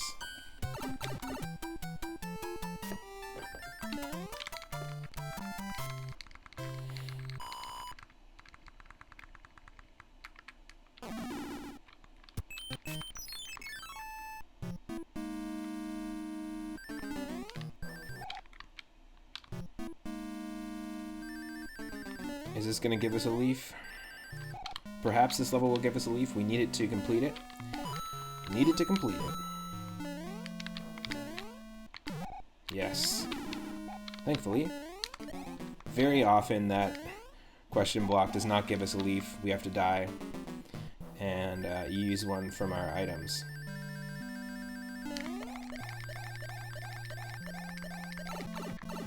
Through the bronze pipe to take on Boom Boom.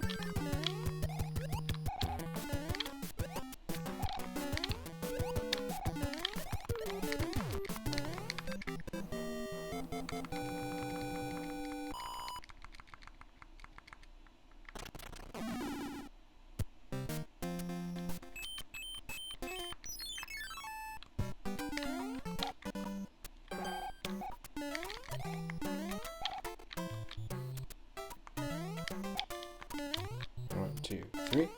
1, 2, 3.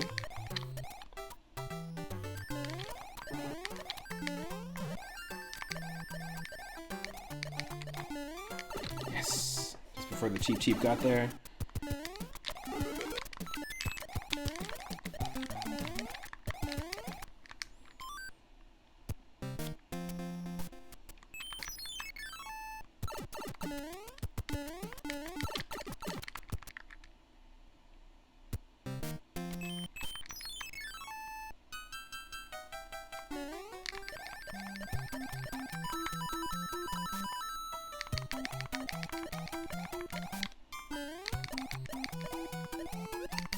No.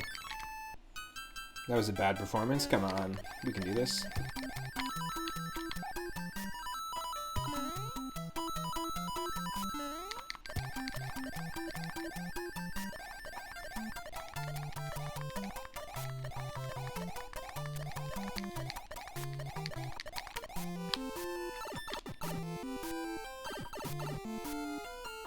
Nothing wrong with cheesing a good Mario level with some flight, whether you're using the cape in Super Mario World to skip the level, whether you use a P-Wing or you just are able to do it maybe through a couple of spin jumps on Yoshi and a cape. Pretty fun. Oh, great. Oh, great. Great.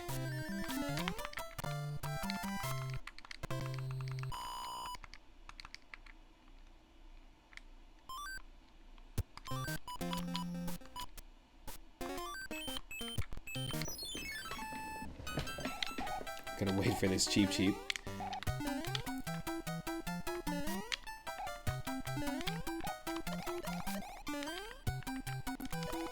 You had to do that on the scrolling levels as a kid, yeah. Definitely. Using the P-Wing to just skip through them, that's fine. I mean, they don't let you use the skip cloud, which is an item in the game that lets you skip a level. You can't actually use it in World 8. At least not on the airships. So the P-Wing was the next best bet. Honestly, the World 8 airships I find a lot easier than the other airships throughout every single other world because, well, there's a land ship, like a tank level, there's an actual water ship, and an airship level in World 8. And two of them have Boom Booms as the final boss. One has a random enemy as the final boss. And I find that they're a lot easier than the other airships because the other ones move real slow.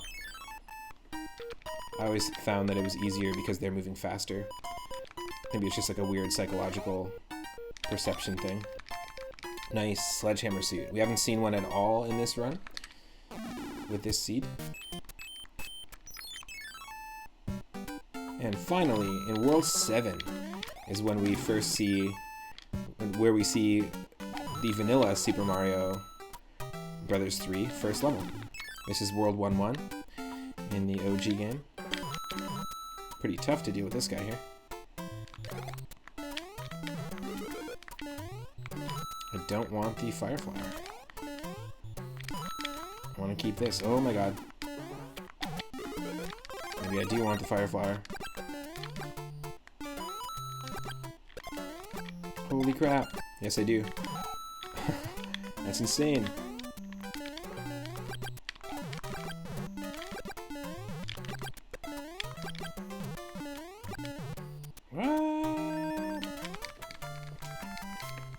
Mario.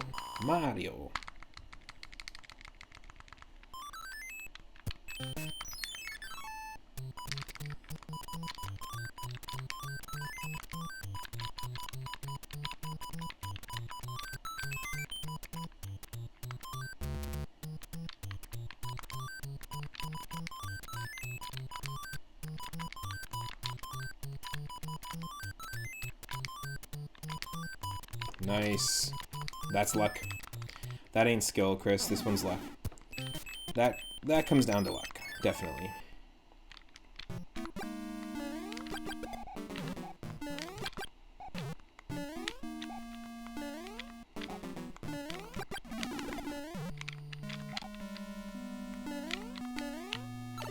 Shoot. You don't want to be without a power-up in this level.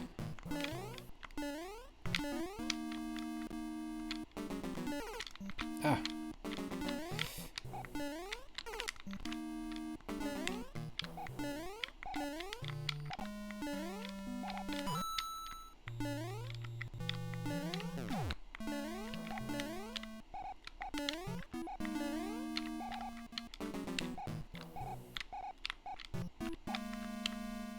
Whew. Whew. Whew. When the level makes you make that oof noise from Super Mario 64 naturally, then you know that it's a stressful one. Oh.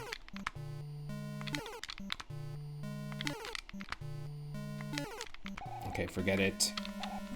Forget it.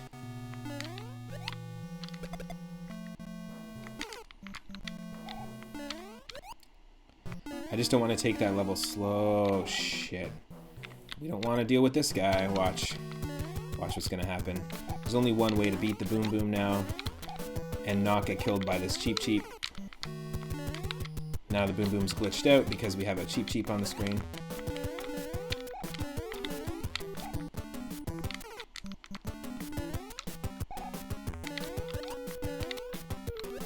Yes! We need to stand on here so the goal sphere lands on us, because if we don't, that Cheep Cheep is going to keep jumping towards us, and even after we beat the boss, it can still kill us. So that's an example of one of the types of soft locks that can happen with this particular Super Mario Bros. 3 randomizer, the in-browser web-based one that we're using. So if you have a Windows, it's a lot easier to deal with. Just use the more updated version of the Mario 3 randomizer if this is something you want to give an attempt for yourself.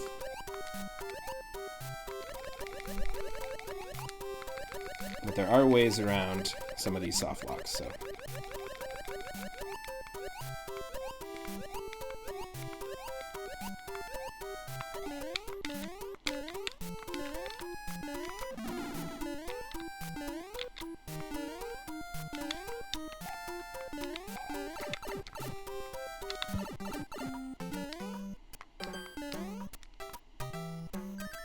Thought we were done with all the ice levels, but no. Still had a few more.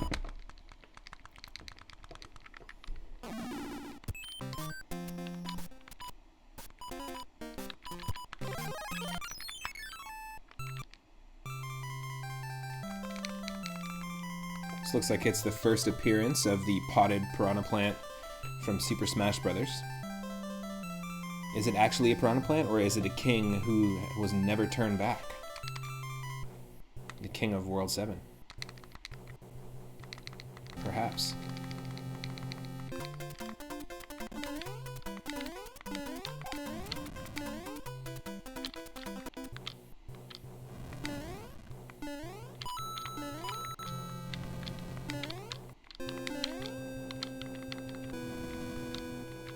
We are almost in World 8, almost there. Taking on and defeating Bowser. Again, if you want to try these levels yourself, just use the randomization seed 03102021, which is today's date, because it is Mario Day, March 10th.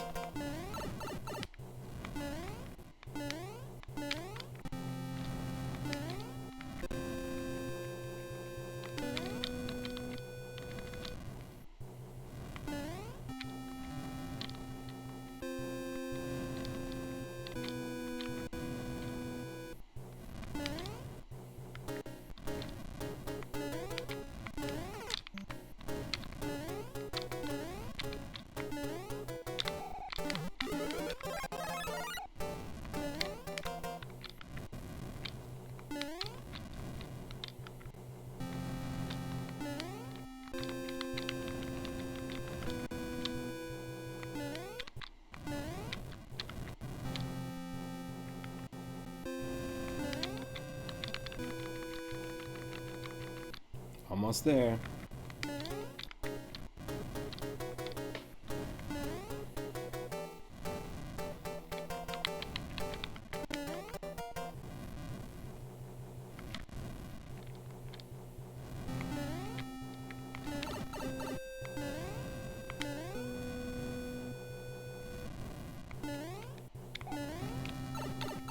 Nice, here we go. 7th Koopaling, 1 hit. We're getting really lucky. We've had several go down in just 1 hit instead of, it can be anywhere between 1 and 15, so there's been a handful that were 6 and 7, a couple that were just 3 as usual, and several that were just 1 hit. Getting really lucky there. Just like earlier when we took on Super Mario Bros. 1 randomized, Bowser's health at the end of each castle was randomized between 1 and 15. 15 as well. Not 50.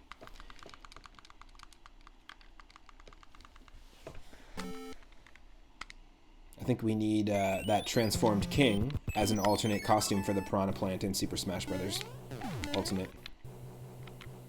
That would be awesome. So he's got all the exact same movesets, but he just is the king. He just looks exactly like how the World 7 post-transformed human king looks like. That'd be really awesome. So here's that land ship level in World 8. A lot of the enemies kind of glitch out visually here, so I'm really looking at their animations and their movements to determine what they are. Like that's obviously a Lakitu throwing spinies at us. And see, this is a terrible, terrible randomization that we can get here. This is one of the worst ones. One of the worst possible, especially when we don't have any power-ups. But as long as we can just keep things moving, slow, and this sprite slowdown is actually helping us, giving us a little Quicksilver moment, a little Matrix bullet time moment.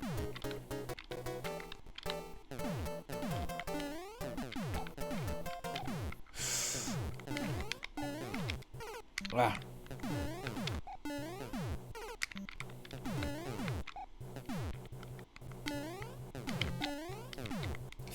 Oh. No. Okay, this is going to be a real tricky one to deal with this Lakitu. We're going to have to... Oh, what do we do? I guess we could try this. We could try this. Let's pull a Resolution Gamer and use the P switch to just skip above the level. And just cheese the level out. No, I'm kidding. I'm totally kidding. But this is what you were talking about, right? The scrolling levels in World 8.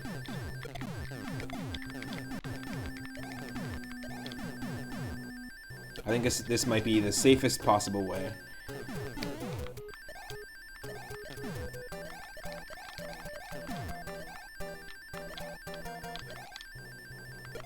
Yes! Dropping on that Lakitu blind like that, that's perfect. Do what you gotta do. I'm using save states. I'm not trying to beat like a world record on any of these games. Really just trying to celebrate Mario and the 2D platformers. I really had a blast diving into the first Super Mario Bros. 1. I pretty much practiced Super Mario Bros. 3 daily. Oh my god, that was so close. For the sake of eventually racing the randomizers of this. And also Super Mario World. I play a lot of Super Mario World. So it was just really cool to dive back into that. Ugh. Insane. Well, it's a great series, and it's a really, especially the first 3 to 5 games that they put out. Fantastic games. That was insane. Now we're gonna deal with a lot of glitch-looking sprites here. That is not an enemy we want to deal with. The Paragoomba that rains down Micro Goombas on you. Not fun. Not here. You just gotta, honestly, in this and also Super Mario Bros. 1, you just have to trust your momentum. Trust the momentum of Mario.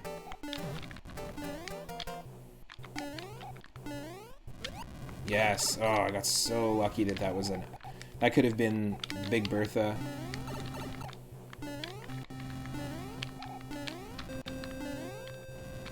Got so lucky that that was an enemy that we could kill. Kill. Kill. Little Alice's Restaurant reference. If you haven't seen the 1968 movie Alice's Restaurant, check it out. If you're looking for a hippy-dippy old time. You feel like you lose a lot of people when you're stuck in areas. Oh, like viewers on Twitch? Well, those people can get stuck. Those people that leave because you get stuck? Come on. I feel like one of my favorite things about watching a streamer struggle through a game is that moment when they're able to learn it. That's why I really like watching people play Super Mario World Kaizo Hacks. That's why I really like watching people play games like The Binding of Isaac Rebirth. Really, really difficult games. So there's a glitch there that happens where that lock doesn't unlock. So we're going to use the fact that the randomizer lets us use hammers to open up locks. Not just rocks. To our advantage there. But yeah, one of my favorite things about like games like The Binding of Isaac Rebirth or ultra hard Kaizo Hacks, or fan-made versions of Super Mario World that are just really difficult, is that success moment when you watch the streamer finally, basically learn the muscle memory that they needed to achieve ultimate Kaizality. Is that a thing? Instead of causality, it's causality. Causality. Friendship. Cheese. Finish. Heck yeah. Star. Finish.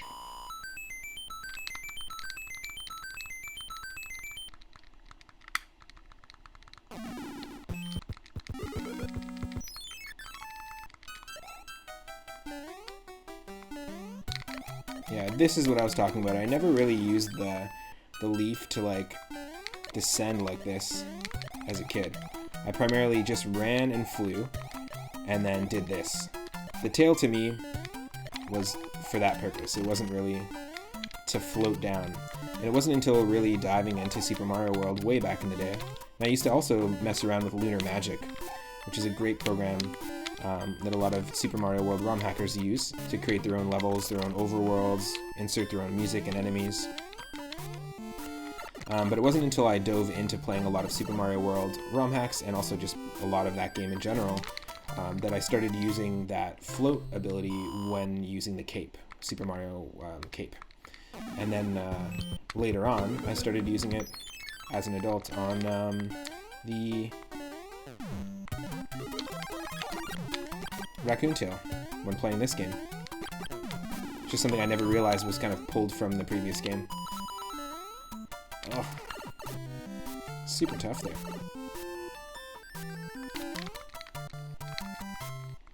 And that's why I use save states too, to just keep that momentum train going. What is up, Rathe? Thank you for popping in. It is going very well. How are you? Welcome to the stream. Hope you had an awesome Mega Man stream earlier today.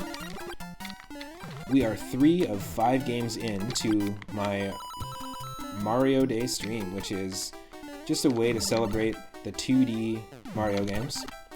We've randomized Super Mario Bros. 1, 2, and now 3, and we are in World 8.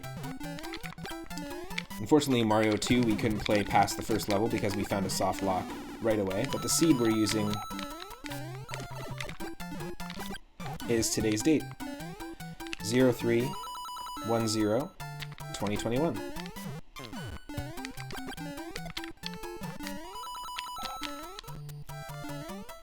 I just have no patience. I have no patience for this part. Okay, wait. Hope you're going well. We've got Super Mario Land 2, the 6 golden coins, coming up right after this, using the exact same stream, or exact same seed, and then Mario World right after. Oh my god. I'm glitching out. I didn't even see my screen there for a second. My screen disappeared from me. There we go. No. No! Holy crap. Yeah, it's going very well over here. I'm really loving it. Having a blast.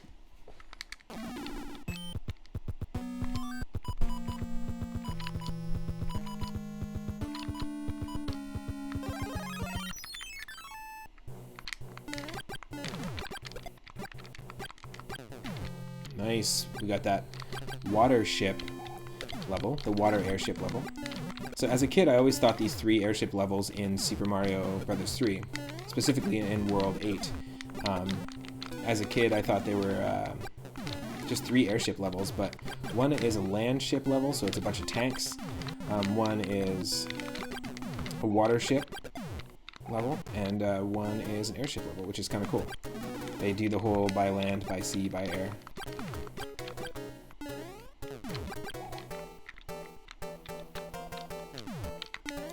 It was a pretty rough first run earlier playing Mega Man X, practicing the tech to be honest, but we'll get there eventually. Totally. I highly agree. It's like this game, for example, I've been playing pretty much like 4 or 5 times a week. I stream every single day, but about 4 or 5 times a day, or 4 or 5 times a week, sorry, I'll do a run of Super Mario Bros. 3 randomized. And I also watch a lot of speedrunners. And there's so much stuff being developed all the time in terms of tech for Super Mario Bros. 3. I watched a race earlier today that was pretty crazy.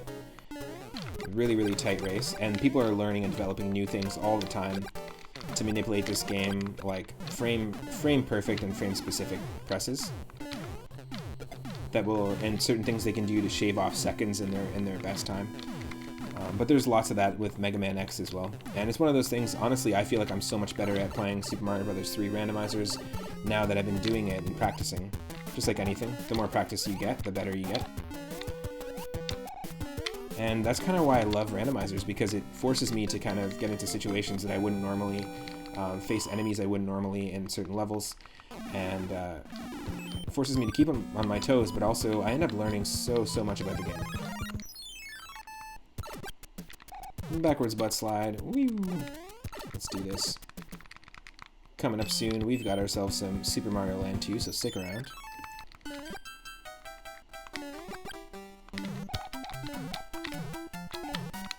Even just 8 months ago, I had trouble with all the labyrinth style, like the maze levels like this. I was playing Super Mario All-Stars on my Switch using the SNES online app, their built-in emulator, and I was playing Super Mario Bros. 3, obviously. And this level and all the labyrinthian levels really gave me some trouble. All the maze ones, the pipe mazes, really tough. Sliding is great in this game, absolutely. I love the fact that you can slide in this. I was playing a fan game, and still am playing it, called Super Mario Bros. X, which is a fan game that boils down a lot of the mechanics from the first 3 Mario games, as well as Super Mario World, and puts them into a fan game where there's like a full overworld, there's a full 60 levels, there's 2 campaigns that come with it, and you actually have the ability to play as Mario, Luigi, Link, Toad, and Peach. And yes, I said Link from Zelda. The way they differentiate the characters is Toad can pick up items, Mario, Luigi, Toad, and Peach can all pick up Super Mario Bros. 2 like veggies. They can rip veggies out of the ground, but only Mario and Luigi can slide like in Mario 3, can do the butt slide. Toad and Peach just duck, and when they hold down, they can use their super jump from Mario 2. So yeah, everyone has a slightly different technique. Obviously, Peach still has the float ability. The cool thing about that game is that there's a really rich community, just like the community of Super Mario Bros. 3 speedrunners or the community of Super Mario World ROM hackers. There's a great community for people who develop their own fan games using that engine with all that tech, like the different characters. They make their own custom levels, custom overworlds, that sort of thing. And I highly recommend it. Super Mario Bros. X, it's available for Windows, and really easy to play people's custom games on Windows. On stream, you can actually catch it on my YouTube channel. I've got a playlist we've done 3 streams so far, and we're just playing the default campaigns, still on the very first one. Link is really cool, actually. What they do is Link still uses all the power-ups, just has different Zelda-focused power-ups. When you get basically each power-up you pick up, it changes his tunic. And also, Link has the upward slash, the downward slash, like from Super Smash Bros. He uses the sprite from Adventures of Link. Imagine if the Adventures of Link NES sprite was remastered in Super Mario All-Stars style. Plus all the coins that become rupees. He can pick up bombs and keys and add them to his inventory instead of having to grab them and take them to different, take them to a key hole or a door that needs to be opened. The other characters have to pick them up. Super Mario Bros. 2 style, or like you would pick up a shell in this game. But Link actually can just use his sword to add it to his inventory, and then all of a sudden he's got a key count and a bomb count in the upper section. It's pretty funny.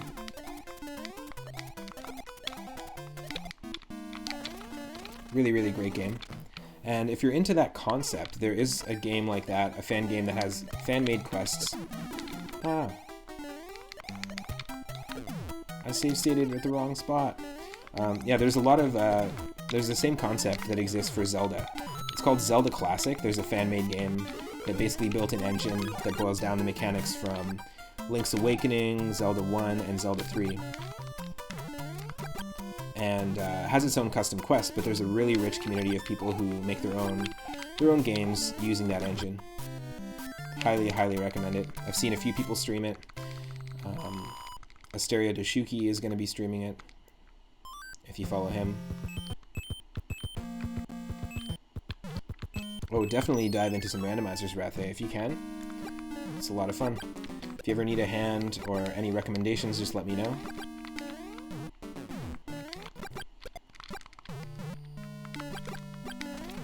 Okay, we gotta be very careful with this level here. Save it. Oh yeah, we need to get through this without any hubbub. Without any hubbub. No hubbub. There we go. Maybe a hubbub-bomb, but not a hubbub. Down, down. I don't know why the down wasn't working.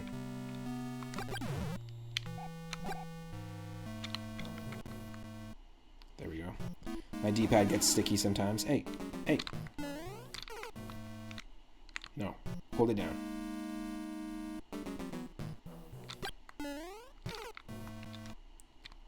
Okay, this is... Hold on a second. Restarting my controller.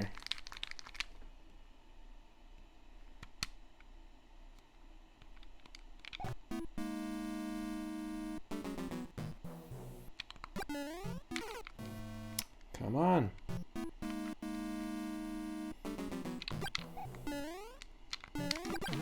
Yes. It helps to know where the enemy's gonna spawn, like what tile it's gonna spawn at least, for situations like that.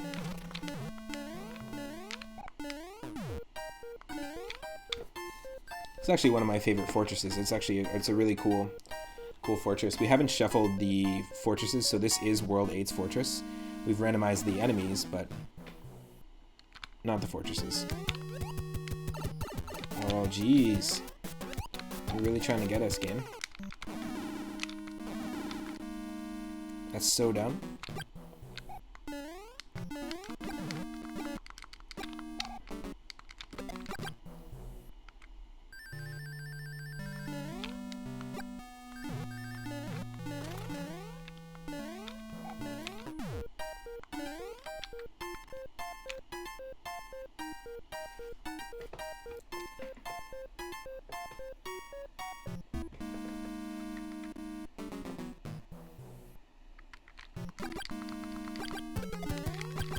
There we go. Might as well destroy one Boom Boom with fire in the run. So it looks like we're going to find ourselves a beatable seed as well. You can use the seed 03102021 in either Super Mario Bros. 1 or 3 and find yourself a beatable version of the game. We only have one more land-based airship to go. We know that it's not going to contain a Boom Boom as the boss. It's going to contain any randomized enemy, so we want to hold on to this Fire Flower. If you're in a room with one enemy, like one Koopa for example, or one shelled enemy, and you even if you have a raccoon tail, you can easily experience a soft lock right before Bowser in this game when you're randomizing. Especially when you're randomizing using the web-based one, of course. Yes. So we'll kick that out of the way real quick. Off screen, thankfully. I love the CMYK color palette that we have going on, that old school Amstrad PC, Commodore 64 looking personal computer palette we have going on for the Fire Mario. It's great.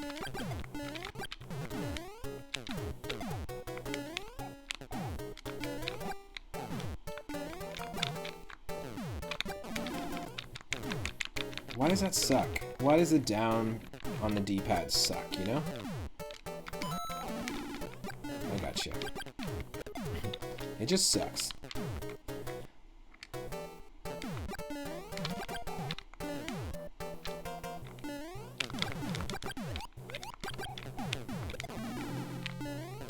No! We lost it. We lost our power-up. We just gotta hope.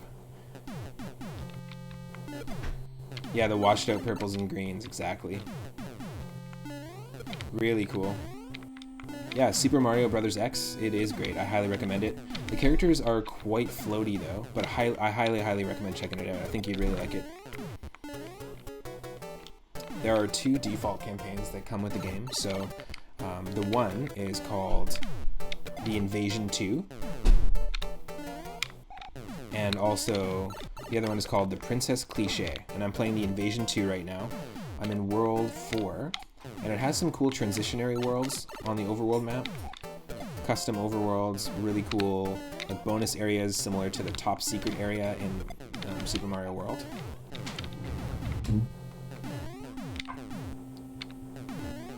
Okay, look at this. Okay, we got lucky. We got ourselves an enemy that we can kill. And there we go. Now we only have one level left and we are taking on Bowser. No worries if you feel like your answers are delayed, that's totally fine. Gonna get a little bit of hydration going on. I recommend everyone else do the same.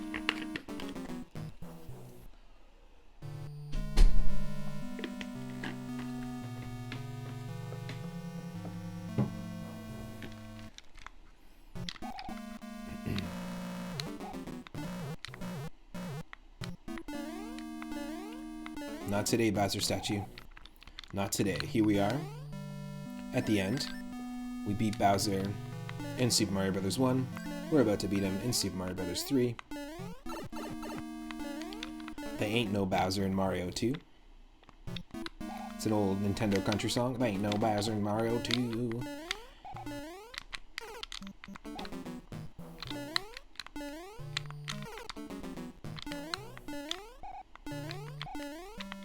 This is a really tricky section. Always is tricky. Sometimes we can get it real nice and clean the first time. Sometimes it takes a little bit.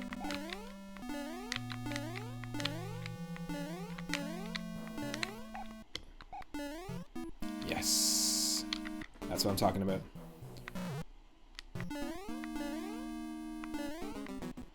Wait for the fire.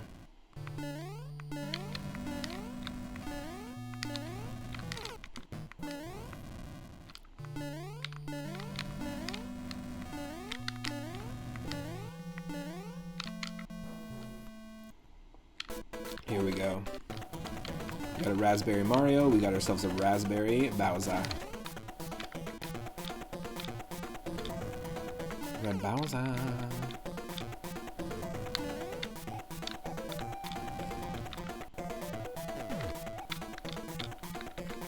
want to say thank you so much to everyone that's been tuning in, watching the entire time, to all the regulars and everyone who's been supporting the channel since the very beginning. It means a lot. Hold on a second here. Not letting you do that. There we go. Been having a blast playing Mario Bros. 1, 2, and 3. We're going to be diving into Super Mario Land 2, as I said. Also randomized. Ooh. Gonna do that to me, eh? Yes. And there we go. A beatable seed of Super Mario Bros. 3 for Mario Day. Hope everyone's having an awesome time so far. Stick around. 100% going to be diving into Mario Land 2 in just a moment. Let's enjoy these awesome credits. I'm going to take a moment to have some water, eat some food. But don't go anywhere.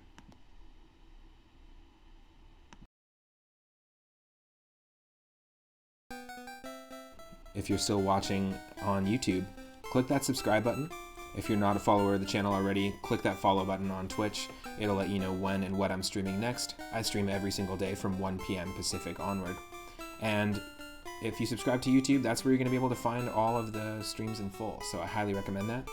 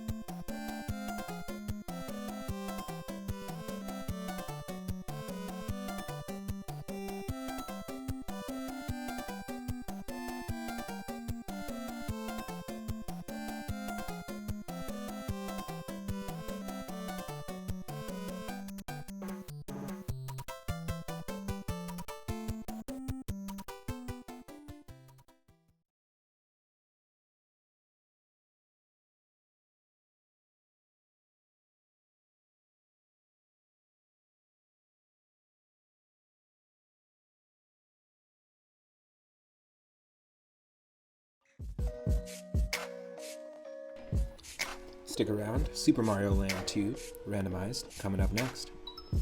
Enjoy some of this really cool remix, lo-fi remix mixtape that I found on YouTube. It's got music from Super Mario World, Super Mario Sunshine, Super Mario Land 2, the game that's coming up next, and Mario 3.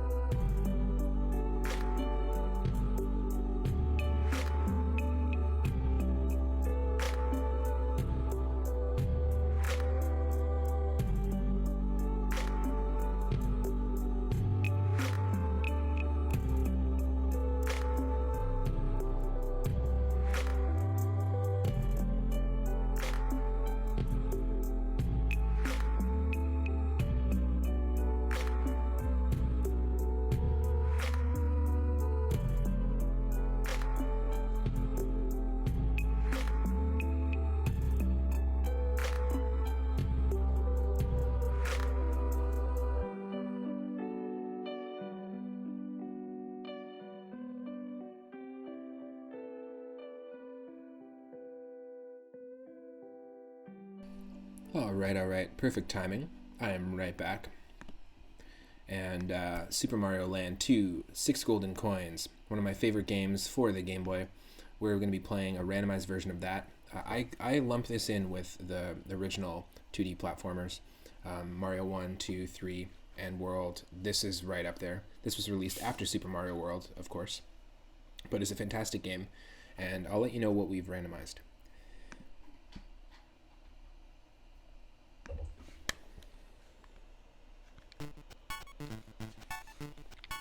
As you can see, we have the seed up there on the screen.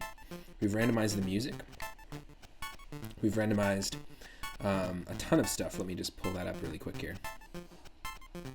So what we've randomized for this game is we've randomized the levels within sets. So all the boss levels are going to be randomized with each other.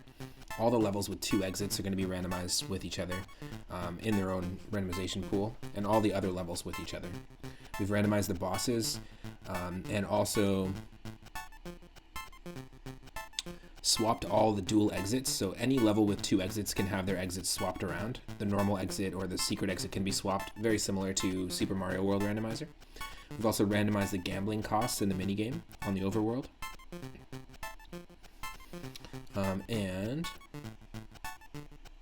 we've randomized the enemies within each level and also swapped their location, so shuffled and randomized them. We've randomized the power-ups, both the ones in all the item blocks and the ones on the ground in each level, and all the platforms, either the type or the height of the platforms, in specifically in Tree Zone 4, Tree Zone 5, and Warrior's Castle later on. So that's going to be a little tougher. The game's pretty quick. It's not that hefty of a game in terms of length. We've also randomized the bonus games, so the power-ups that are available in the crane bonus game and the wire cutting bonus game at the end of the levels. And movement. This is a really interesting one. We've randomized the gravity, so whenever possible, levels can have either normal gravity or moon gravity from Space Zone 1, or space gravity from Space Zone 2. So there's 2 very different levels in the original game where you control completely differently. So it's very possible we can run into those physics. In the Super Mario World Randomizer, the same thing can happen where any level can be a water level or an ice level. So it's got some physics randomization, which is really cool. It also can randomize ice physics as well in this game. We've randomized the music, we've randomized the hurry up music, and also the boss health. So each boss will have a random amount of health within a range. Yeah, and so I'm really excited to dive into it. It's a really fun game. It's a really short game, but this is 100% one of my favorites. Moon landing, I like that. The moon landing. The moon has come in for landing, absolutely. Super Mario Land 2 summons me to streams. What's up? Nice. Awesome. So perfect timing. Let's start. Itarama, welcome to the stream. Serious Twitch, Rathe, Michelle, Moosebones, what is up? How's it going, Nash? So of course we have to use the 3rd save slot. Yeah, so this is, I've done a few practice runs of this, but I haven't done too much in terms of Super Mario Land 2 randomized. And earlier today, at the beginning of the stream, we did some, oh geez, we have hurry up music, the fast versions of the songs in here. This is interesting. But yeah, I haven't done too much Super Mario Bros. 1 randomizer either, but I had a blast doing it earlier. Ah, so much pressure unnecessarily through the music. Nice, you always use the 3rd save slot too. I just always have, and I feel like it works because of the 3 Up Moon name. Oh no! That dang Super Smash Bros. Piranha Plant is back again. Oh, I'm gonna do something real quick. Really, really fun game though. Just gonna tweak the controls. Doop, doop, doop, doop, doop, doop, doop. Oh, wait.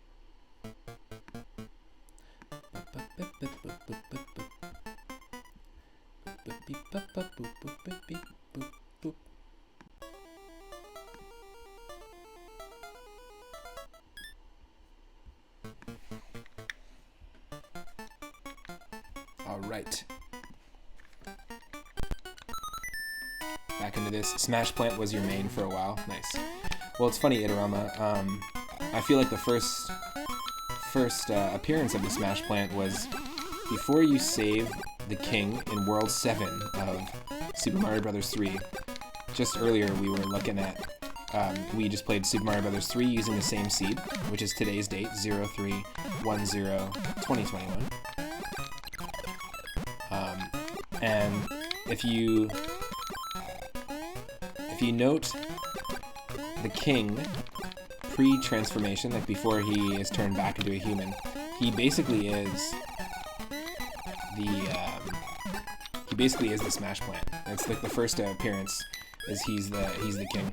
I was saying that it'd be really cool as an alternate costume if they made like a post-transformed, so he's back to being a human, alternate costume for Smash Plant, revealing that he was the king from World 7 of Mario 3 after all, never transformed.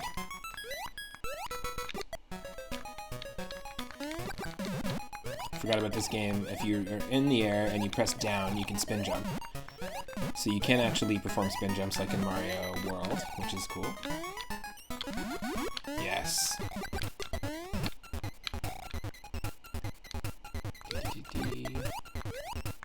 You had siblings who didn't care about checking the first save, so you learned to adapt. Nice. This is a cool first level to take on. Yes. Those money bags kind of led eventually to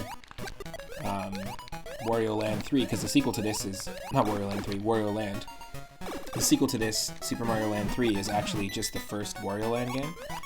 And so there's collectible money bags in this. There's not a lot of that in other Mario games. So there has to be some sort of connection there.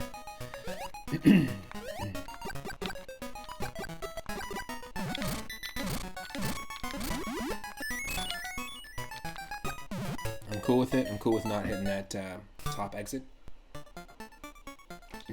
Now this game normally felt Mega Man-esque in that you can choose wherever you want to go. It felt a little open world, which is really cool. So if anyone has any suggestions or wants to see a particular set of levels first, let me know. We're not going to take on Wario's castle, obviously. We don't have any of the golden coins yet. But once we beat each world, we're able to put one of the coins into the front doorway here. And this already looks a lot like Wario Land, the Wario Land series. I had Wario Land 3 and 2 growing up. I never had the first one, but yeah, this basically you need to get there's 6 worlds, and we need to beat the boss to get the coins. And once we have all 6 coins, then we can go put them into these slots and then go get Wario. I always like this silhouette of Wario laughing and dancing around, shuffling around on the top of the castle. This was Mario's castle that he got in Mario Land 1. And so Wario's basically taken it over.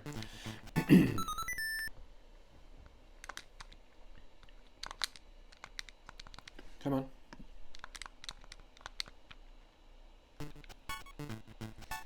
So yeah, any suggestions if anyone wants to check out a world first?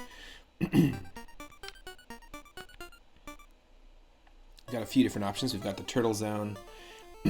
Sorry, excuse me. Mario Zone. You know what? Let's do Mario Zone because it is Mario Day.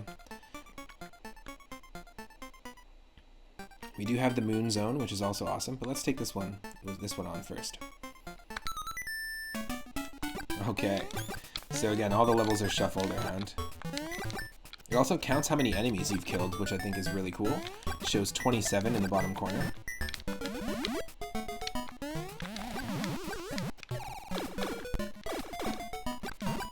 Serious Twitch, you've never played Super Mario Land 2? Highly recommend it. Really fun game. It's available on like the eShop. It was actually the very first game that I bought on my 3DS. Ooh, Pumpkin Zone, okay. We can do Pumpkin Zone, definitely. I feel like there's a little bit of a delay between the chat and what I'm asking, so we'll do this, and then we'll do Pumpkin Zone next. Really, really cool level. Count Dracula. This guy looks like Kid Dracula from the Konami games. Or Robert Smith from The Cure. We'll see another one. Robert Smith will come back.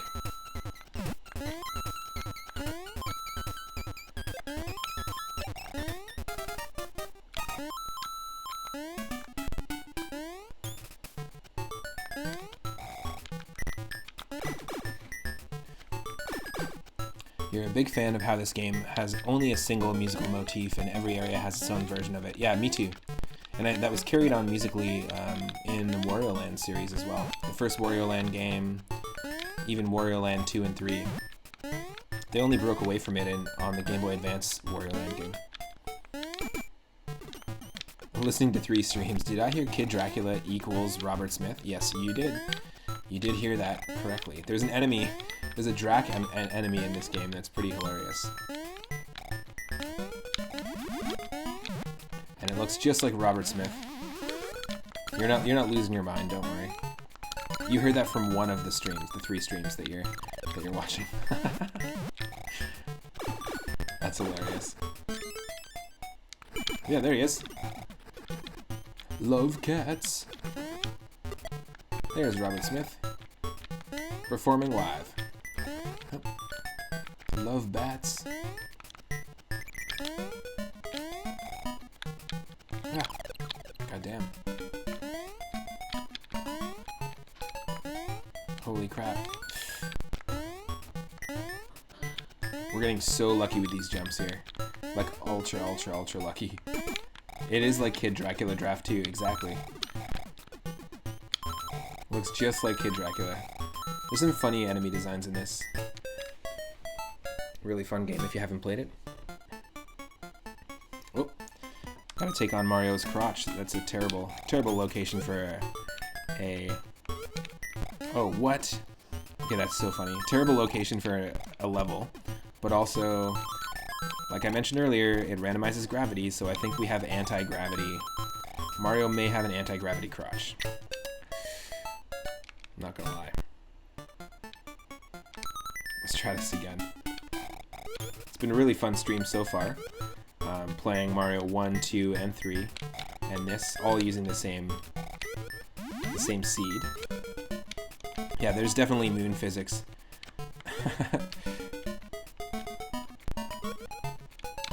Boys don't cry, Robert Smith falling into the nether after being stepped on. Exactly. He becomes a dry Robert, like a dry bones. He just becomes a skeleton. Yeah, you can't do the spin jump as Small Mario, just like in Super Mario World. This is kind of cool, though. Having the anti-gravity.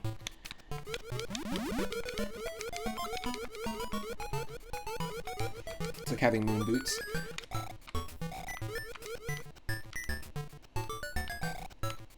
think there's also ice physics going on here as well. 100% ice physics. So we've got ice physics and we've got moon physics. That makes sense. The moon would probably have ice physics,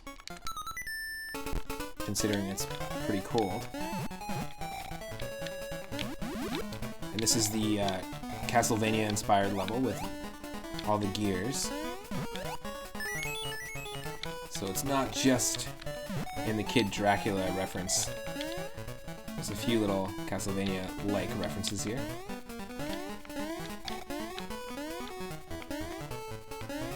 I think it's cool that also some of the platforms can randomize as well.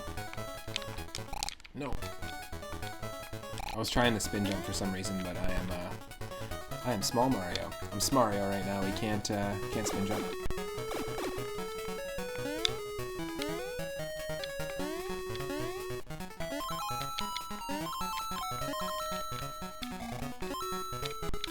Oh, screw off.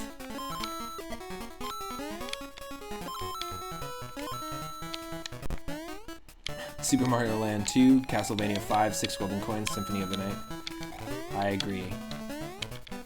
Wario of the Night. It's like those chainsaws.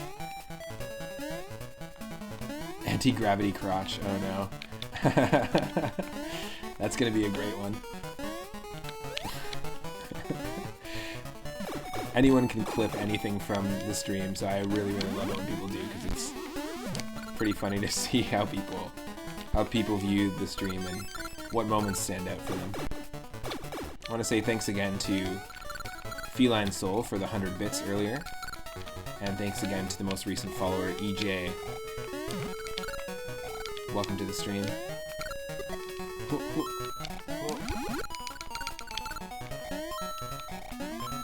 This is pretty up there with one of my favorite power-ups, but it still doesn't beat the Tanuki suit or the cape in Mario World. But I do really love the rabbit ears in this game.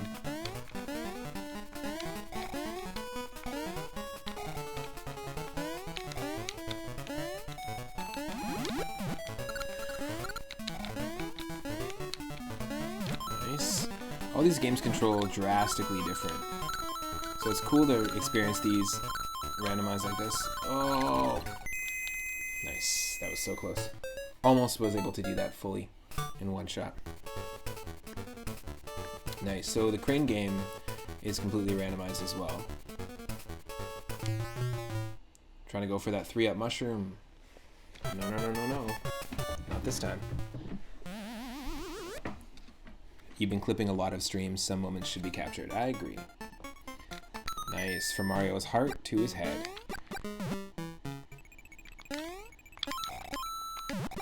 I always like this version of the musical motif.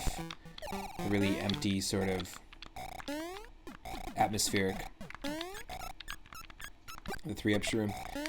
The 2-up shroom and the 3-up shroom. There's a 3-up flower in Super Mario Bros. 3, technically, because if you get three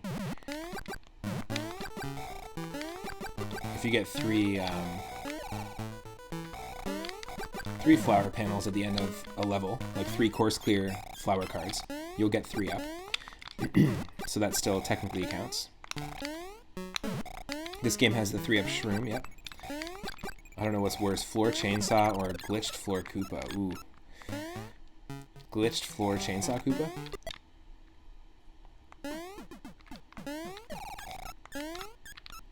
Oh, jeez. Whew.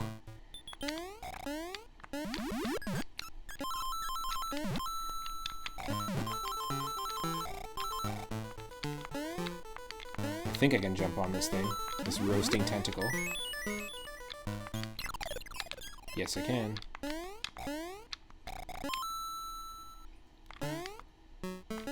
Ah!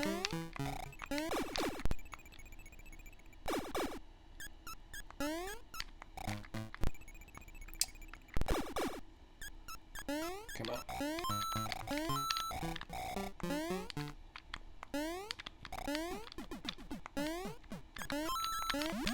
Now, there's a lot of ROM hacks out there. There's a lot of Super Mario Bros. 3, Super Mario Bros. 1, and a ton of Mario World ROM hacks out there. Does anybody know if there's a ROM hack with custom levels of this game? Has anyone ever attempted making a hack of this game? Custom levels, custom overworld, perhaps? I'm curious. I would be super into playing new levels in this style. Holy crap. Easy there, Broomhilda. You got these little newts in jars.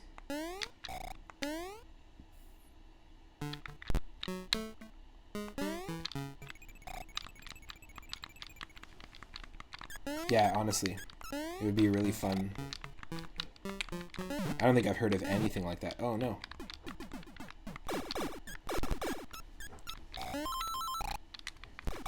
What is this? What is this witchcraft? Ah. Damn.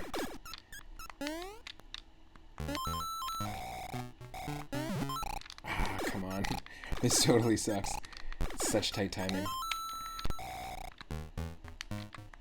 There's ice physics going on here, too. I'm not sure if you could tell from all the skidding sound effects. Oh, no. Oh, no.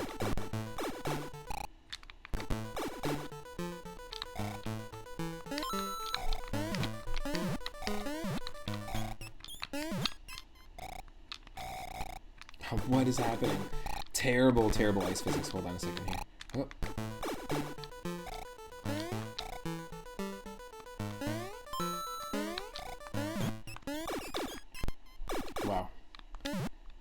Great. You have to be in the middle of the pipe, so the ice physics can really mess with you.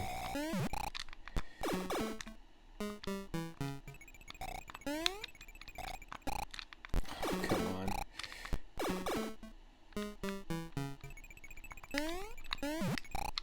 No, no! What a funny, like...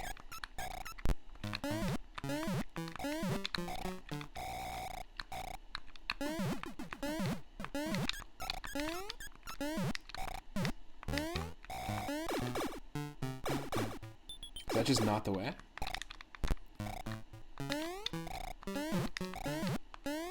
Okay. The middle one is just nothing.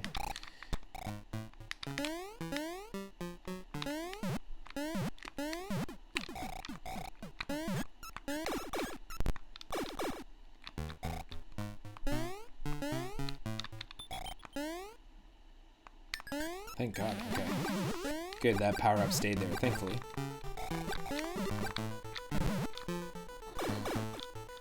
Oh, here we go. Boss fight. Just gonna quickly pause it. Just want to make sure it's not super, super loud for folks. You're not seeing much in terms of level-based ROM hacks, but you're not too... Oh, cool. Sweet. Thanks for looking that up, Ratha. This is a really sweet game. It'd be really fun to see a fan-made... I mean, even if they did something like this in Mario Maker 2 as a new style or something would be really cool. It's a popular enough game, that's for sure. So yeah, the boss HP is also randomized, so it's not going to be your easy Super Mario fodder.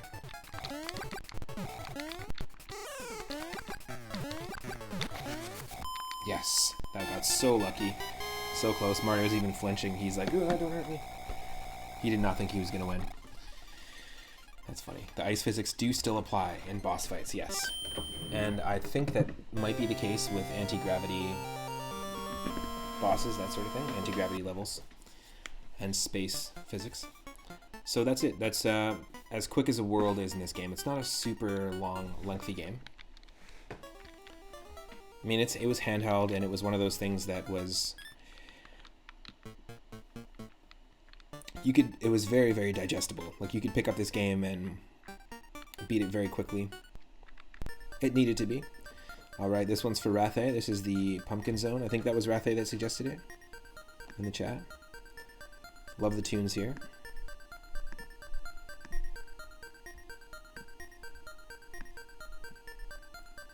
Nice. You still got a lot of mileage out of this. Mario Zone had you fight the bird and gave you the pumpkin coin. Yeah, totally. It's completely all over the place, Nash. Definitely. So completely unrelated. And we took on a couple of Pumpkin Zone levels in Mario Zone as well. Itorama, yeah, definitely a fantastic game. Even though it was a short, digestible game, it's still very well designed. There was a lot of stuff in levels to discover as you played. So far, it looks like the major ROM hack is a color update with the ability to play as Luigi, and lag has been reduced. Ah, yes. So, yeah, Pumpkin was all yours, Rathe.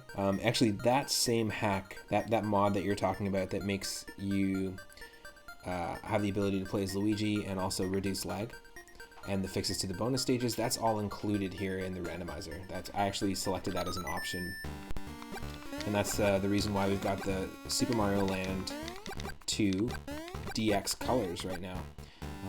When the Game Boy Color came out, there were a few games that came out with color editions. The DX versions, Super Mario Bros. DX was their way of remaking the first Super Mario Bros. 1. And it was actually another really digestible game.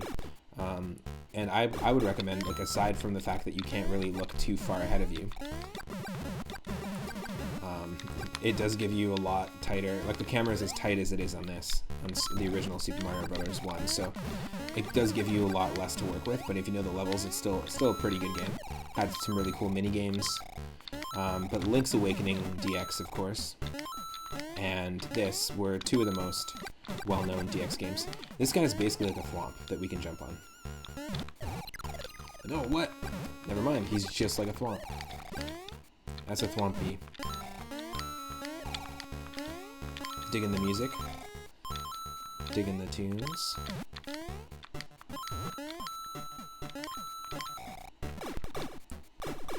So yeah, Super Mario Galaxy was not the first game to introduce a bee level, or a honeycomb themed level, in the Mario series. Nice. Got ourselves a dry bee, a dry bumble I like to call it. Dry bones bee. Oh no.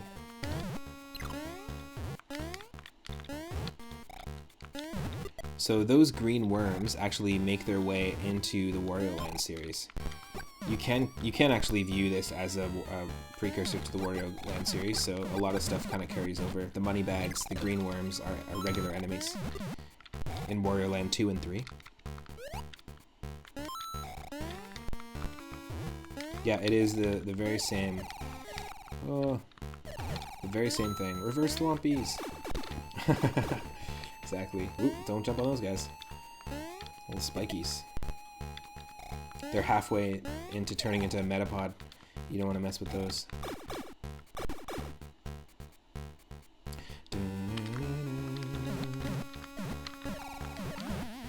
Yes. Stolen.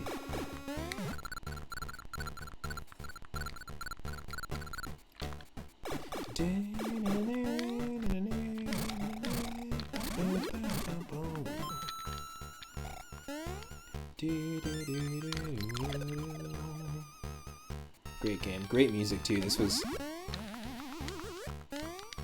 such a simple composition, but it works so well for like building that tension and anxiety, just like Super Mario World castle level or Ghost House level.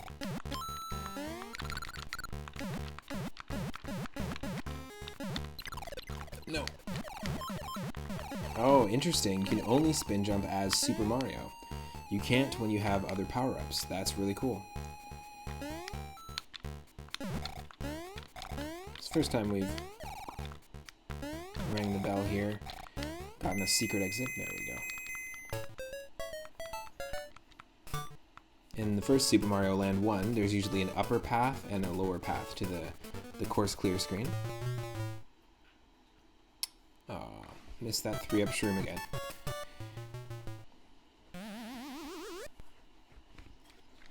Am I ever watching here in the mornings? Is that a question for someone else? Ooh. Yes, look at this. Love a good hippo bubble level. Always really like these levels, they're fun. I think this works a lot better than the P-Balloon, in my opinion. It feels better. The P-Balloon is where Mario just blows up like a balloon in Super Mario World. Oh. Little Kirby enemy action going on there.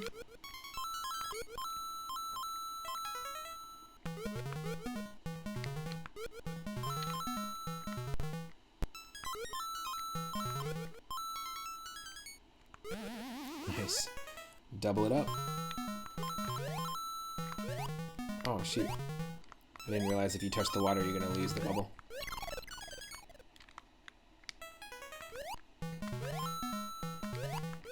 Still cool. The way you give game info is much like another streamer I watch. You might get along, he often streams in the mornings. Oh, feel free, yeah, let me know. I mean, I used to work in a record store. The way that I store information in my brain is very much like, just like a trivia free-for-all in there. And I used to work in a record store, and that was basically just my style, is, for 5 years I worked in a record store / venue, and I would just connect, you know, album to basis to studio it was recorded in, and tell stories basically through the connection of music. And it's just a natural built-in thing. I used to host and MC a series of over 300 concerts at this venue. Would curate all the bands, that sort of thing. And so yeah, it's I feel like the way I talk about games is very trivia based. Always bouncing from fact to fact, connecting them. Let me know who that streamer is. I'd be happy to check them out. Hoo-hoo. That's the end. Interesting. I do not remember that level. So that is like a bonus stage? I've never seen that level before. Interesting. Very cool.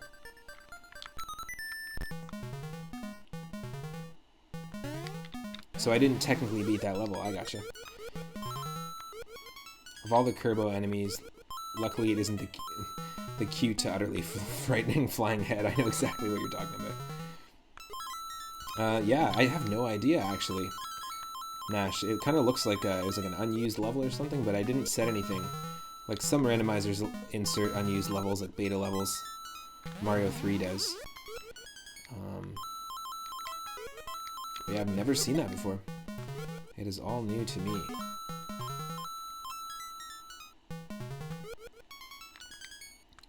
Javanaut is the name of the... Oh, look at this arrow. Look at this conveniently placed arrow. Cloud arrow. What you trying to tell me? That's what you're trying to tell me. I feel ya. Ugh, no.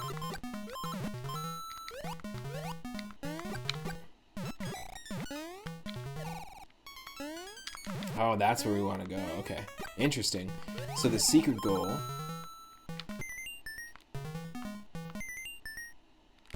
Nope. The secret goal is where we actually have to go to get progression. Interesting. These can be swapped out, but very, very weird. I've never come across this level. Let's try this again. What is this? It's like a bonus level?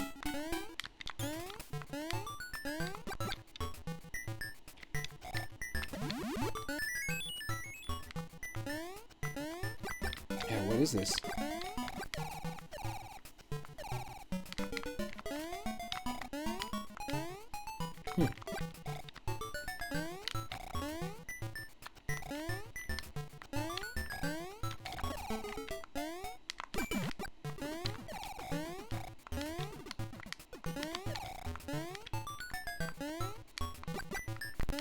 I don't want to go in through that door. I want to keep going and see what's up here.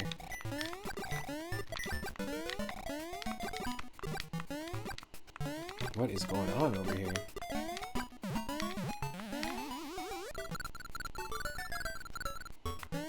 Yeah, I have no idea. Maybe this is like some sort of beta power-up test area or something.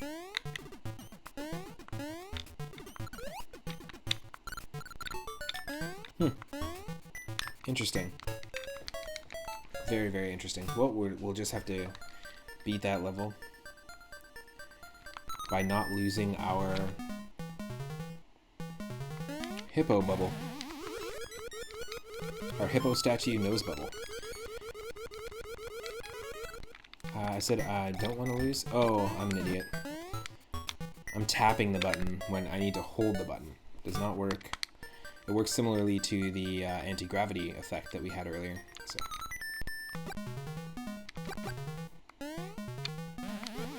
There we go. Yeah, you press A, you hold A, and then you hug the top of the sky. As soon as you let go, that's when you sink. Hippo Bubble. Good band name, definitely. Definitely. Oop.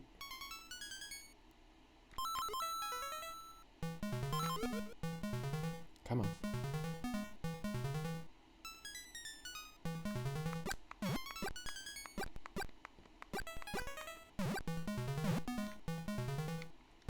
Interesting. Are you supposed to cheese that level? With the bubble? Who knows? I always thought this was a really cool bonus stage.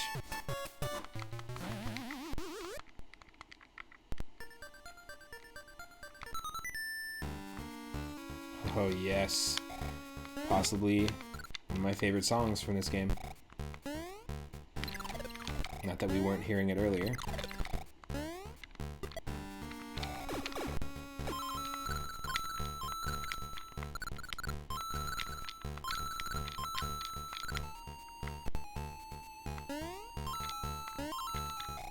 Interesting.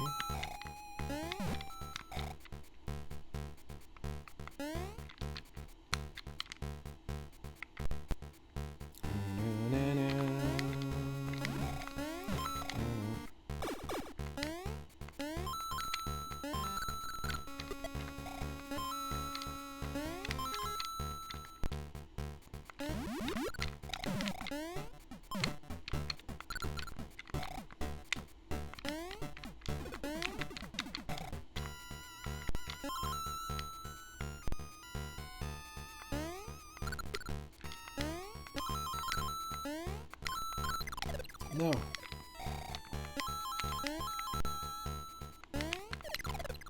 Oh, that's not cool. Spiky ant? What the hell is that all about?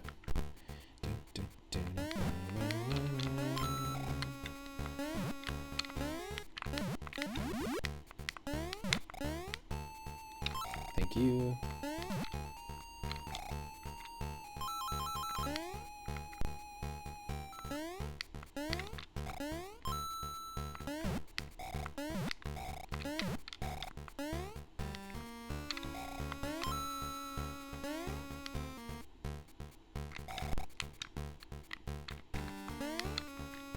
Just want to be careful here. There we go.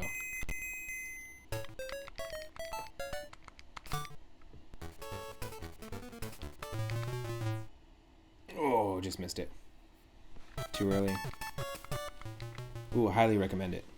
Adorama, highly recommend playing the Mario Land series or the Wario Land series. Check out Super Mario Land 3. What's happening? What's with all these secret levels? Finding lots of secret levels. Oh, and it's the entire level is like bubble physics. Great.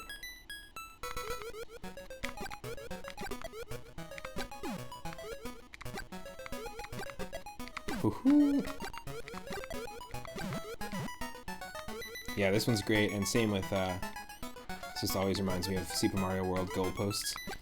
Same with, I really like Wario Land 1 and 2. As well as Wario Land 4. It's got some excellent music on the Game Boy Advance. Is this turning into Happy Wario Day instead of Happy Mario Day? I think it is. Yeah, the real objective is for Mario to collect enough cash to buy his land back from Wario, which is funny. Also really weird because the next time they really have Mario focus on cash so much is in New Super Mario Bros. 2, where the game was about, like, the goal was to collect like 1,000,000 coins and there was new power-ups. Kind of a waste of a very gimmicky sequel, but a waste of a sequel in my opinion. Still a really fun game, but completely non-memorable. Having to collect like 1,000,000 coins. There's power-ups where you can wear a golden coin block on your head as a mask, and then when you run through the level, coins will spawn behind you, so you can like butt slide down like a slope or make like crazy jumps and just like spawn coins, and then have to go back and trace your steps to collect them. It just felt like such a one track mind in terms of the way the game was laid out. It wasn't my favorite.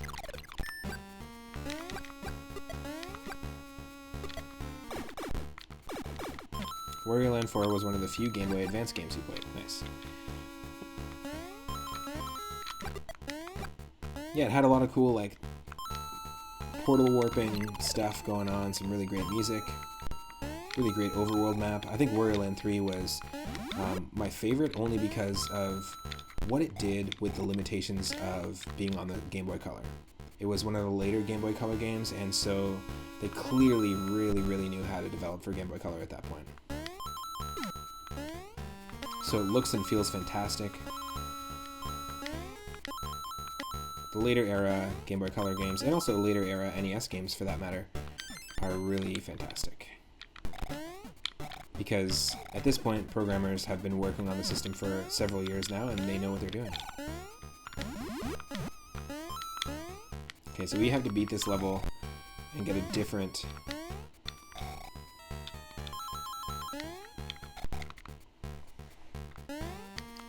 exit is what we're looking for here. Oh, come on. You'll probably die on this hill, but the Paper Mario series has the most wasted sequels with gimmicks that could have added to the original style of combat and play. Totally. I think, personally, that every time they make a new Paper Mario game, it's as if they're looking at... Which, that's weird, there's only one exit here.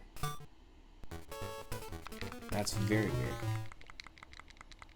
Yeah, I feel like with each Paper Mario game after the 1,000-Year Door, they looked at the previous game and went, what are the things that people like about it? And wrote it down, and then lost what they wrote down, and then forgot about what people liked about the previous game, and then added a brand new concept like, let's use trading cards, or let's use stickers, or let's change the battle system so that you have less control over what you can actually do, and let's remove that timed combat thing from Super Mario RPG that everybody loves.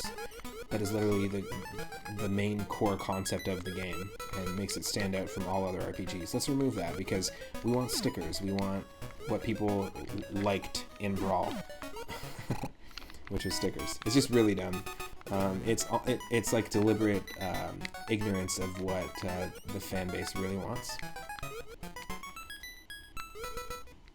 Every time they make a new Paper Mario game, an angel loses its wings. I feel that. That's funny.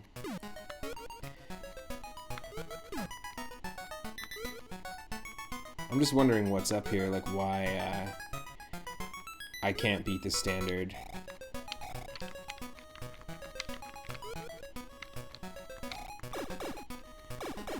Why I can't just beat the standard exit to this.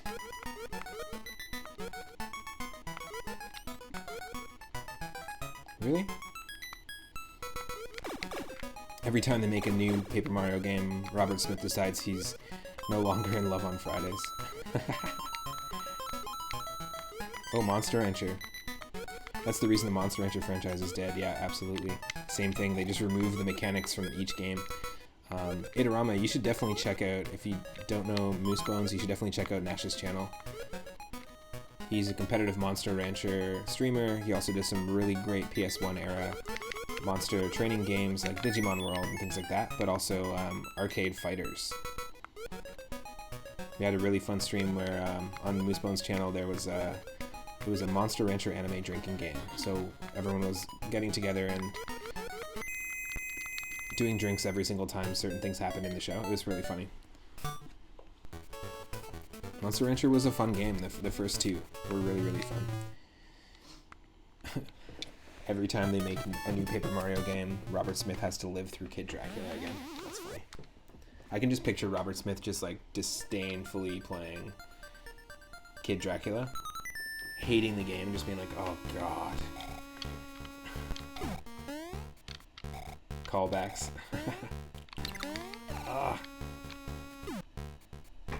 So there's got to be a secret here that we're missing. Does anybody recall if there's a secret exit in this? If and where there is a secret exit in this level? Nash, you might know.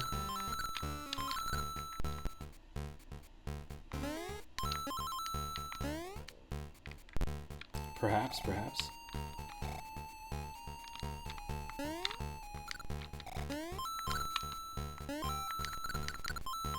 I'm just wondering.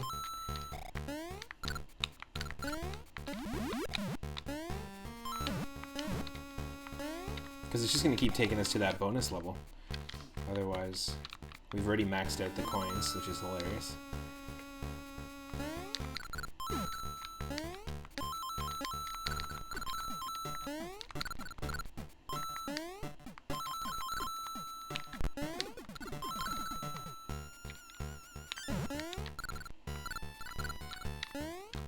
You heard Robert Smith cried while playing Paper Mario Sticker Star? There's a lower path near the end, if you recall correctly. Okay.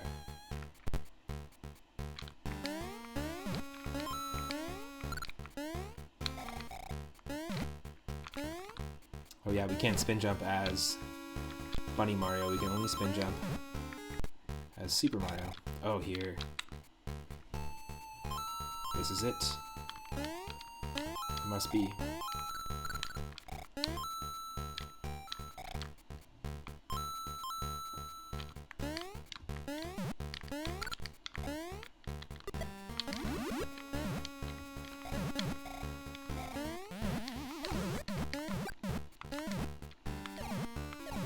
Oh, that sucks.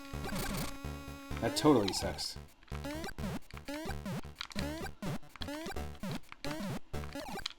Is this a thing? Hold on a second here. Crouch jump?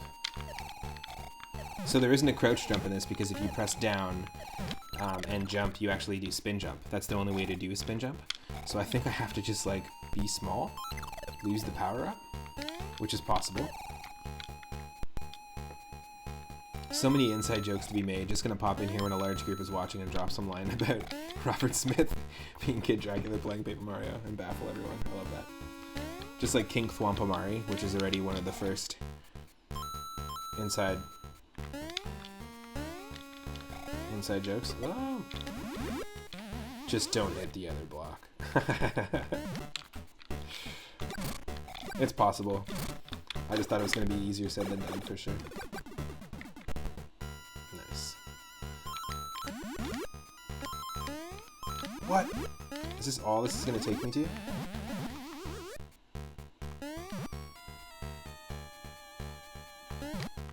Oh, I think I know where it is. I think I know exactly where it is. But we might not be able to get it.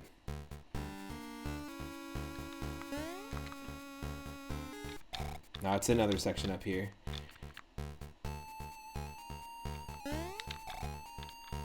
King Thwampamari literally autocorrects on your phone already. That's hilarious.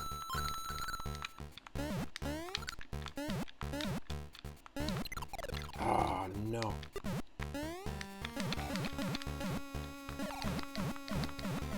Selbig, welcome to the stream. LMAO, oops.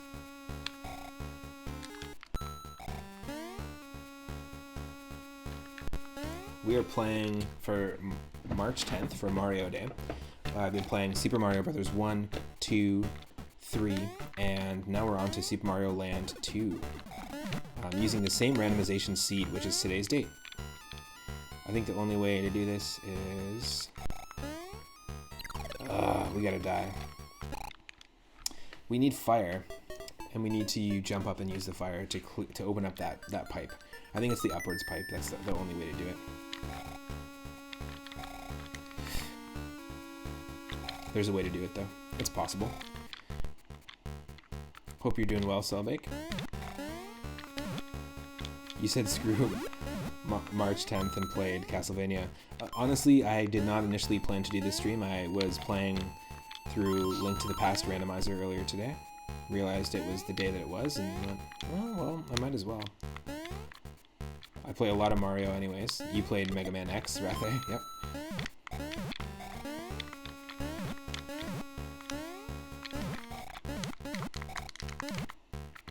Yeah, I think I can only get rid of those with fire. So I think I know what we gotta do. No, come on. It's not dive from the ant, that's for sure. Ooh, Bravely Default 2.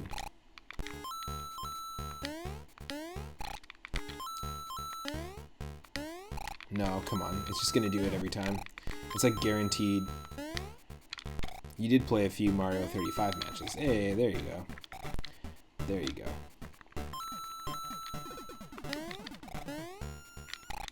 No. Oh, I need to be Big Mario, don't I?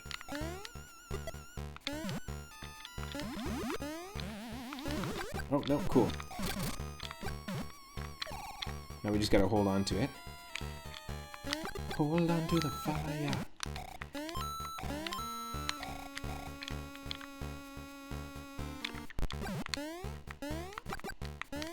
Having fun with it with the stream so far. Hope everyone else is enjoying it. What a weird, convoluted way to open up a pipe. Like, they had to make these empty so that you could do the jump and shoot. Just not intuitive at all. I'm gonna have to say that. I have to say that.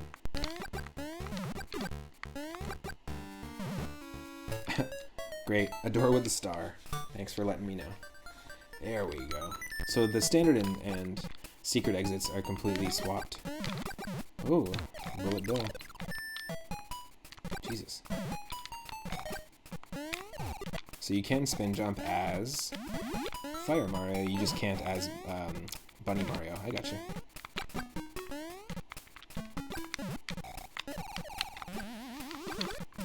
Oh no. That was dumb.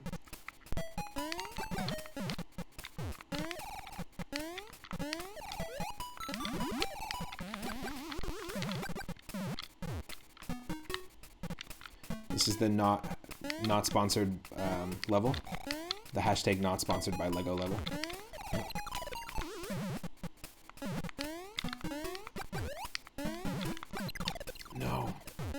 dang hitboxes on those saw blade things.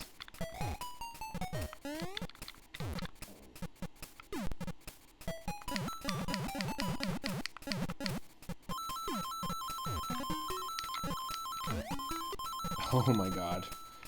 Ridiculous. What does the N and B mean? N and B? Nash, did you put your initials in here? Did you somehow hack this game while I was playing it?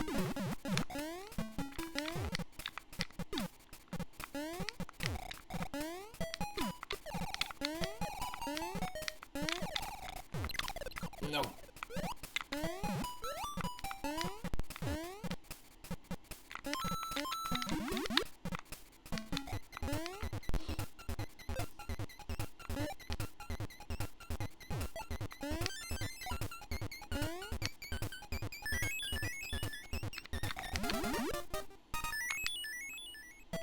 I like that the 1-up sound effect in this game is completely different. They decided to opt for alternate sound design. I think it's really cool. It actually suits a lot more of the aesthetic of the music from Mario Land 1. And speaking of, here's our boss from Mario Land 1. We're dealing with Tatanga right now. Perfect. That's insane. I was not ready for that. Here we go.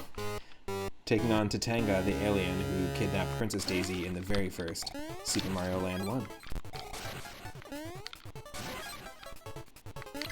Yo, buddy. I got you. I got what you're putting down. No, no, no, no, no. That's what we want, a spin jump. We've got random health for all of the bosses. No, no, no, no, no.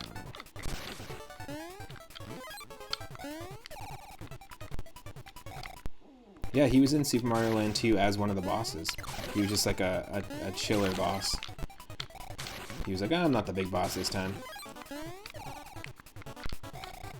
I think he's the Space Zone boss. Ooh, something happened here. You didn't know this guy was in Super Mario Land 1. Yeah, he was the final boss. He was the wart of the game. I'm sorry if there's any... oh, jeez.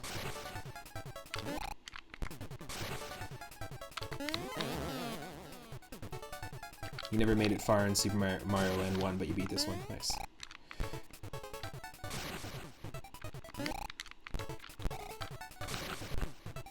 This is tricky. This is really tricky. He should be a sports player option for like Mario Tennis, Mario Golf. Definitely. Definitely. Highly agree. Tatanga for Smash. There you go. But yeah, he's a lot more of a chill enemy in this. What did we get? What coin did we actually get? Because we're not going to get the pumpkin coin. Oh, we got the one we already have, apparently. That's not good. Let's go check the castle really quick to make sure we're actually getting progress. Because if it just gives us a dead end like this, then we may have found a dead seed, which happens often in these randomizers. Yeah, we had the pumpkin one before. His momentum change is weird, yeah.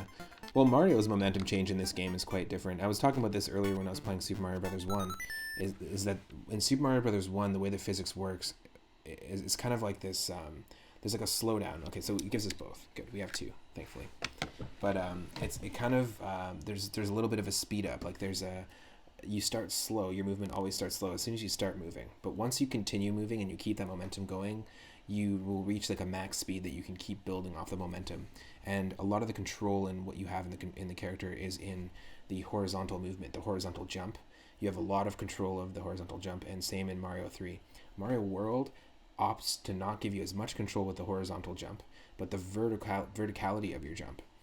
How you fall, how quickly you fall, how floaty that jump can be, bouncing off of enemies, how you can hold A to bounce higher, and as soon as you let go, you're gonna get like twice as much gravity. So you play more with gravity in Super Mario World, and I find that you play more with forward momentum in a game like Mario 1 or Mario 3. When the coin was descending, that tune sounded like the tune in Link's Awakening right before you pick up an instrument. There might be a crossover there because, as we know, the flute sound effect in the original Legend of Zelda on NES is the same sound effect that's used as the warp whistle in Super Mario Bros. 3. Same sound designer, so it makes a lot of sense.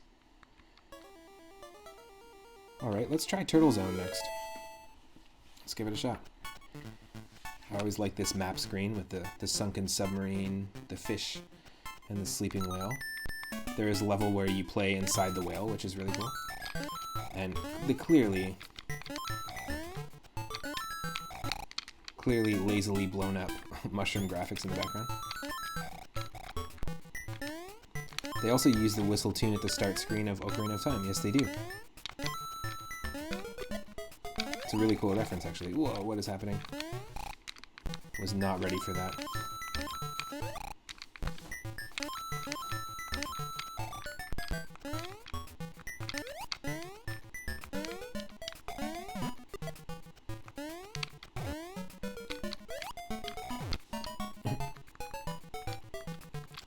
There's like a very Queen-like melody in here. Ready to go. It's totally a Bohemian Rhapsody moment. I'll point it out in just a second here. It's definitely a melodic Bohemian Rhapsody moment for sure.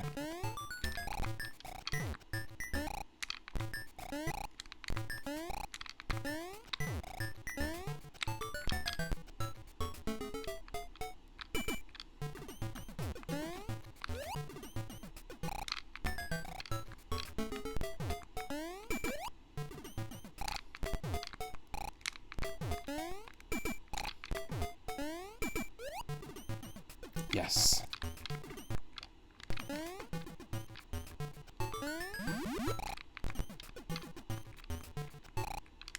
What am I supposed to do here?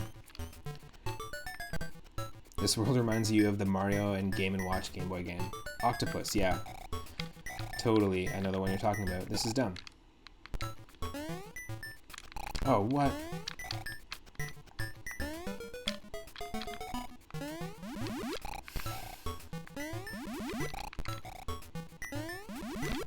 Is there a way to do this?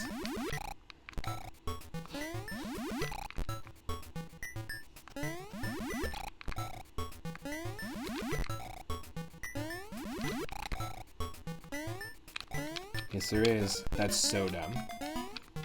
You can just pass the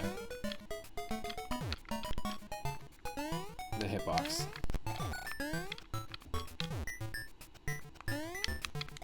Oh, interesting.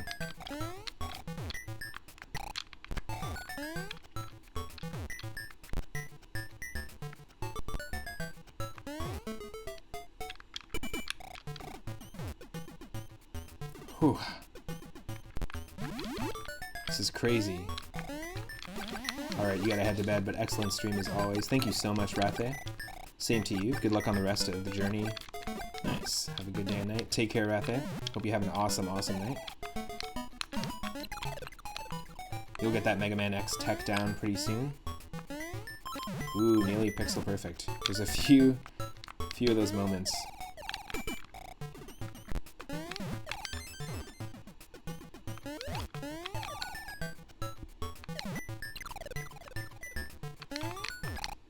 Nope. Oh.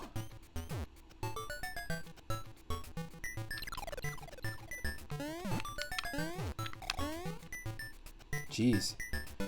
I have a feeling that was it. Ready to go. Are you ready? You know what I'm talking about. Everyone's feeling it. Everyone knows what I'm talking about.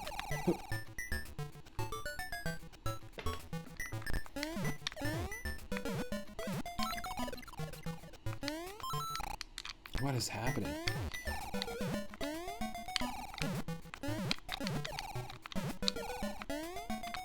There we go.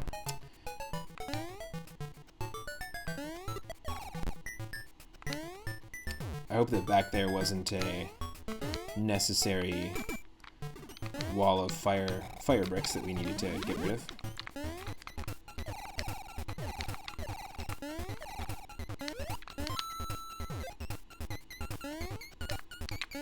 Oh no.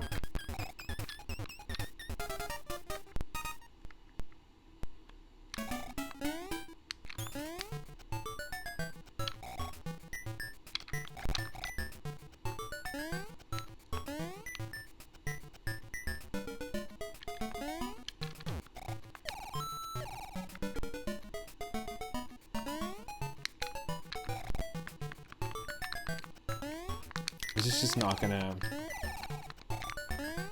engage us because we already... It's done.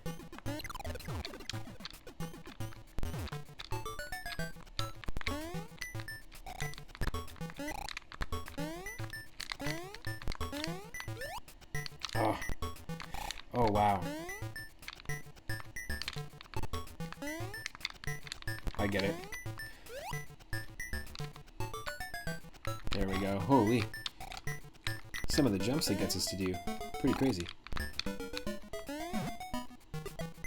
There we go. Nice. I see a few more people are joining in. Welcome to the stream. If you don't know me already, my name is Matt, otherwise known as 3up Moon. We are 4 out of 5 games in on our Mario Day stream. And right now we're playing Super Mario Land 2 Randomized. Started off with Mario Brothers 1, Mario Brothers 2, we hit a soft lock on the first level, so we weren't able to play through it using the same randomization seed. Mario 3 we were able to beat, as well as Mario 1, and then we dove into this. Up next is Super Mario World. Oh, definitely there could be some assets missing from the stage, yeah, definitely. Well, I think what's happening is the bullet bill is just randomizing in place of an enemy, and it doesn't have this thing associated with it, unless that's what the standard enemy is. What we've done is we've randomized the physics, all sorts of different things in this game, but some of the levels actually have anti-gravity. Oh, that's a tough one. So items, item blocks, enemies have all been shuffled around. The order of the levels, the bosses, all that kind of stuff has been shuffled. And we've done the same thing with all the games. Basically, we're running a randomizer of every single 2D Mario game that we can in celebration of Mario games. Also, I've been asking all stream, what is everyone's first Mario game they ever played? Mine was Donkey Kong on the NES, if you count that as a Mario game. My partner Michelle, hers was Super Mario 64.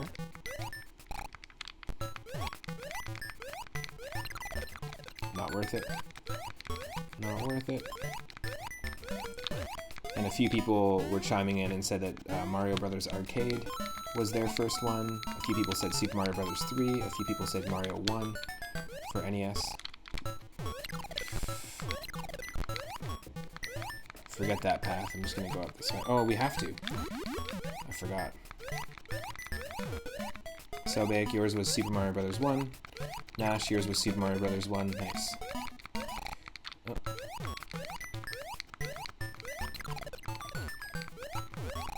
Oh, come on. Oh, so ridiculous.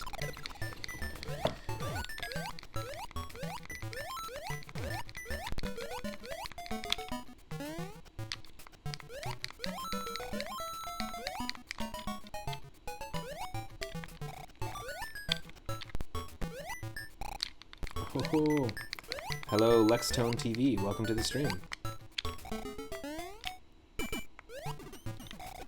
Are you singing in French right now? Are you singing in French?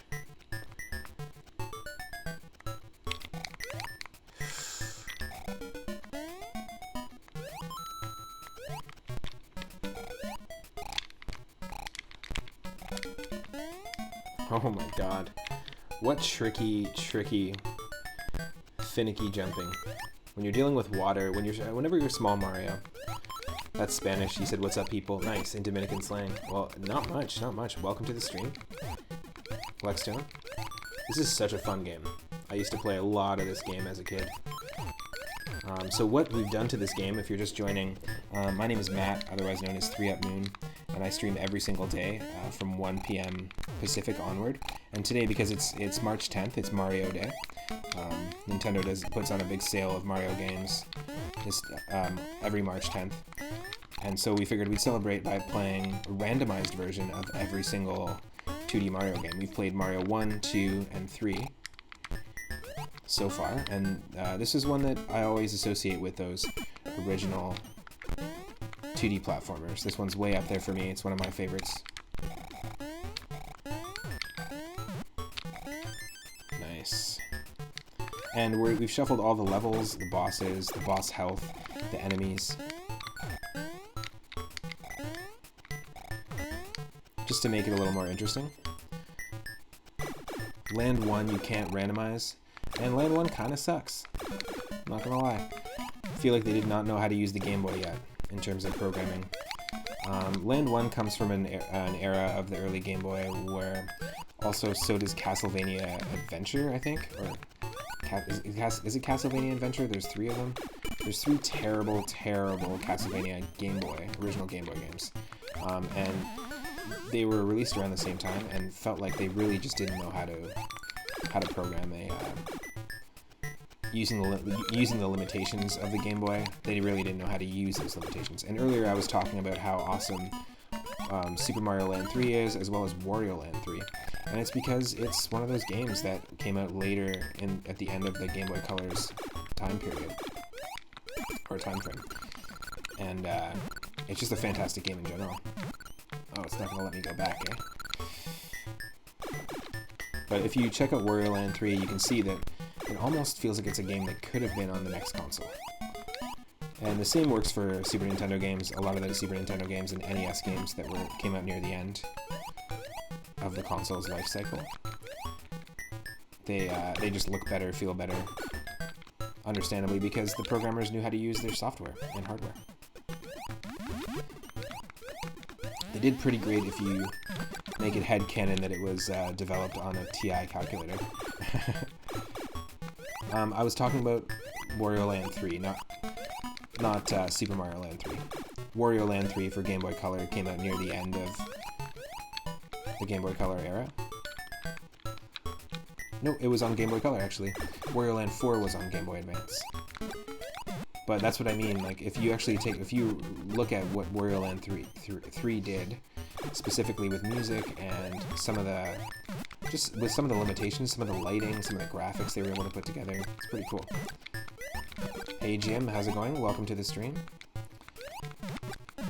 Hope you're doing well. Yeah, we're doing a randomizer of Super Mario Land 2.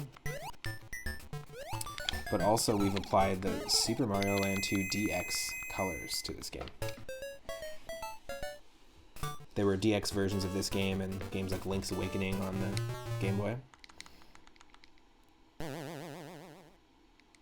yeah, it is weird to see this game with colors when you're so used to the black and white. Alright, so here we've actually got the real whale level inside the whale, which is funny. You don't normally get the exact level we're looking for. Hope you're having an awesome night, Jim. I'm 4 out of 5 games through. We did Mario Brothers 1 at the beginning of the stream, and then 2 and 3. And once we get this will be our 3rd of the 6 golden coins. We'll be halfway through the game. This Monstro's stomach level. Oh.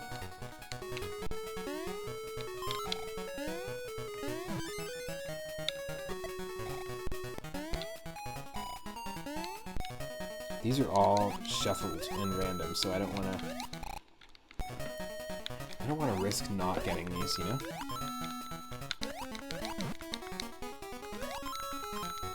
We might get a power up in here. Yes, yes, yes, yes.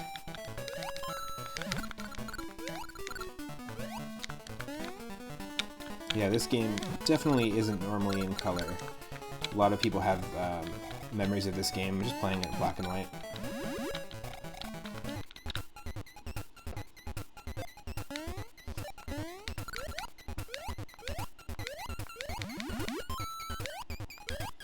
Nice.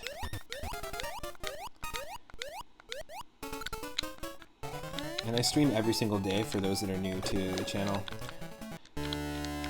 So consider clicking that follow button. It'll let you know when and what I'm streaming next. Wow. We did not need to die that early.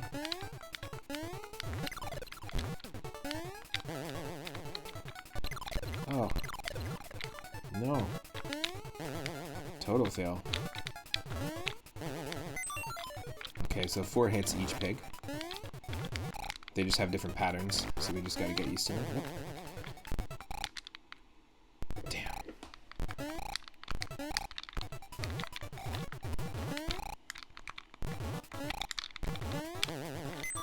Holy moly, 2 hits for that pig, actually. They're each one of them's random. That's a little bit weird.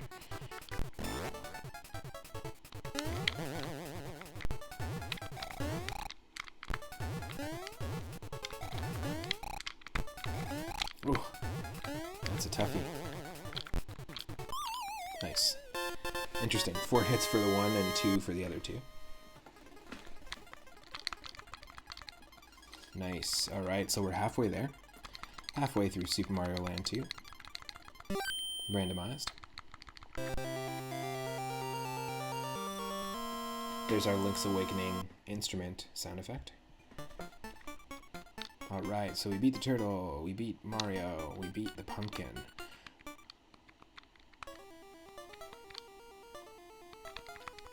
Let us go for the macro zone. The tune is close, but not the same. Nice.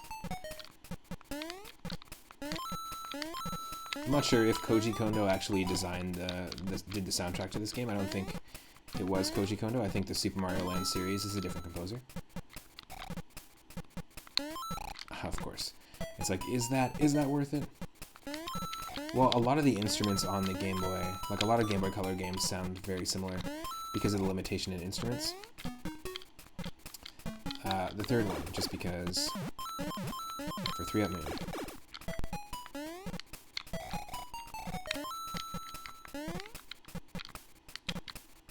Okay, let's just forget that. We don't need them. We don't need no question blocks. Let them motherfucking burn. This is a Hip Tanaka soundtrack. Aha, there's your answer. Is that not the same as Hip Tanaka did the music for Mario Paint? If I'm not mistaken, also music for Link's Awakening. And a few other games, yeah.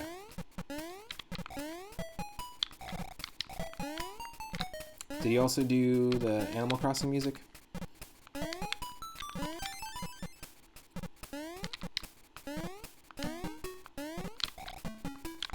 Oh no. Can't jump on a Goomba's ghost. It's funny, in a run of Super Mario World Randomizer recently on the channel, we came across a ton of Koopa ghosts. And now we're dealing with a lot of the Goomba ghosts. Mario can't run away from all the enemies he's stomped on over the years. Even just the haunting memory of them.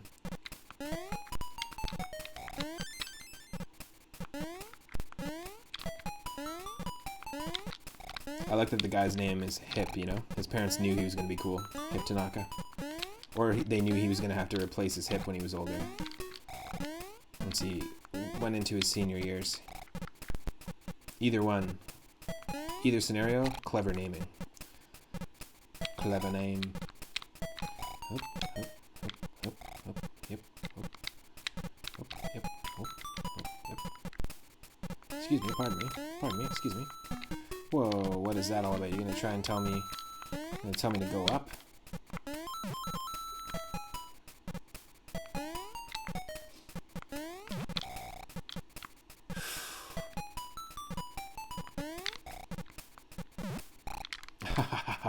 No.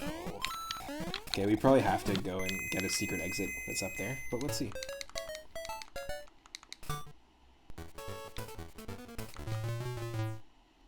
There we go, everybody. This is our 3-up moment, our hype moment. There's a 3-up mushroom. First one we were able to find. Perfect. Would not be a bad emote idea, actually.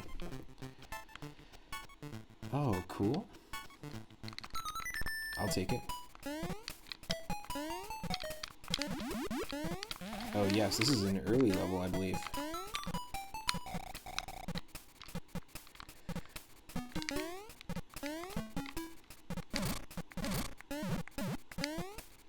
Yep.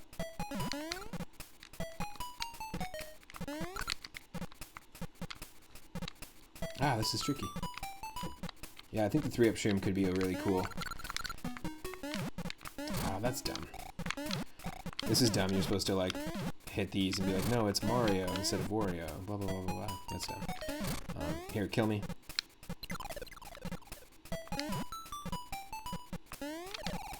So much easier. You can't spin jump as Bunny Mario. Just as Fire Mario and Standard Mario. This is obviously like a little testing playground for the power-ups.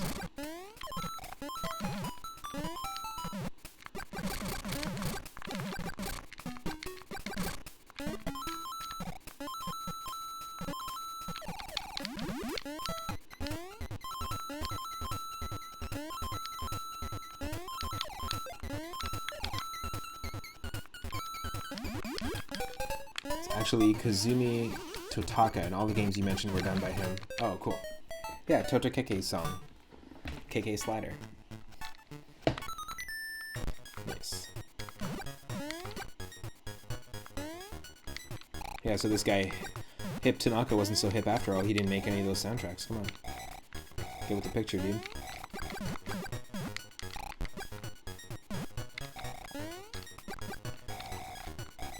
Anybody else know Owen Pallett of Canadian indie music fame, also known as Final Fantasy?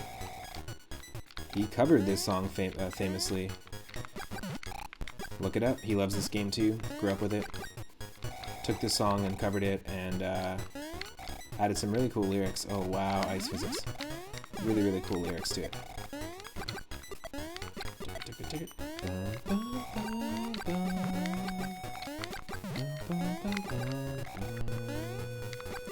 Oh, don't want to kill the owl. What is this, Kirby's Dream Land 3?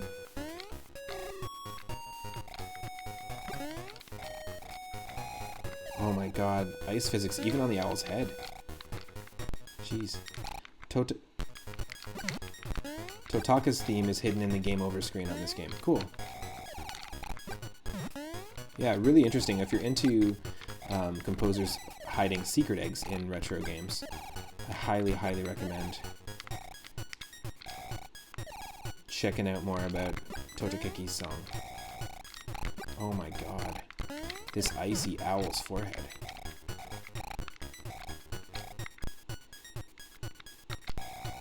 This is insane. Oh. Wow, this is like really, really difficult. You have to let the melody loop 50 times on the game over screen to find it. Yeah, there's a lot of really cool hidden songs in Totakeke's games.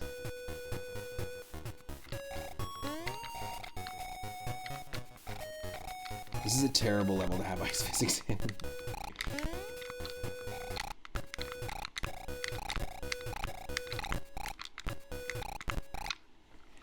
No.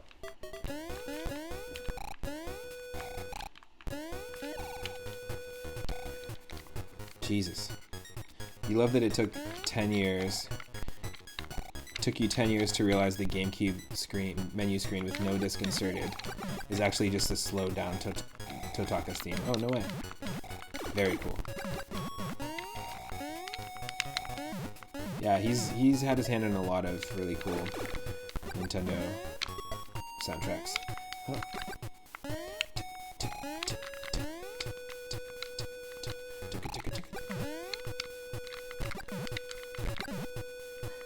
This is crazy. This ice physics. Not fun.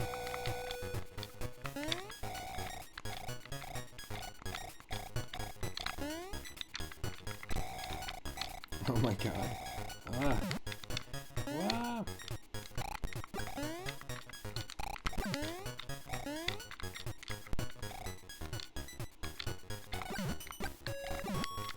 Holy moly. Boss fight.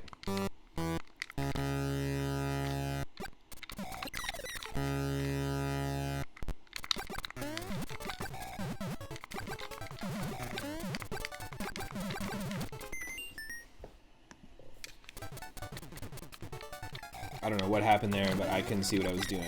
Somehow he didn't die, though. Nope. Nope.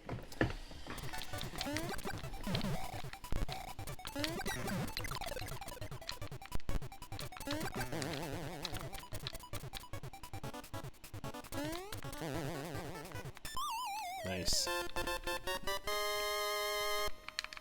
That was quite an easy boss for us. That's great. 4th coin get. 4th golden coin get. Perfect.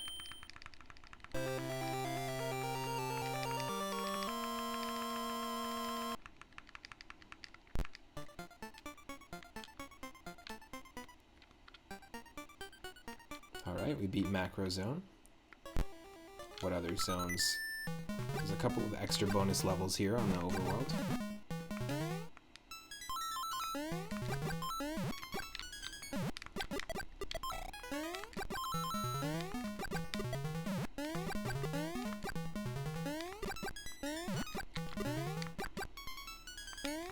We've maxed out our coins pretty much like 7 levels into this.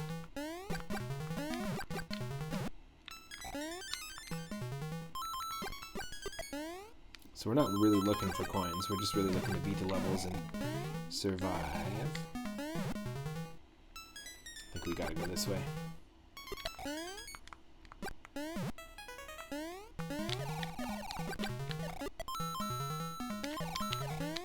Look at this guy, he's like, come on already! Fight me, bro!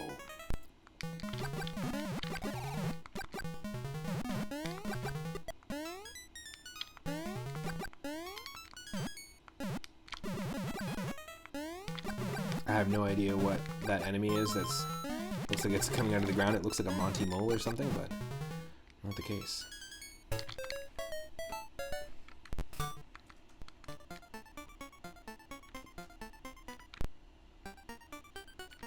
This is another bonus level. This is actually where you're supposed to take on the hippo level. Oh, nice. This is a cool one. This is a cool level. Normally you have to use the honey to like float. You can like stop yourself in the honey, but this whole level is actually acting like it's in honey, so even when we're just in this area, it doesn't really matter where we're at. It kind of works the same. We've got anti-gravity. The space physics can randomize in any level. The ice physics can randomize in any level. And moon physics can randomize in any level, which is pretty cool. Makes this a little bit easier. Fun way to re-experience this game, though. If you like this game, if this is a classic to you, highly recommend it.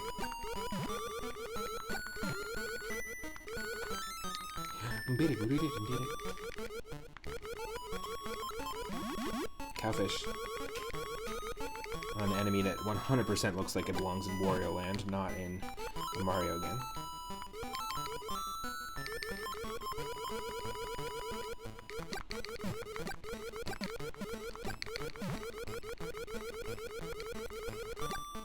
Nice.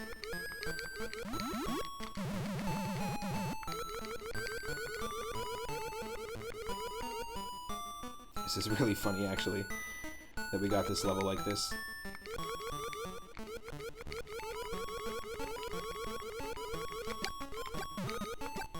It's a buzzy beetle, but also a bomb.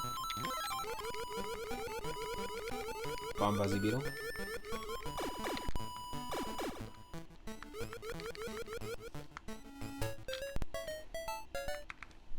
Nice. Perfect. That took us to the space zone. So you have to, in that level, normally, or the hippo level, for example, if you get the standard exit, because we were in it earlier, and the standard exit took us to one of the secret levels in the pumpkin zone. That's where we experienced it in the randomizer, but you have to take one of the secret exits. The top exit will take you to space zone. That's actually how you get here. Really, really great world map screen, and actually this is partly where I got a lot of the inspiration for the color scheme for the channel.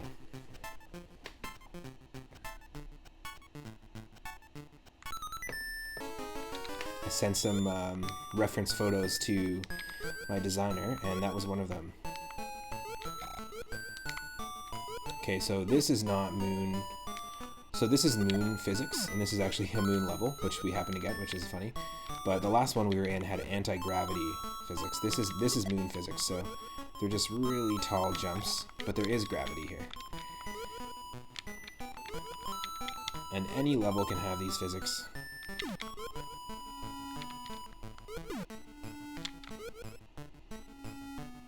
Very cool. I always liked these levels as a kid. The moon moments.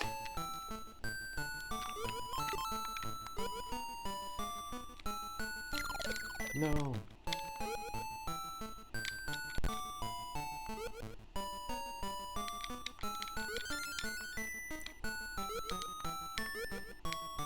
The moon hamburgers. So they look like to me. Bouncing hamburgers. Moon burgers.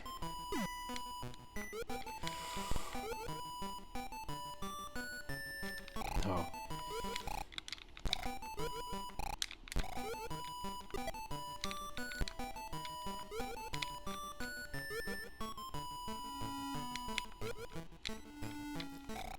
A little tricky to navigate. Got this moon pyramid going on. Nice. Clean finish to that. Uh-oh. The worst part of the moon. The freaking library on the moon. Nobody wants moon books. Nobody reads moon books anymore. It's because we're all on the moonternet.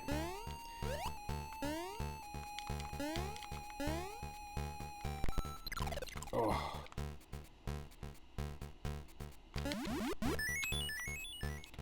Less looking for one-ups and more looking for power-ups. Come on. Wrong kind of ups. Sure.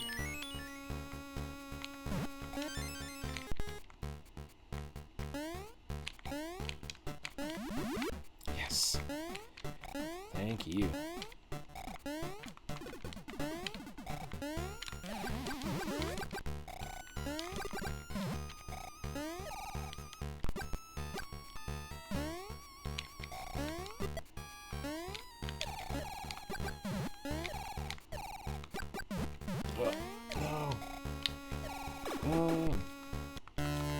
Okay, another boss fight here. This is normally our whale boss fight, I believe. Speaking of octopus and Mario Game & Watch games.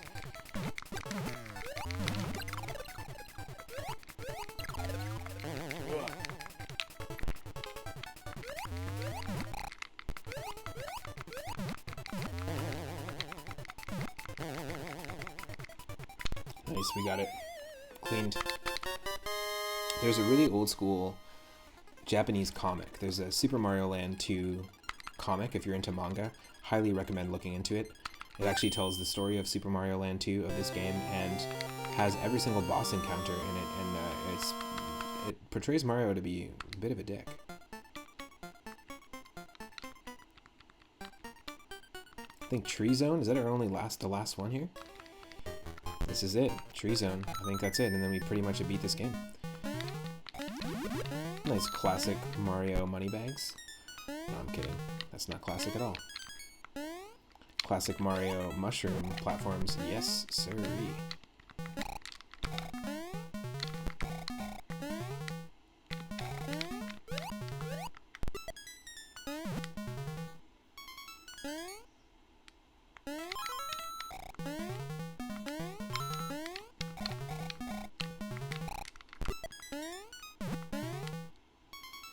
Woo. Gotta be careful here.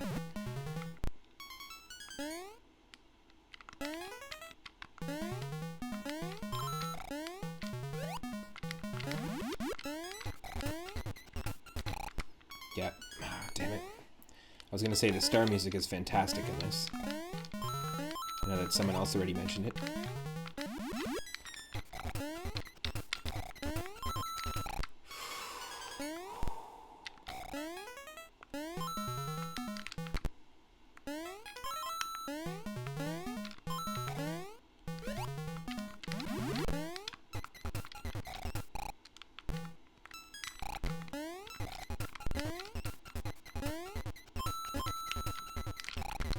Damn. Oh, why is this so tough?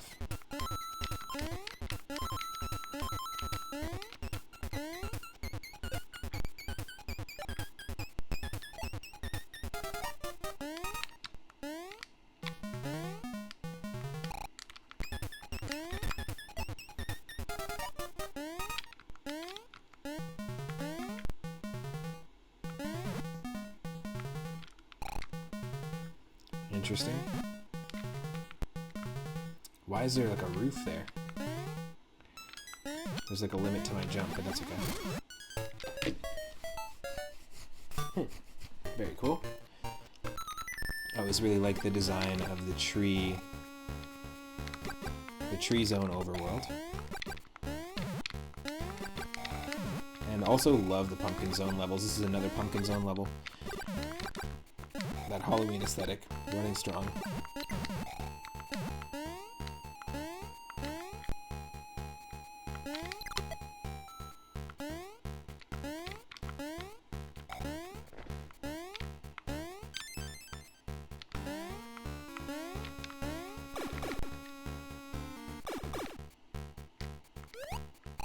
Ooh.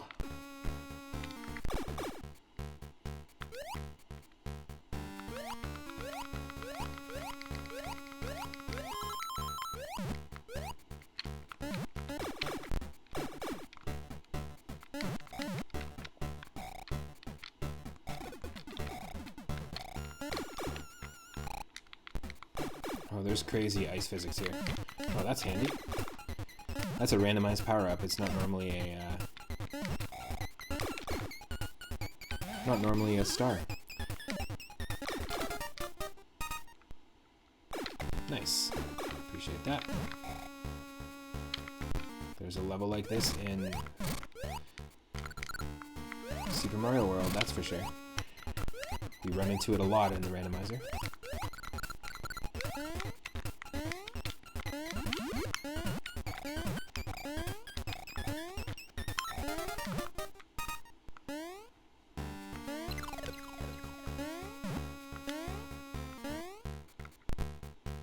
These ashy, wispy ghosts. Pretty cool. Whew.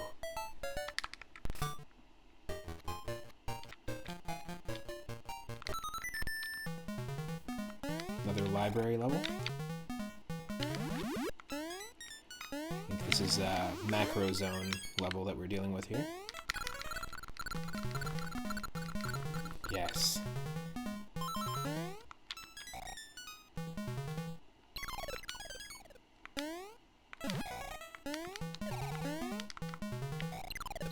Oh, damn.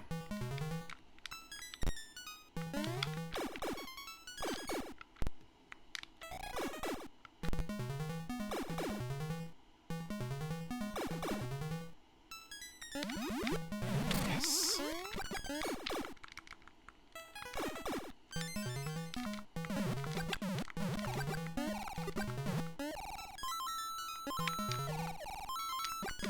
No.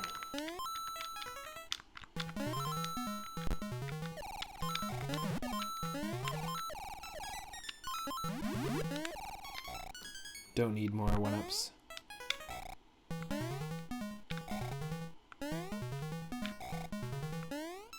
Ugh.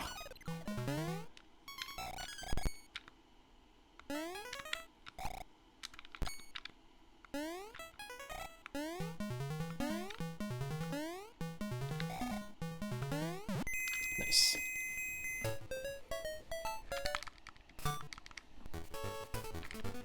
I'm definitely not going to let the melody loop 50 times. Oh, look at that. Another 3-up shroom.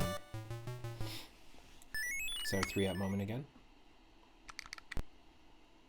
But I'm not going to let the melody loop 50 times in the game over screen to take a look at the Totaka's theme. But 100% look up Totaka's theme on YouTube. It's hilarious. All the different places where you can find it hidden into games. It's really cool. If you're into Easter eggs and you're into little tidbits about video game composers.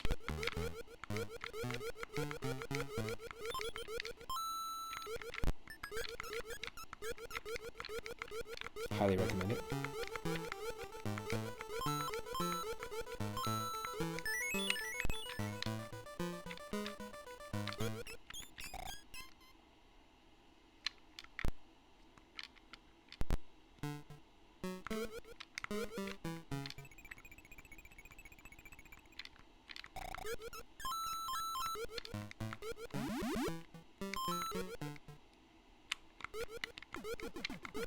I still go for all the money bags even though we don't need them in the game because we've already capped out the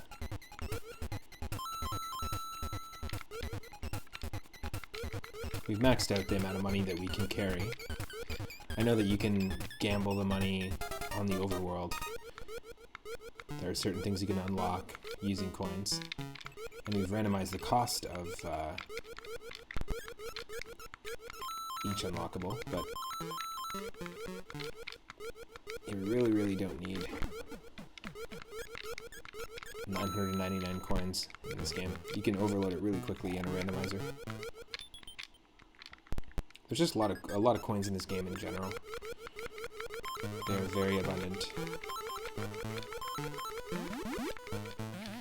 Thank you. This is only halfway. Crazy.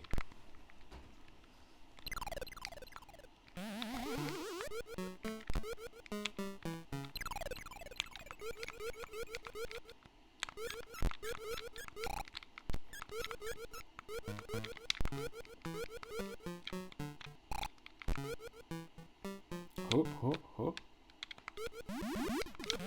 I'll take it. Cool, there's only one exit. Here we go, boss fight. Final boss fight before we fight Wario, not Bowser. Oh no, those things hurt us. Damn.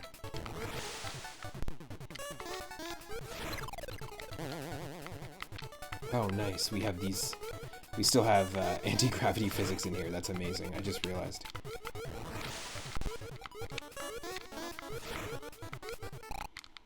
Waluigi, is that you? This is the first appearance of Waluigi, everyone, by the way. Right before you fight Wario in this game, you fight Waluigi.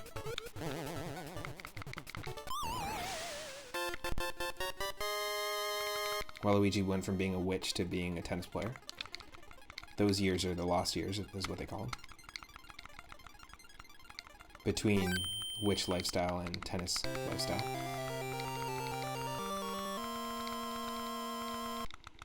Nice. Okay, let's take on Wario. Here we go, everyone. The door is opening.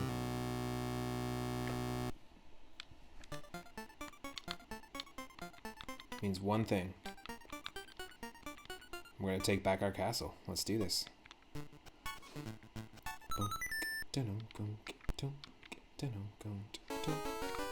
we go.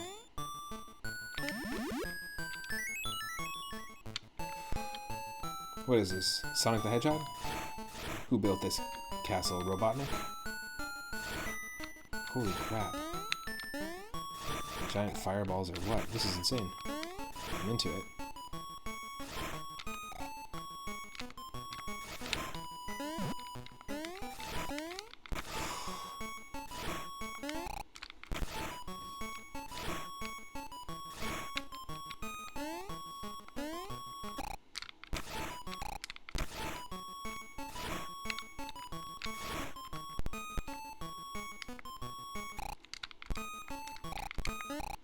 Oh, come on, the timing. Oh, this is tricky.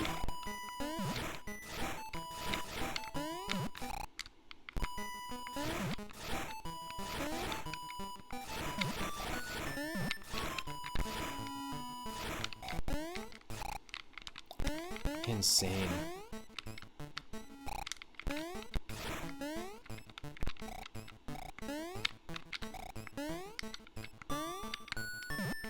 Holy crap. Really, really pixel perfect jumps they're expecting you to do here.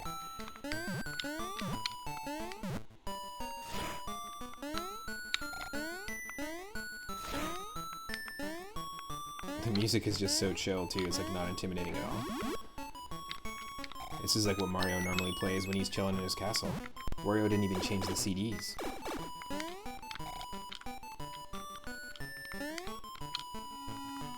That platform looks like something right out of Super Mario World. Mixed between the Switch Palace walls with that purple checker look and the Koopa clown car with the propeller.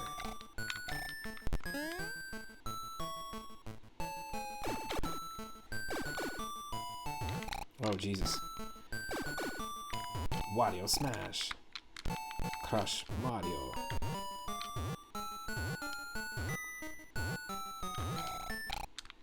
Jeez.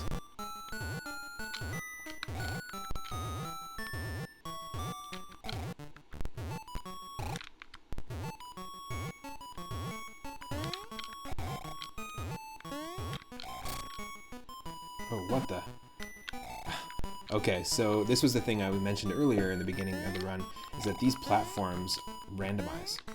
The direction in which they move, all the platforms here are not the vanilla platforms, which is, I thought was really cool. You could randomize platforms in Tree Zone 3, Tree Zone 4, and Warrior's Castle. I thought that was really cool. It can actually change the gameplay drastically.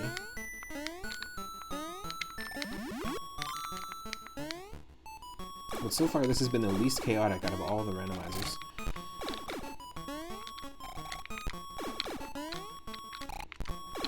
Easy there. Easy there. Oh, okay.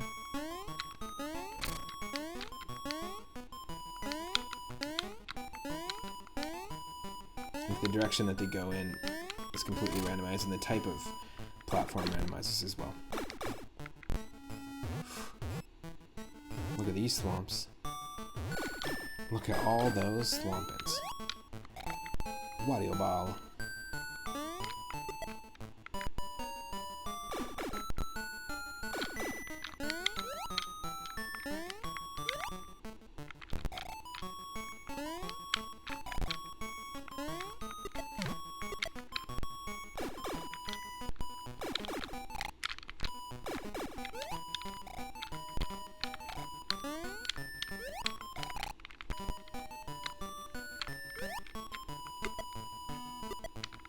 Yes.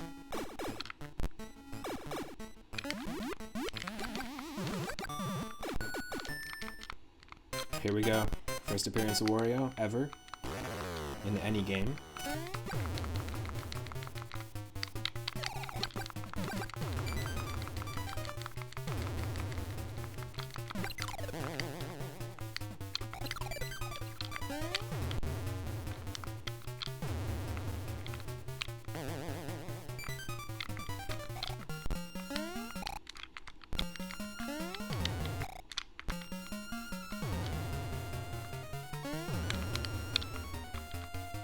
I like that we can jump on the throne. That's pretty cool.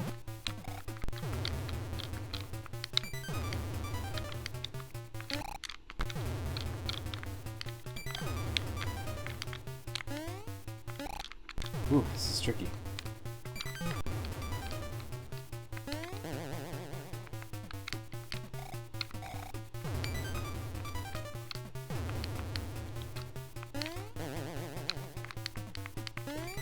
Three hits, that's it. It was only 3 hits, I'm shocked. It's supposed to randomize the amount of hits that every single boss takes, but maybe they don't randomize Wario.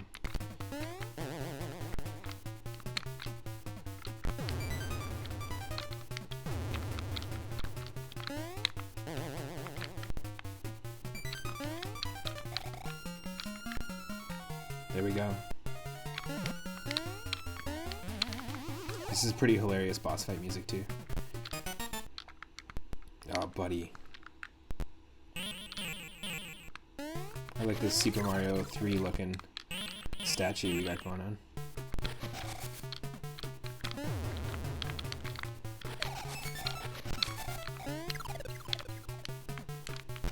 Whew. Okay, we got him. Got him once. Oh, you can jump on the statue too, interesting. Okay, there's 2.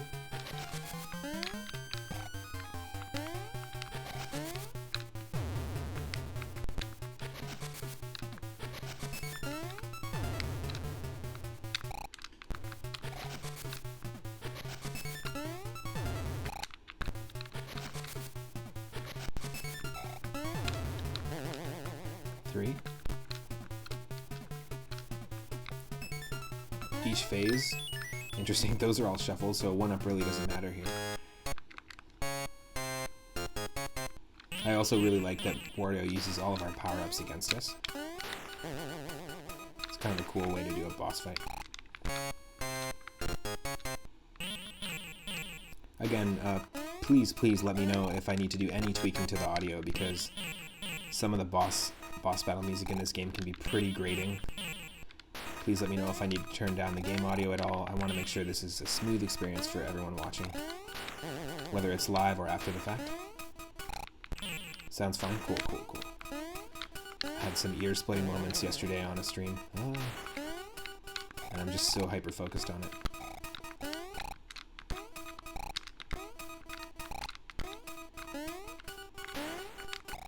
Oh, jeez.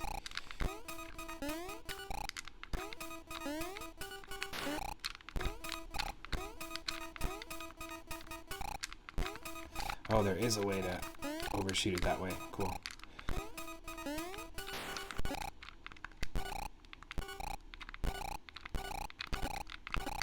Ah, dang.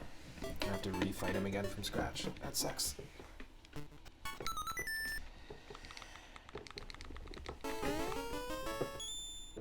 From scratch. That's okay.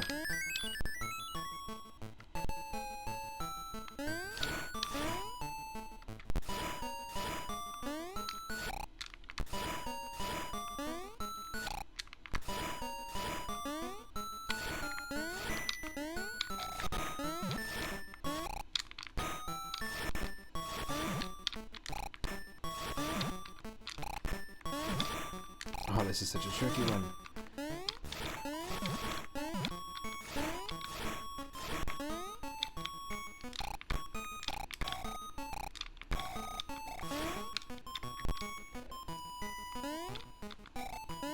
Very tricky.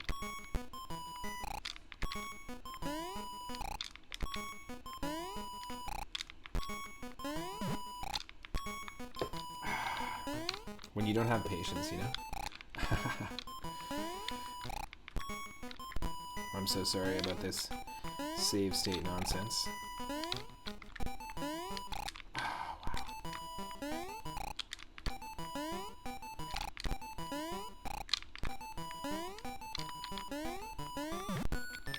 Jeez.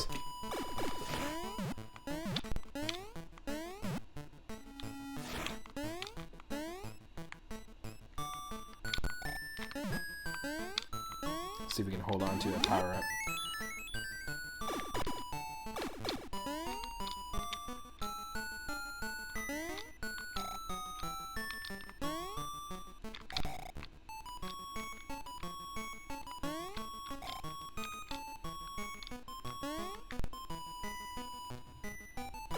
Such chill music on the way to fight Wario.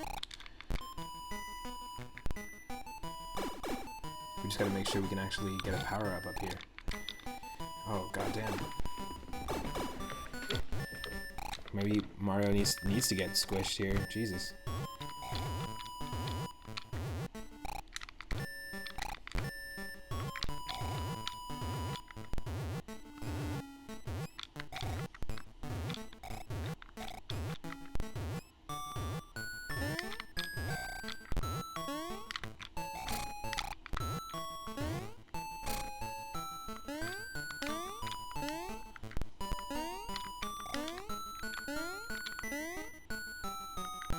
I was having this conversation with people earlier about how they don't like Super Mario levels that make you go right to left.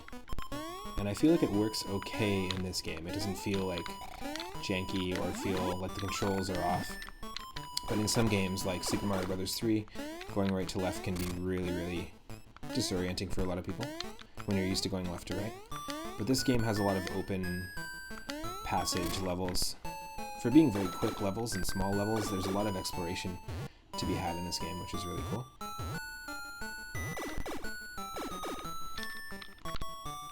Gotta deal with all this nonsense again.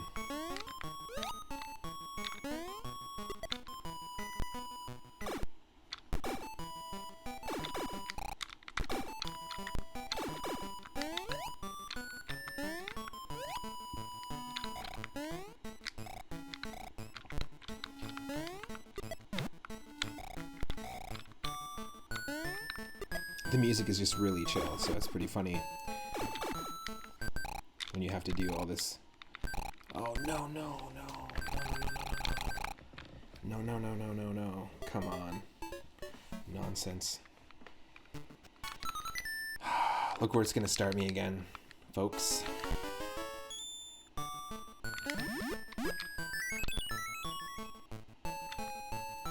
Both of these situations are save state situations that I put myself in.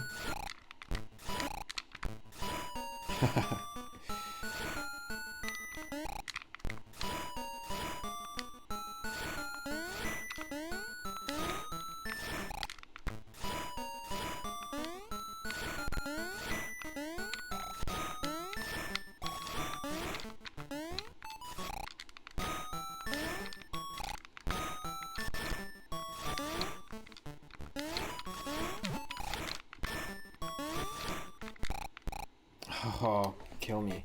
That's so ridiculous. It's that that save state situation. The quick save state.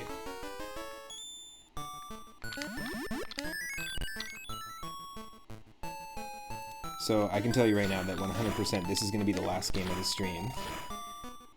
So once we beat Wario here, I'm not going to dive into Super Mario World using the same seed, 03102021, because tomorrow I'm going to start off at 1 p.m. Pacific. I'm going to start off our stream with a run of Mario World. It takes about 3 hours or so to roughly beat a run of Mario World, in my opinion, without skipping any levels. So I'm not going to be streaming for another 3 hours, because we've already been doing 7.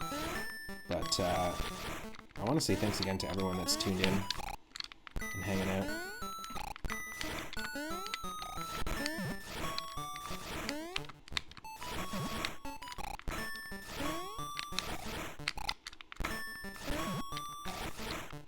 It means a lot. I've had a blast playing a bunch of these retro 2D Mario platformers, especially randomized like this. I'm definitely going to do a lot more Super Mario Brothers 1 and 2 randomizers. Maybe a few more of these and see if we get some different randomization going on. Okay, here we go. And if you're not following the channel already, click that follow button. It'll let you know when and what I'm streaming next. Or just tune in every single day from 1 p.m. Pacific onward. You can catch me here on Twitch. Again, if you're watching this on YouTube, click that subscribe button. It'll let you know when I upload a brand new stream, and all my streams are uploaded in full there, so you can actually, for those that just joined, you can actually watch the really crazy Super Mario Brothers 1 run that we had, and the nonsense that was Mario 2 that soft-locked us right away.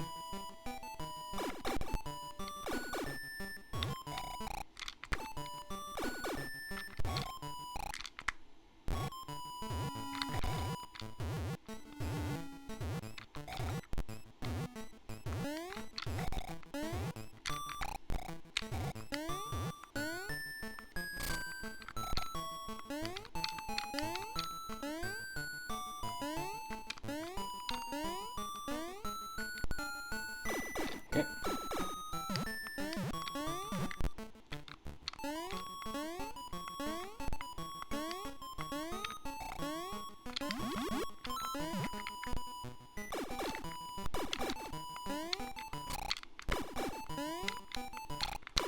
Thankfully there's no ice physics here. I just suck at platforming. Hoop, hoop, hoop, hoop, hoop.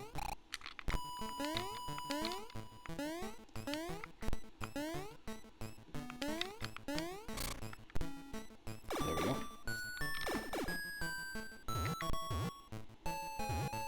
Okay, we're gonna have to take on these Wario beach balls over here.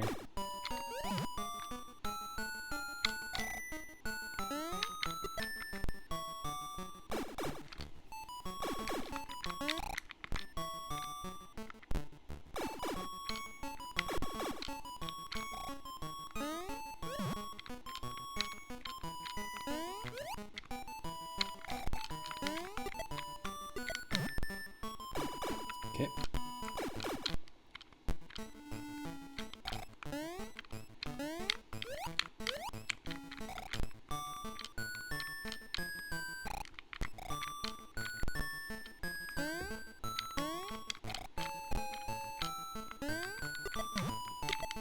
Cool. Clean that out. Alright. Let's hold on to our power-up here. Here we go. Here's the fight. Now, the fire's not going to do anything. I just want to hold on to my power-up.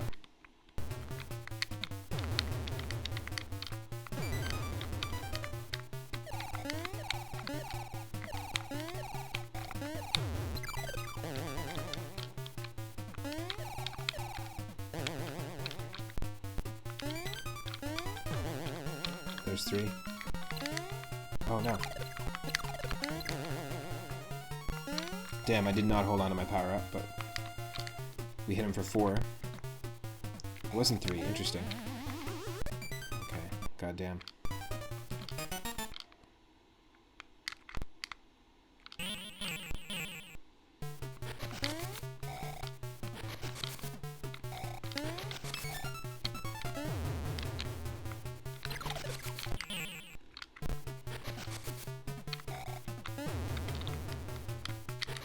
No, come on.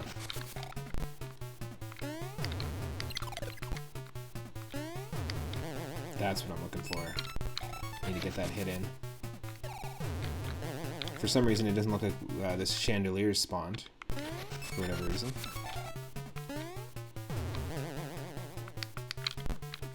Nice. That was quick and easy. Ooh, ooh. Are we ready for this? Are we ready for this?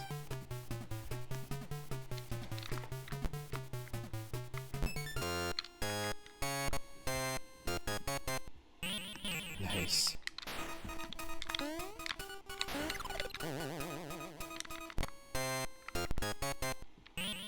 Let's try this again.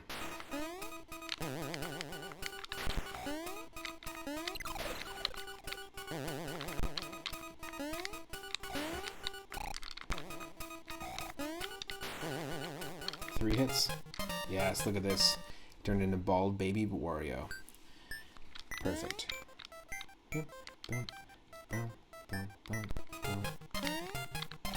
I don't want to block his sprite here.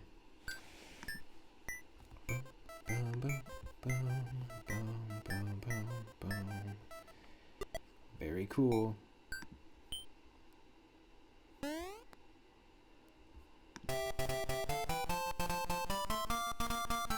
Nice.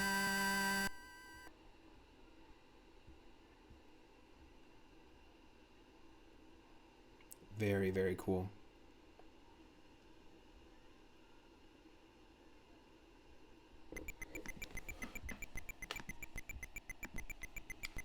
Here we go, this is the end cutscene. Mario finally got his castle back. If you've never played this game, highly recommend checking it out. Really, really enjoyed doing this Mario Day stream. Tomorrow at 1 p.m. Pacific, I'm going to be starting my stream day, just like I do every single day, with Super Mario World Randomized, and we'll be using the same seed. Since the very beginning of the stream, I want to say thank you to everyone who's been here since the beginning. Thank you to everyone who's been hanging out. Thanks for checking out Super Mario Bros. 1, 2, 3, and Super Mario Land 2 Randomized. I hope you had an awesome, awesome Wednesday.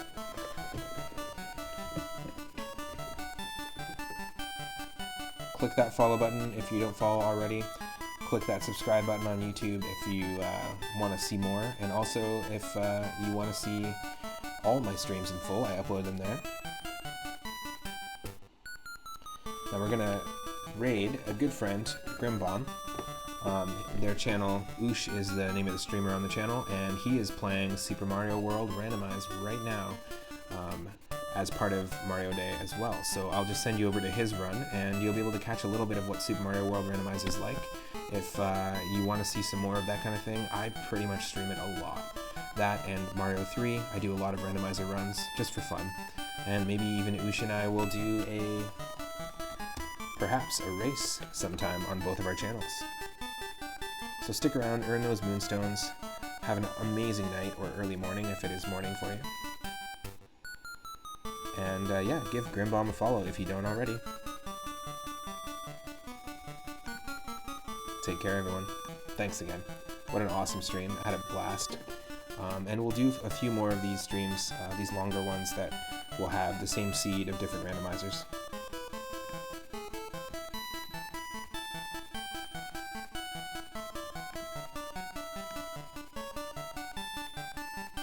Take care, everyone.